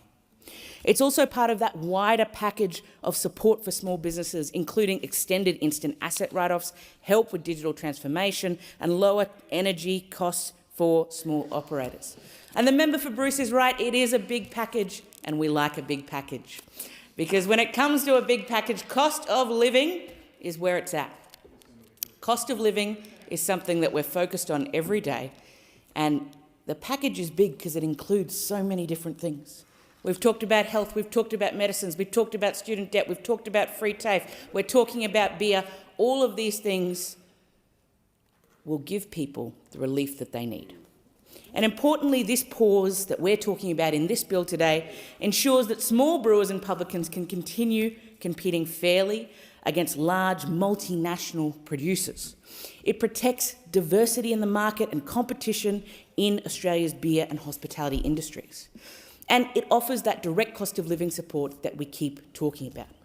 In the 6 months since the election, Labor has delivered on a host of those campaign commitments with a range of new measures which kicked in on the 1st of July. So let's talk about this big package of cost of living measures that Labor is putting in place. Workers are seeing real benefits, including a 3.5% increase to the national minimum wage and award wages. And the increase of the superannuation guarantee has now risen to 12%. Families are also gaining more support, with paid parental leave extended to 24 weeks and superannuation now included in all government-funded parental leave payments.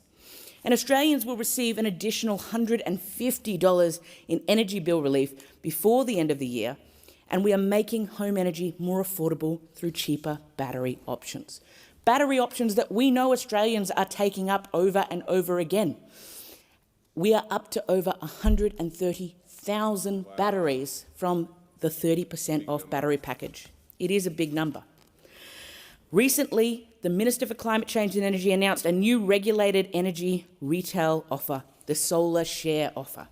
And this will give households in New South Wales, South East Queensland, my neck of the woods, and South Australia access to free electricity during the middle of the day. It's all about maximising the use of Australia's abundant and cheap solar power, and it will assist with lower costs for customers by lowering peak prices. Students with those student debts will have seen real change too, with that 20% reduction we have also talked about. Looking ahead, more targeted and responsible cost of living support will continue. And those tax cuts that kicked in last year are already benefiting every single taxpayer in this nation. This bill implements more responsible, more targeted reforms which back in small businesses, which protect workers, and which ensure that Australians can continue to enjoy affordable, responsible hospitality at their local pub or club. It shows that the Albanese Labor government is in touch with and values community life. Because while each of our communities in this place might be different, we all share a few things. We enjoy being with family. We enjoy coming together. And most of us enjoy a cold brew. And Deputy Speaker, they say that there's nothing better than a cold beer on a hot summer's day in Queensland. And I think that there is. It's a cold beer on a hot summer's day in Queensland with a freeze on the beer tax that you have to pay, so that every single person can have their 4X, because I'm a Queenslander. She's doing so well, Deputy Speaker. Oh, I love the joviality at this time of night. Yes. I'm going to give the call to the member for Bennelong. Deputy Speaker, thanks for the call. I rise in strong support of this bill here today, the Excise Tariff Amendment, Draft Beer Bill 2025, because so many Australians, including my community of Bennelong, for them, the local pub or club isn't just a business. It's a place where people gather after work. It's where communities come together. It's where members of Parliament like myself hold our events. It's where families meet, where sporting teams celebrate or commiserate, and it's where local musicians get their start. In many suburban pockets across the country and in regional towns as well, the pub is the social anchor for communities right across Australia. It keeps people connected, it provides jobs for local hospo workers, it supports local charities, and they sponsor local sporting clubs. And when local venues are under pressure, as they have been for a while now, the community feels it. That's why this legislation matters. It's not just economic policy, it's community policy. Our hospitality sector has been riding a wave after wave of pressure, a pandemic that hit venues harder than almost any other industry. They had supply chain shocks. They had rising input costs, from energy to transport to ingredients to labour costs as well during the pandemic. And an automatic excise indexation that exists today in high inflation years hits small businesses right in the margins. For a small pub or club, another automatic jump in excise can mean the difference between that little bit of extra margin, hiring another worker or cutting back their hours. Between keeping the price of a pint stable or having to raise prices again on customers who are already feeling it.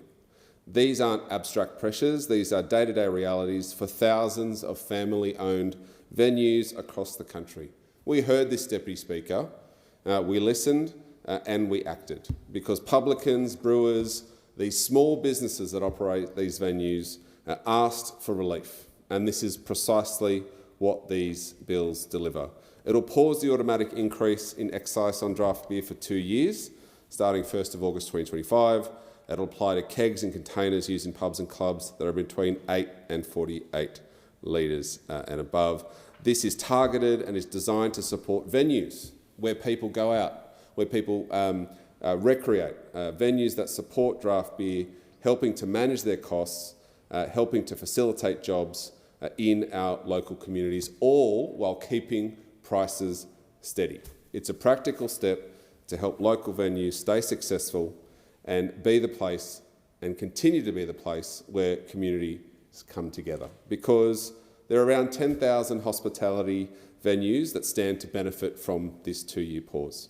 About 75% of those hotels and clubs, Deputy Speaker, are small family-run businesses. And from someone that comes from a small business background, not in the pub or club sector, this is something I'm proud that this government is making part of our policy offering to them. Support for small businesses right across the country, because small businesses employ local people.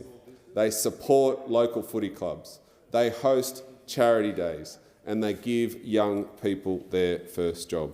In total, 160,000 Australians work in hospo and brewing sectors, and that is all connected to beer. This measure gives those small venues a bit of breathing space to stabilise, to plan, to reinvest and to keep their staff on. And in Bennelong, where many hospitality businesses operate on tight margins, certainty matters. It matters to workers behind the bar, to chefs in the kitchens, to the restaurants that are also businesses within businesses that operate out of these clubs. The more people that come to these pubs and clubs, the better it is for them. And just to show how connected to our community these pubs and clubs are, I'd like to give a shout out to some of the amazing venues in Bennelong. The Eastwood Hotel, who have recently signed up to sponsor the Eastwood Rugby Club down the road. The Bizzo, Deputy Speaker, that hosts the Eastwood Chamber of Commerce. Moko Eastwood runs a great trivia night. And yes, I've had an election party there too. I'll take that interjection. We've got Rydale's Tavern in West Ryde, right opposite the station, where I know people drop in and have a beer after work to meet with their mates. We've got the West Ryde Hotel, used to be called Mary's. They do a great job. They've got a great venue at the back that community groups can hire for free at their local pub. We've got the Royal Hotel in Ryde, right in the centre near the bus stop there. Know a lot of tradies go there after work to catch up with their mates and have a cold beer. We've got the U-Bar at the university, I'm way too old to go to the U-Bar now, so that's one that I absolutely avoid, but I'm sure they do a great business. We got the people at the ranch that do a great job supporting local sporting clubs. They've hosted a function or two of mine, bringing our community together. They do a fantastic job. The Governor recently hosted a great forum for Labor for Housing, actually, as well as one of the candidate forums run by the local business chamber. They provide a community service as well. North Ryde RSL do great things, host sporting clubs up there. A lot of sporting clubs are run under the North Ryde RSL banner. You've got the Sawdust Hotel in Gladesville, the Hunters Hill Hotel, a real meeting point for the local community. It was only a few days ago that the local community from Hunters Hill and nearby St Joseph's College met there after a really tragic event, Deputy Speaker. They went to the Hunters Hill Hotel. They celebrated the life of a young man who lost his life too soon, and they were able to gather there and commemorate together. The Bayview in Gladesville, I was there the other week playing trivia, came third, a great local venue, and to connect with local communities. We've got the Woolwich Pier Hotel, a great place to have a lunch and meet with mates. I'm going to go through each one here, Deputy Speaker, so I've got a few minutes left. Going to go through each one. I've got a few more minutes to go before the member for Hunter. We've got the Longueville Hotel, a really great establishment in the middle of Lane Cove, Newcastle. The Diddy hosts great trivia as well. Shout out to Thomas Shanahan, who used to run the trivia up there, and a good meal. I know a lot of locals from Longueville who go up there and have a great time. Gladesville RSL, they've just done a big renovation and support the local gymnastics club over there, Deputy Speaker. We've got the Alcott and, of course, the Dock House down on Woolwich Pier. These are businesses connected to our community, and this bill is about supporting them because it is helping our local pubs and clubs. No, just an intervention. You're asking for an intervention. I'm giving the Assistant Minister the call. Just understanding Order 66A, I was wondering if I could take a brief intervention and ask the member for Bennelong just to repeat the list of local venues so we've got them clearly fixed in our head. We were just talking across the table. Oh, really? You want me to go through them again? Yeah, thank you. I'm happy to. Deputy Speaker, the Eastwood Hotel, the Bizzo, Moco, the Ryedale's Tavern, West Ryde Hotel, the Royal Hotel in Ryde. We've got Club Ryde, the U-Bar, the Ranch, the Governor, North Ryde RSL, the Sawdust Hotel, Hunters Hill Hotel, Bayview Gladesville, the Woolwich Pier Hotel, the Longueville Hotel, the Diddy, Gladesville RSL, the Lane Cove Bowling and Recreational Club, I missed that one, but just in the list for you there, Assistant Minister, the Alcott and the Dock House. These is good policy for good local businesses. I'd encourage all those in this House to support this bill, and then once that excise freeze comes through on the 1st of August 2025, go and celebrate with your community down at your local pub and club. No, don't. And the question is that the amendment be agreed to. I give the call to the member for Hunter. Thank you, Speaker. There's one thing you learn quickly as a member for Hunter. It's that a good conversation usually starts over a beer. Not in the office, not in a formal meeting, but standing at the bar of one of our fantastic pubs and clubs right here in the Hunter. Whether it's a Bellbird Hotel, the Aussie in Cessnock, the Horse and Jockey in Singo, the Morisset Hotel down in Lake Mac, Curry Bowling Club or the Western Workers. That's where you hear what people are really thinking. I've had hundreds of chats in those places with publicans, bar staff, brewers and locals just trying to relax after a good long week at work.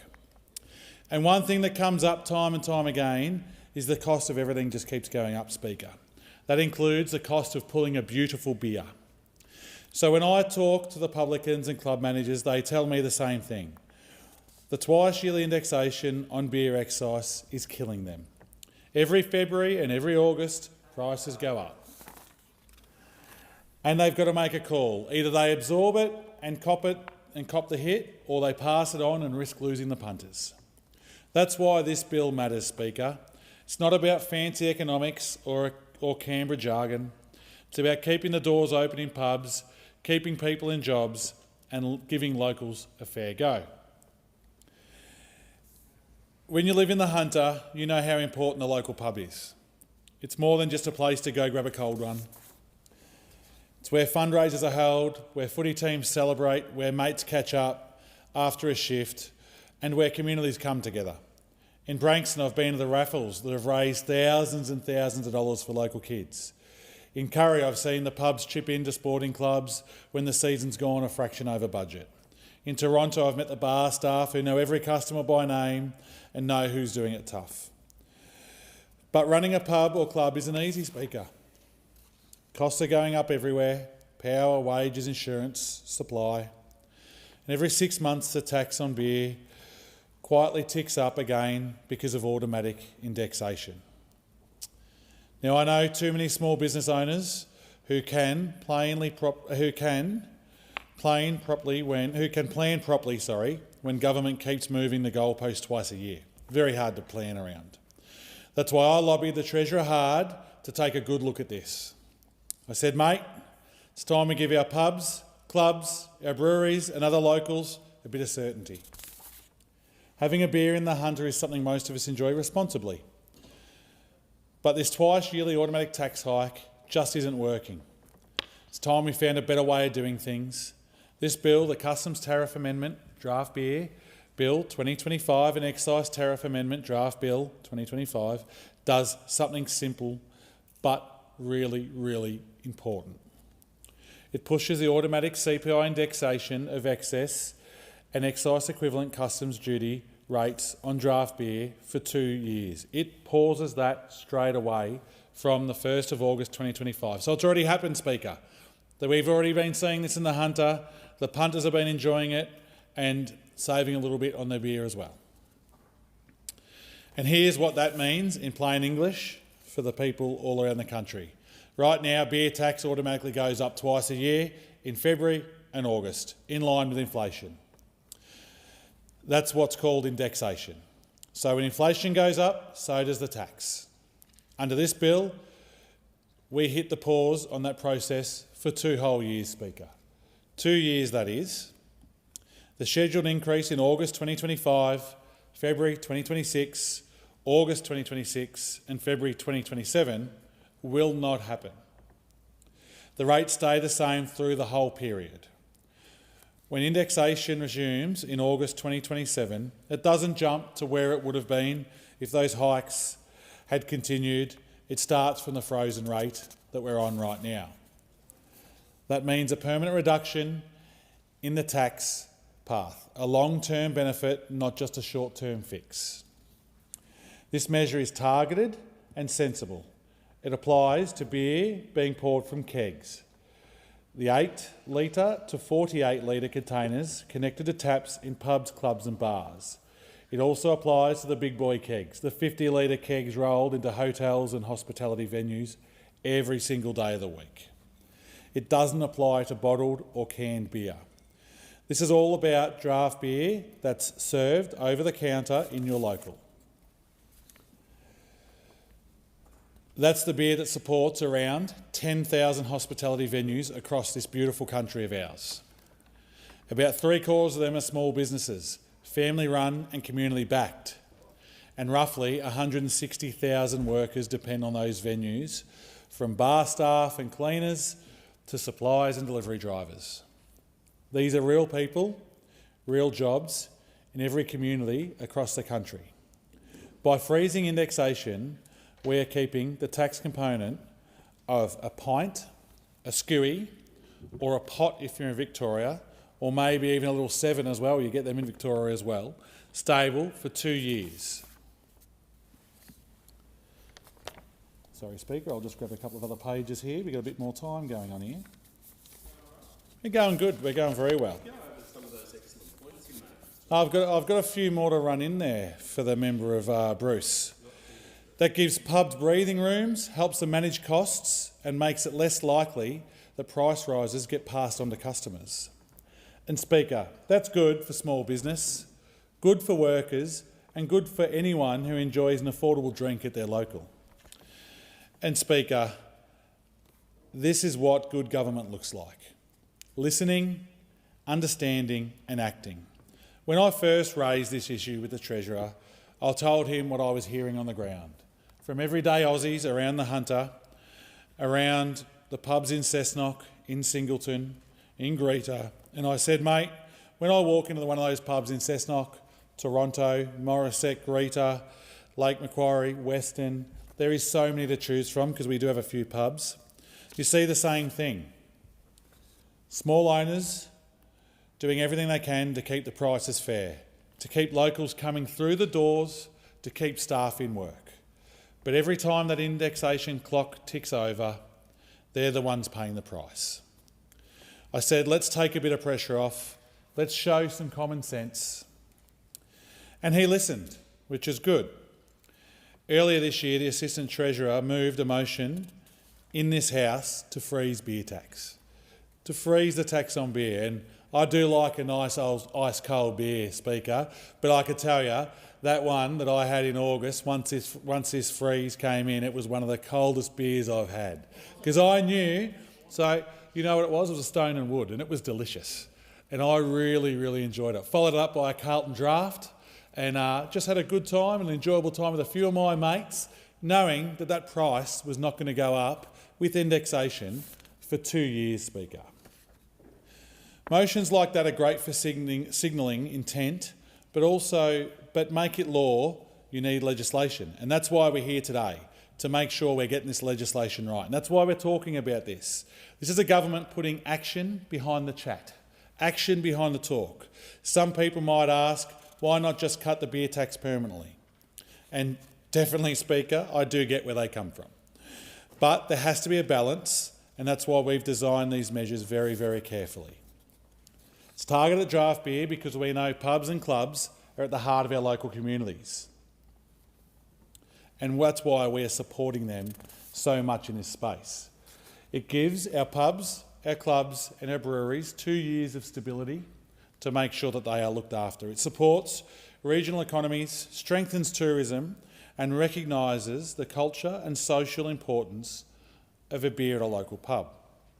It's good for business, it's good for jobs, and I can tell you it's bloody good for communities as well. Sorry, Speaker, it's very good for communities as well. Having a beer in the Hunter or when you're in Australia shouldn't be something that we can't enjoy without worrying about the tax man taking a bigger sip every 6 months, because that sip we get to keep for ourselves now, Speaker. This bill shows that we're listening, and it shows that we understand the pressures on small businesses, and it shows that government can act with common sense and compassion along the way. So I'd like to just go through a few more of the fantastic venues in the Hunter where I do really enjoy having a beer at. The Aussie in Cessnock, the Cessnock Hotel, Harrigan's, Pedon's, the Valley Brewery, Wallumbye Tavern. Dr. Jerd's Jungle Juice at Wallumbye Tavern, he's famous speaker, and I'm sure you've heard of it as well. He's a great place to go. Horse and Jockey in Singleton, the Diggers in Singleton, Club Singo is a good place to be. Lake Mac Hotel. There are so many great pubs all around the fantastic Hunter. Toronto Hotel, one of the best views that you'll see. It looks over the beautiful Lake Macquarie, the largest saltwater lake in the Southern Hemisphere, and it's an absolute pleasure to have a beer there with a view like that. And Speaker, I don't need to start again because I've got many more pubs to go through. But honestly, this is great for the community, great for the Hunter and great for Australia. So, Speaker, I proudly support this bill, and I know the people of the Hunter will raise a glass to this, and I look forward to raising a glass with you all in the near future. And cheers. It being 7:30 p.m, I propose the question that the House do now adjourn. I give the call to the member for Ryan. That Brisbane residents have had to wait for the government response to the Senate inquiry into flight noise that the Greens secured back in 2024. Almost a year we've waited for the government response and there's not much to show for it. Only 4 of 21 recommendations supported, no meaningful action for residents actually affected by flight noise. And to add insult to injury, the response is dated April 2025, suggesting that it had been sitting on the minister's desk for 6 months. It's incredibly disrespectful to a community that was holding out hope for actual change from these recommendations. The recommendations most directly affecting Brisbane residents were 4, 5 and 6, so I want to break down what those would have meant for noise reduction. Recommendation 4, to prioritise sod props usage, which is a mode where all flights land and depart over the water to minimise noise. Now, the government did actually support this one because theoretically they'd already implemented it via a 2024 ministerial direction, secured thanks to Greens' pressure. However, that direction has failed to get even close to meeting Air Services' target of 5.3%. It's barely half that. Recommendation 5 is around continuous climb and descent operations. This means steady climbs and descents without levelling off at a particular altitude, which creates more noise. This one really should be a no-brainer. It also saves fuel and therefore emissions, but the government won't commit to doing it, referring only to their predictive sequencing trials, which are at high altitudes, not at lower altitudes where noise reduction is most needed. Recommendation 6 would have meant restricting night operations to only aircraft that meet the Chapter 14 ICAO standard, so newer aircraft that are actually quieter. This could have presented perhaps the most significant change for Brisbane residents because, according to the final inquiry report, it would mean moving the notoriously loud and disruptive 2 a.m. Emirates flight operated on the massive A380 aircraft out of night operations. But just like the other recommendations, the government just can't bring itself to do anything meaningful that would negatively impact the profits of the aviation industry. We know from the Senate estimates that the minister regularly meets with Qantas, Virgin, the airports and lobby groups, but in over 3 years has not made any time to actually meet with Brisbane residents affected by their operations. So it's no wonder that this response is so profoundly disappointing and frankly insulting. But let's not lose heart. I won't stop fighting for real action, and I know Brisbane residents won't either. Now, here's a general economic rule. If the government doesn't invest in public research for the public good, you get an economy skewed towards the most base, extractive and profit-seeking sectors. Labor and the LNP, instead of using the wealth generated from our resources to diversify our economy, to make Australia more self-reliant, more sovereign, have actually doubled down on our dependence on primary industries, finance and our relationship with the US. Case in point, Labor has overseen 800 job cuts at the CSIRO in the past 18 months. Now, there's another 350 jobs on the chopping block. There are only around 6,000 workers at CSIRO. We're talking nearly 1 in 5 jobs lost. These job losses are worse than under the former coalition government. This government claims it can't properly fund the CSIRO, but it can fund $15 billion in fossil fuel subsidies each year. It can fund $375 billion for nuclear subs that we probably won't even receive. It can fund $15 billion for property investor tax breaks each year. Science and research may not have the cashed-up lobby groups of these industries, but we desperately need it. Australia is already lagging way behind the rest of the OECD on R&D spending, and we are ranked very low globally for economic complexity. We're heading further and further down the path of a distorted, dependent economy. The Treasurer said productivity would be the focus of this government. Well, the underfunding of the CSIRO gives the lie to that. CSIRO has brought us fast Wi-Fi, the Hendra vaccine and insect repellent, among many other great things. CSIRO needs investment to deliver the innovation we need for a resilient and prosperous future for Australia.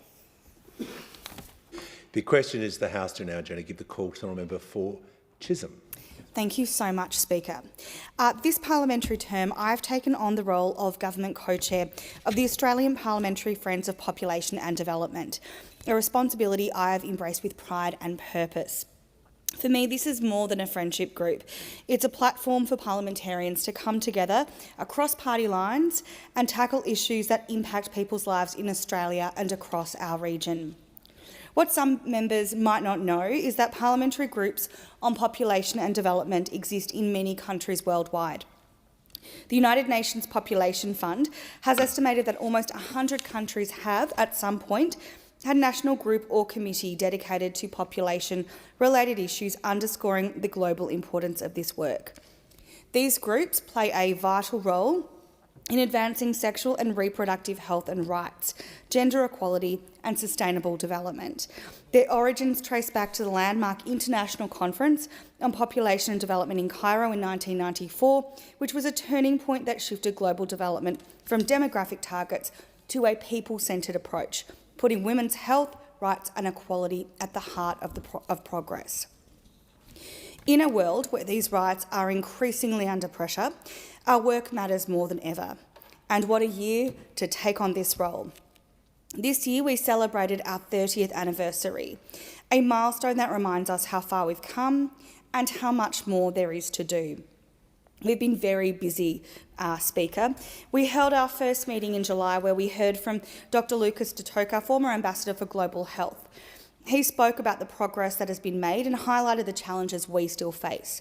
We heard how Australia's development approach is grounded in 4 key priorities: First Nations partnerships, gender equality, disability inclusion and climate action. These aren't add-ons, they are embedded in every investment we make. The Pacific faces some tough sexual and reproductive and health rights challenges shaped by both traditional health burdens and conservative social norms. Yet the region continues to innovate, such as adapting comprehensive sexuality education into culturally grounded family life education. We heard that Fiji's HIV epidemic has surged, with over 1,600 cases last year alone.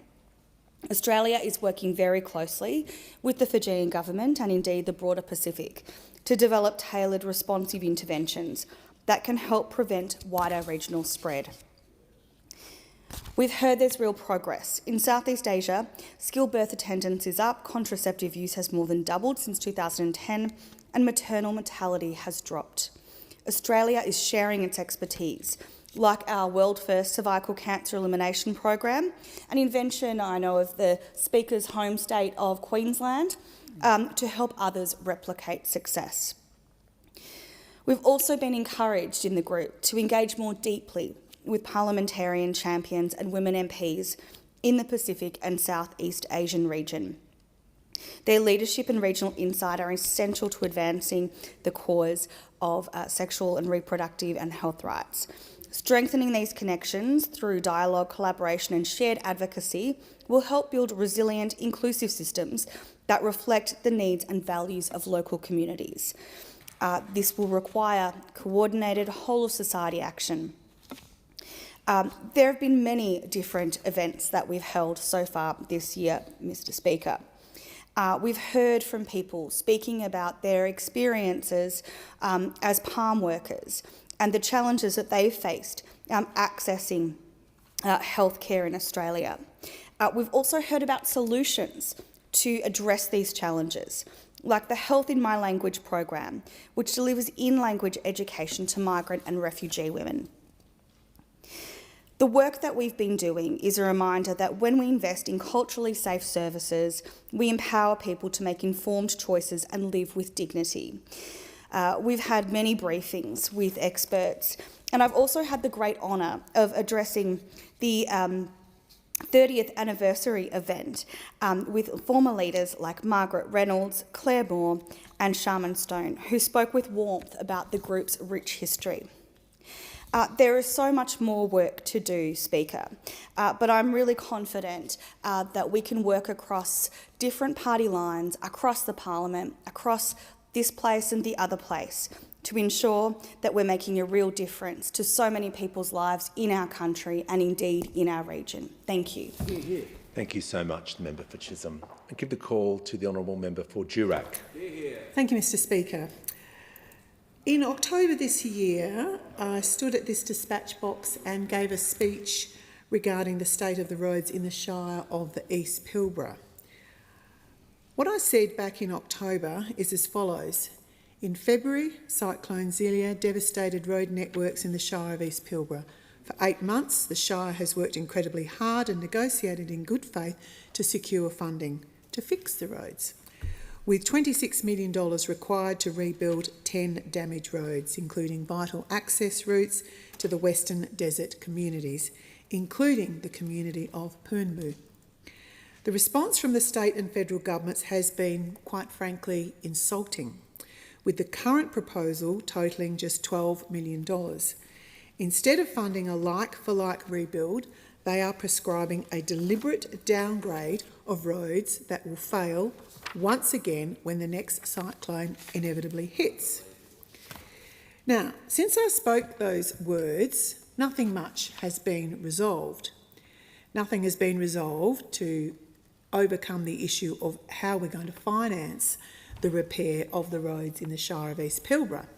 So I call on the Minister for Emergency Management to work harder to solve this issue for the people who call the Shire of East Pilbara home.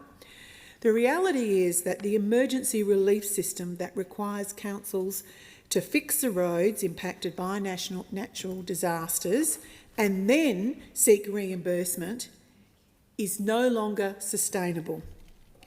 Now, as we head into cyclone and bushfire season, it is high time that we had a total rethink, a total redesign of how we deal with damage caused to key infrastructure caused by natural disasters. Now, I don't want you to take my word for it, Mr. Speaker, because I have got some wonderful correspondence from a lady called Edith Costello. She is the CEO of Poonmu Aboriginal Corporation, and she has recently addressed a letter to the Prime Minister dated the 22nd of November 2025, which, if it hasn't arrived yet at the Prime Minister's office today, it will get there shortly, maybe tomorrow or the day after.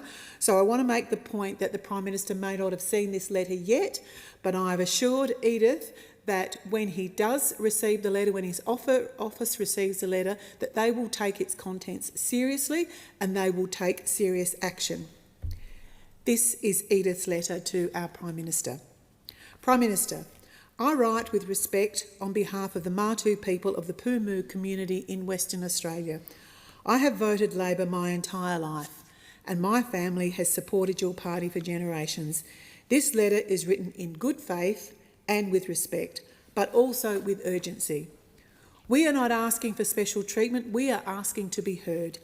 I understand that the full reality of life in very remote communities may not always reach out, and I write so you can hear it directly. Poonmu is a remote Aboriginal community carrying heavy responsibility with limited resources. We manage essential services, safety, housing, health and governance under conditions that most Australians will never experience. We are doing everything we can, but we cannot do this alone. Poonmu is a strong, self-reliant community. We operate 3 successful community-owned and community-run businesses. We have a 0 crime rate, not because of neglect, but because of strength, leadership and self-discipline. Our children attend and are supported by our local community school.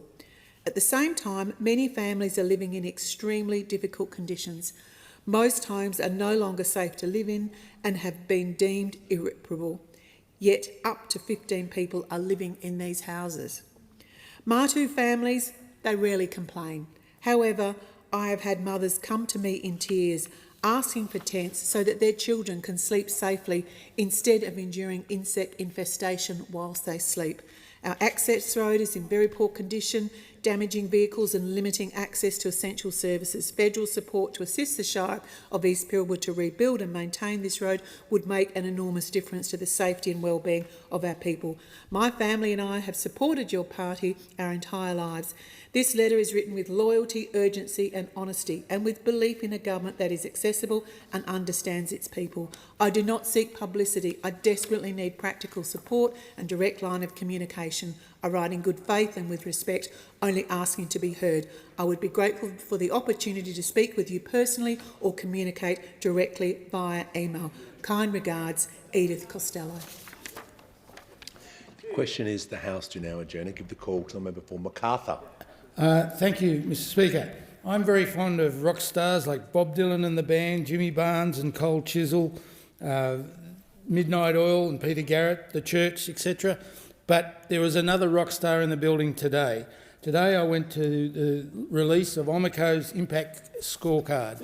Now, Omico is a publicly funded organisation, a not-for-profit organisation whose founder, Professor David Thomas, is a rock star in the medical world. It's a great time to be part of healthcare in this country at this time, and there's some amazing advances happening with genetically targeted treatments for conditions previously fatal in the paediatric world that has turned the world upside down for many of those patients with conditions like cystic fibrosis, spinal muscular atrophy and others. And in the world of cancer medicine, David Thomas is a rock star. He works at the University of New South Wales.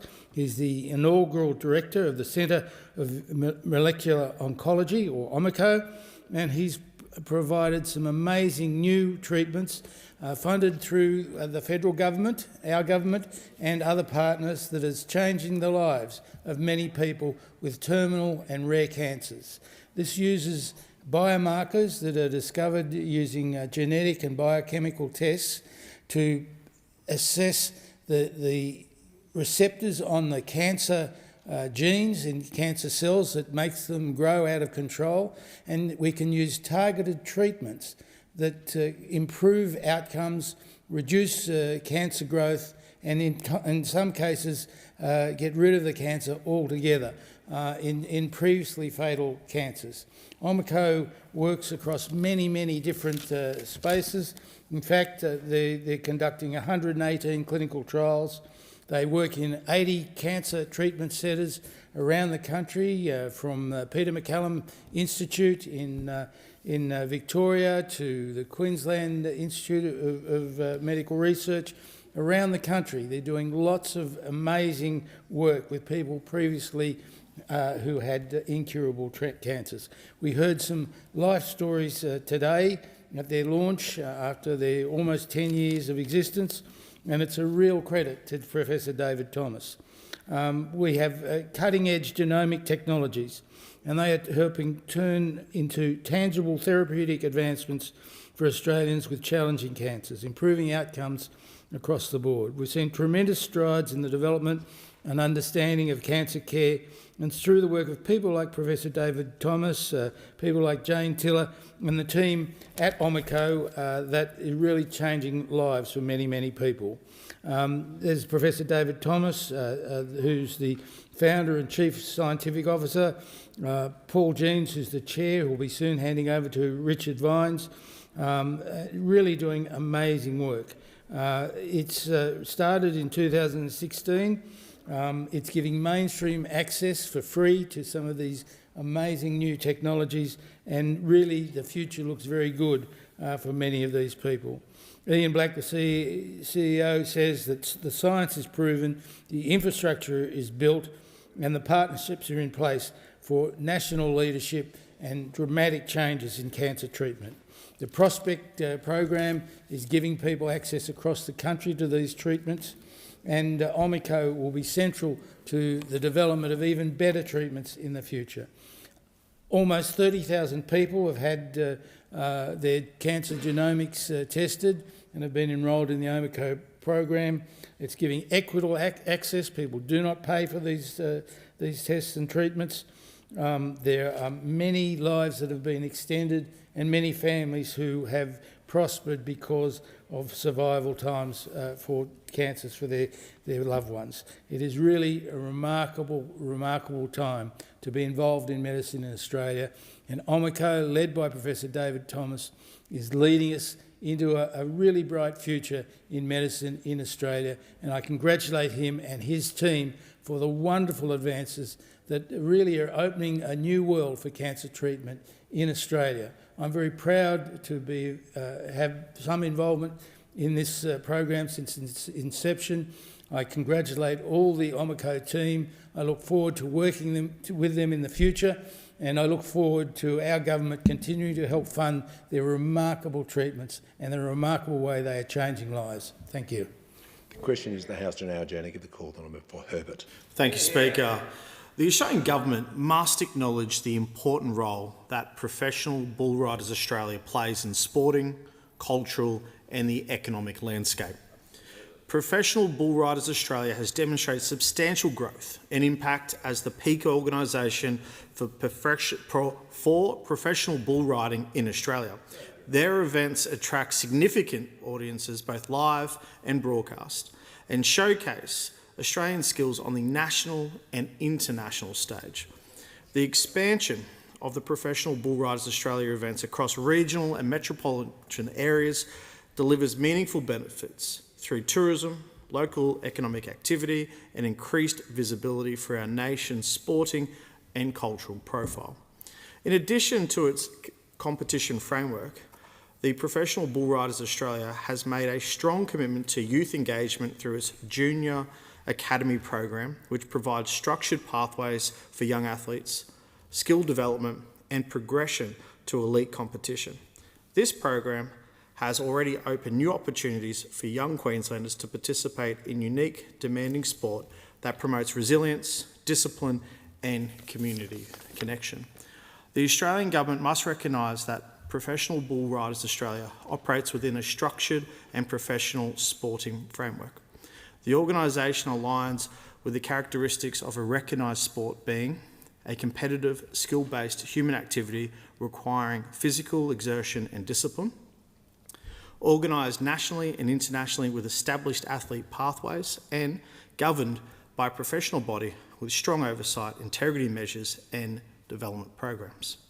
On this basis, the Australian Government must support the Professional Bull Riders Australia efforts to progress recognitions at the national level, including its ambition to be formally listed on the Australian Sports Directory administered by the Australian Sports Commission.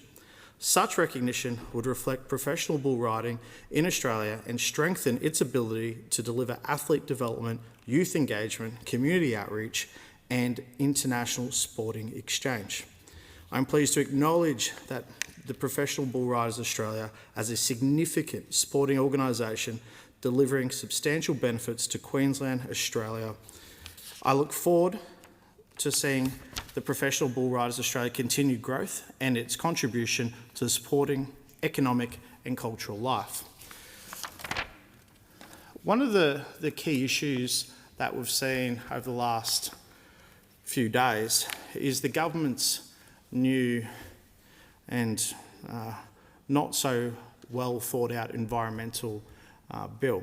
Now, the sawmills throughout this country that have been the backbone of employment, have really built this nation, now face job losses, uncertainty, all because of a minister who refuses to engage with them.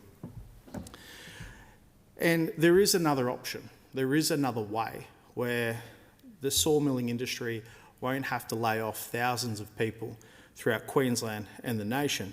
And that's to look at the Queensland Government's Future Timber Plan 2050. It has environmental leadership, as Queensland's approach sets benchmark for balancing timber production with environmental protection. It looks at sustainable harvesting model. Unlike other states that rely on clear felling, Queensland uses a selective harvesting model, removing roughly 1 in 100 trees, which maintains forest health and biodiversity. It looks at industry and environment. It's a win-win. We also see a long-term vision from the Queensland LNP when it comes to sawmilling. The Future Timber Plan 2050 provides certainty for industry investment and planning. It has rural economic sustainability. It has clear differentiation from other states, and it has industry engagement. Industry engagement is a key because as the minister wants to do deals with the Greens and doesn't want to sit at the table with the coalition, we're going to see an industry that has built this nation, that has employed thousands of people, maybe not in the member for Bruce's electorate, but in regional Australia. The people that do it tough already don't need another handbrake placed on their lives coming into Christmas. Thousands of jobs are on the line, and I'd urge Minister Watt to to sit at the table with the sawmillers. The question is the House to now adjourn and give the call to the member for Solomon. Thanks, Speaker. Labor created Medicare, and now this once-in-a-generation change to bulk billing will mean that more Territorians can see a doctor for free with no out-of-pocket expenses. That's right, bulk billing is back, baby. I visited the Top End Medical Centre in Casuarina, and they confirmed that Territorians are really appreciating the assistance with cost of living through access to a GP for free in their clinics. Dr Marilu Kapati from Top End Medical Centre, and they have 4 clinics across Darwin and Palmerston in my electorate, said, and I quote, "We are proud to return to full bulk billing, giving our patients in Casuarina and across Darwin access to essential healthcare without worrying about out-of-pocket costs. Our team is committed to providing high-quality care to our community, and these reforms will help clinics like ours remain sustainable while meeting growing demand." End quote. More people in Darwin and Palmerston can now see a GP with no out-of-pocket costs. More than 20 GP practices in Darwin and Palmerston in my electorate have registered to become fully bulk billing clinics from 1st of November as part of our Albanese Labor government's historic $8.5 billion investment in Medicare. Our Medicare investment represents the largest single boost to Medicare in more than 40 years, delivering on the promise of more bulk billing and more doctors. We are also investing in hundreds of nursing scholarships and thousands more doctors in the largest GP training program in Australia's history, including in my electorate with positions at the new CDU Medical School. Since we tripled the investment in bulk billing, we have seen a turnaround in bulk billing rates in the Northern Territory, with a 10% increase in the Territory from 71.5 to 78.6, or around 89,000 additional visits, and that's a big deal. Our investment in bulk billing for all Australians is part of our commitment to strengthen Medicare. Labor created Medicare, and the Albanese government will always strengthen Medicare. Our government is also delivering on its commitment for the Darwin Medicare Urgent Care Clinics. The tender process closed in October to identify a provider to operate the new Darwin Urgent Care Clinic. Now, this clinic will be open over extended hours, 7 days a week, with no appointment needed, and all patients will be fully bulk billed. The clinic will service Darwin and will help take pressure off the Royal Darwin Hospital, filling an important gap in services across extended hours and over the weekend. This follows on the massive success of the Palmerston Medicare Urgent Care Clinic, which has already had around 30,000 presentations.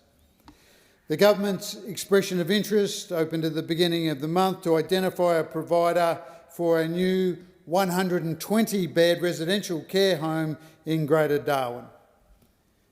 More accommodation support for senior Territorians and getting our elders out of hospital has been a major priority for me.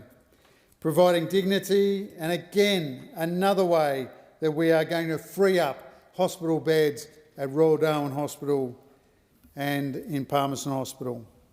And there's more. Darwin Headspace Centre upgraded to a Headspace Plus, and a youth specialist care centre in Darwin for young people with very complex needs, psychotic disorders, complex eating disorders, personality disorders, and so forth. This is on top of the 30% increase in health funding for Territory hospitals in this financial year. We're obviously going into a period of negotiations for that agreement, but we won't be going backwards. I was proud to deliver a number of commitments for Darwin and Palmerston in the election. Some of these commitments include the Zicoli Community Centre in Palmerston, early childhood education and care centre in Karama, to name a few. There's heaps happening in my electorate of Solomon, and it's all for the best for the duty of care that we have to people living in the capital of the North. It being 8 p.m, the House stands adjourned until 9 a.m. tomorrow.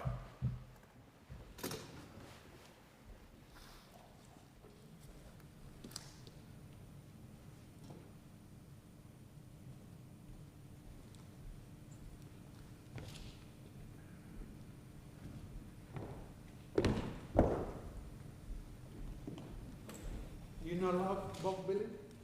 You like council people pay?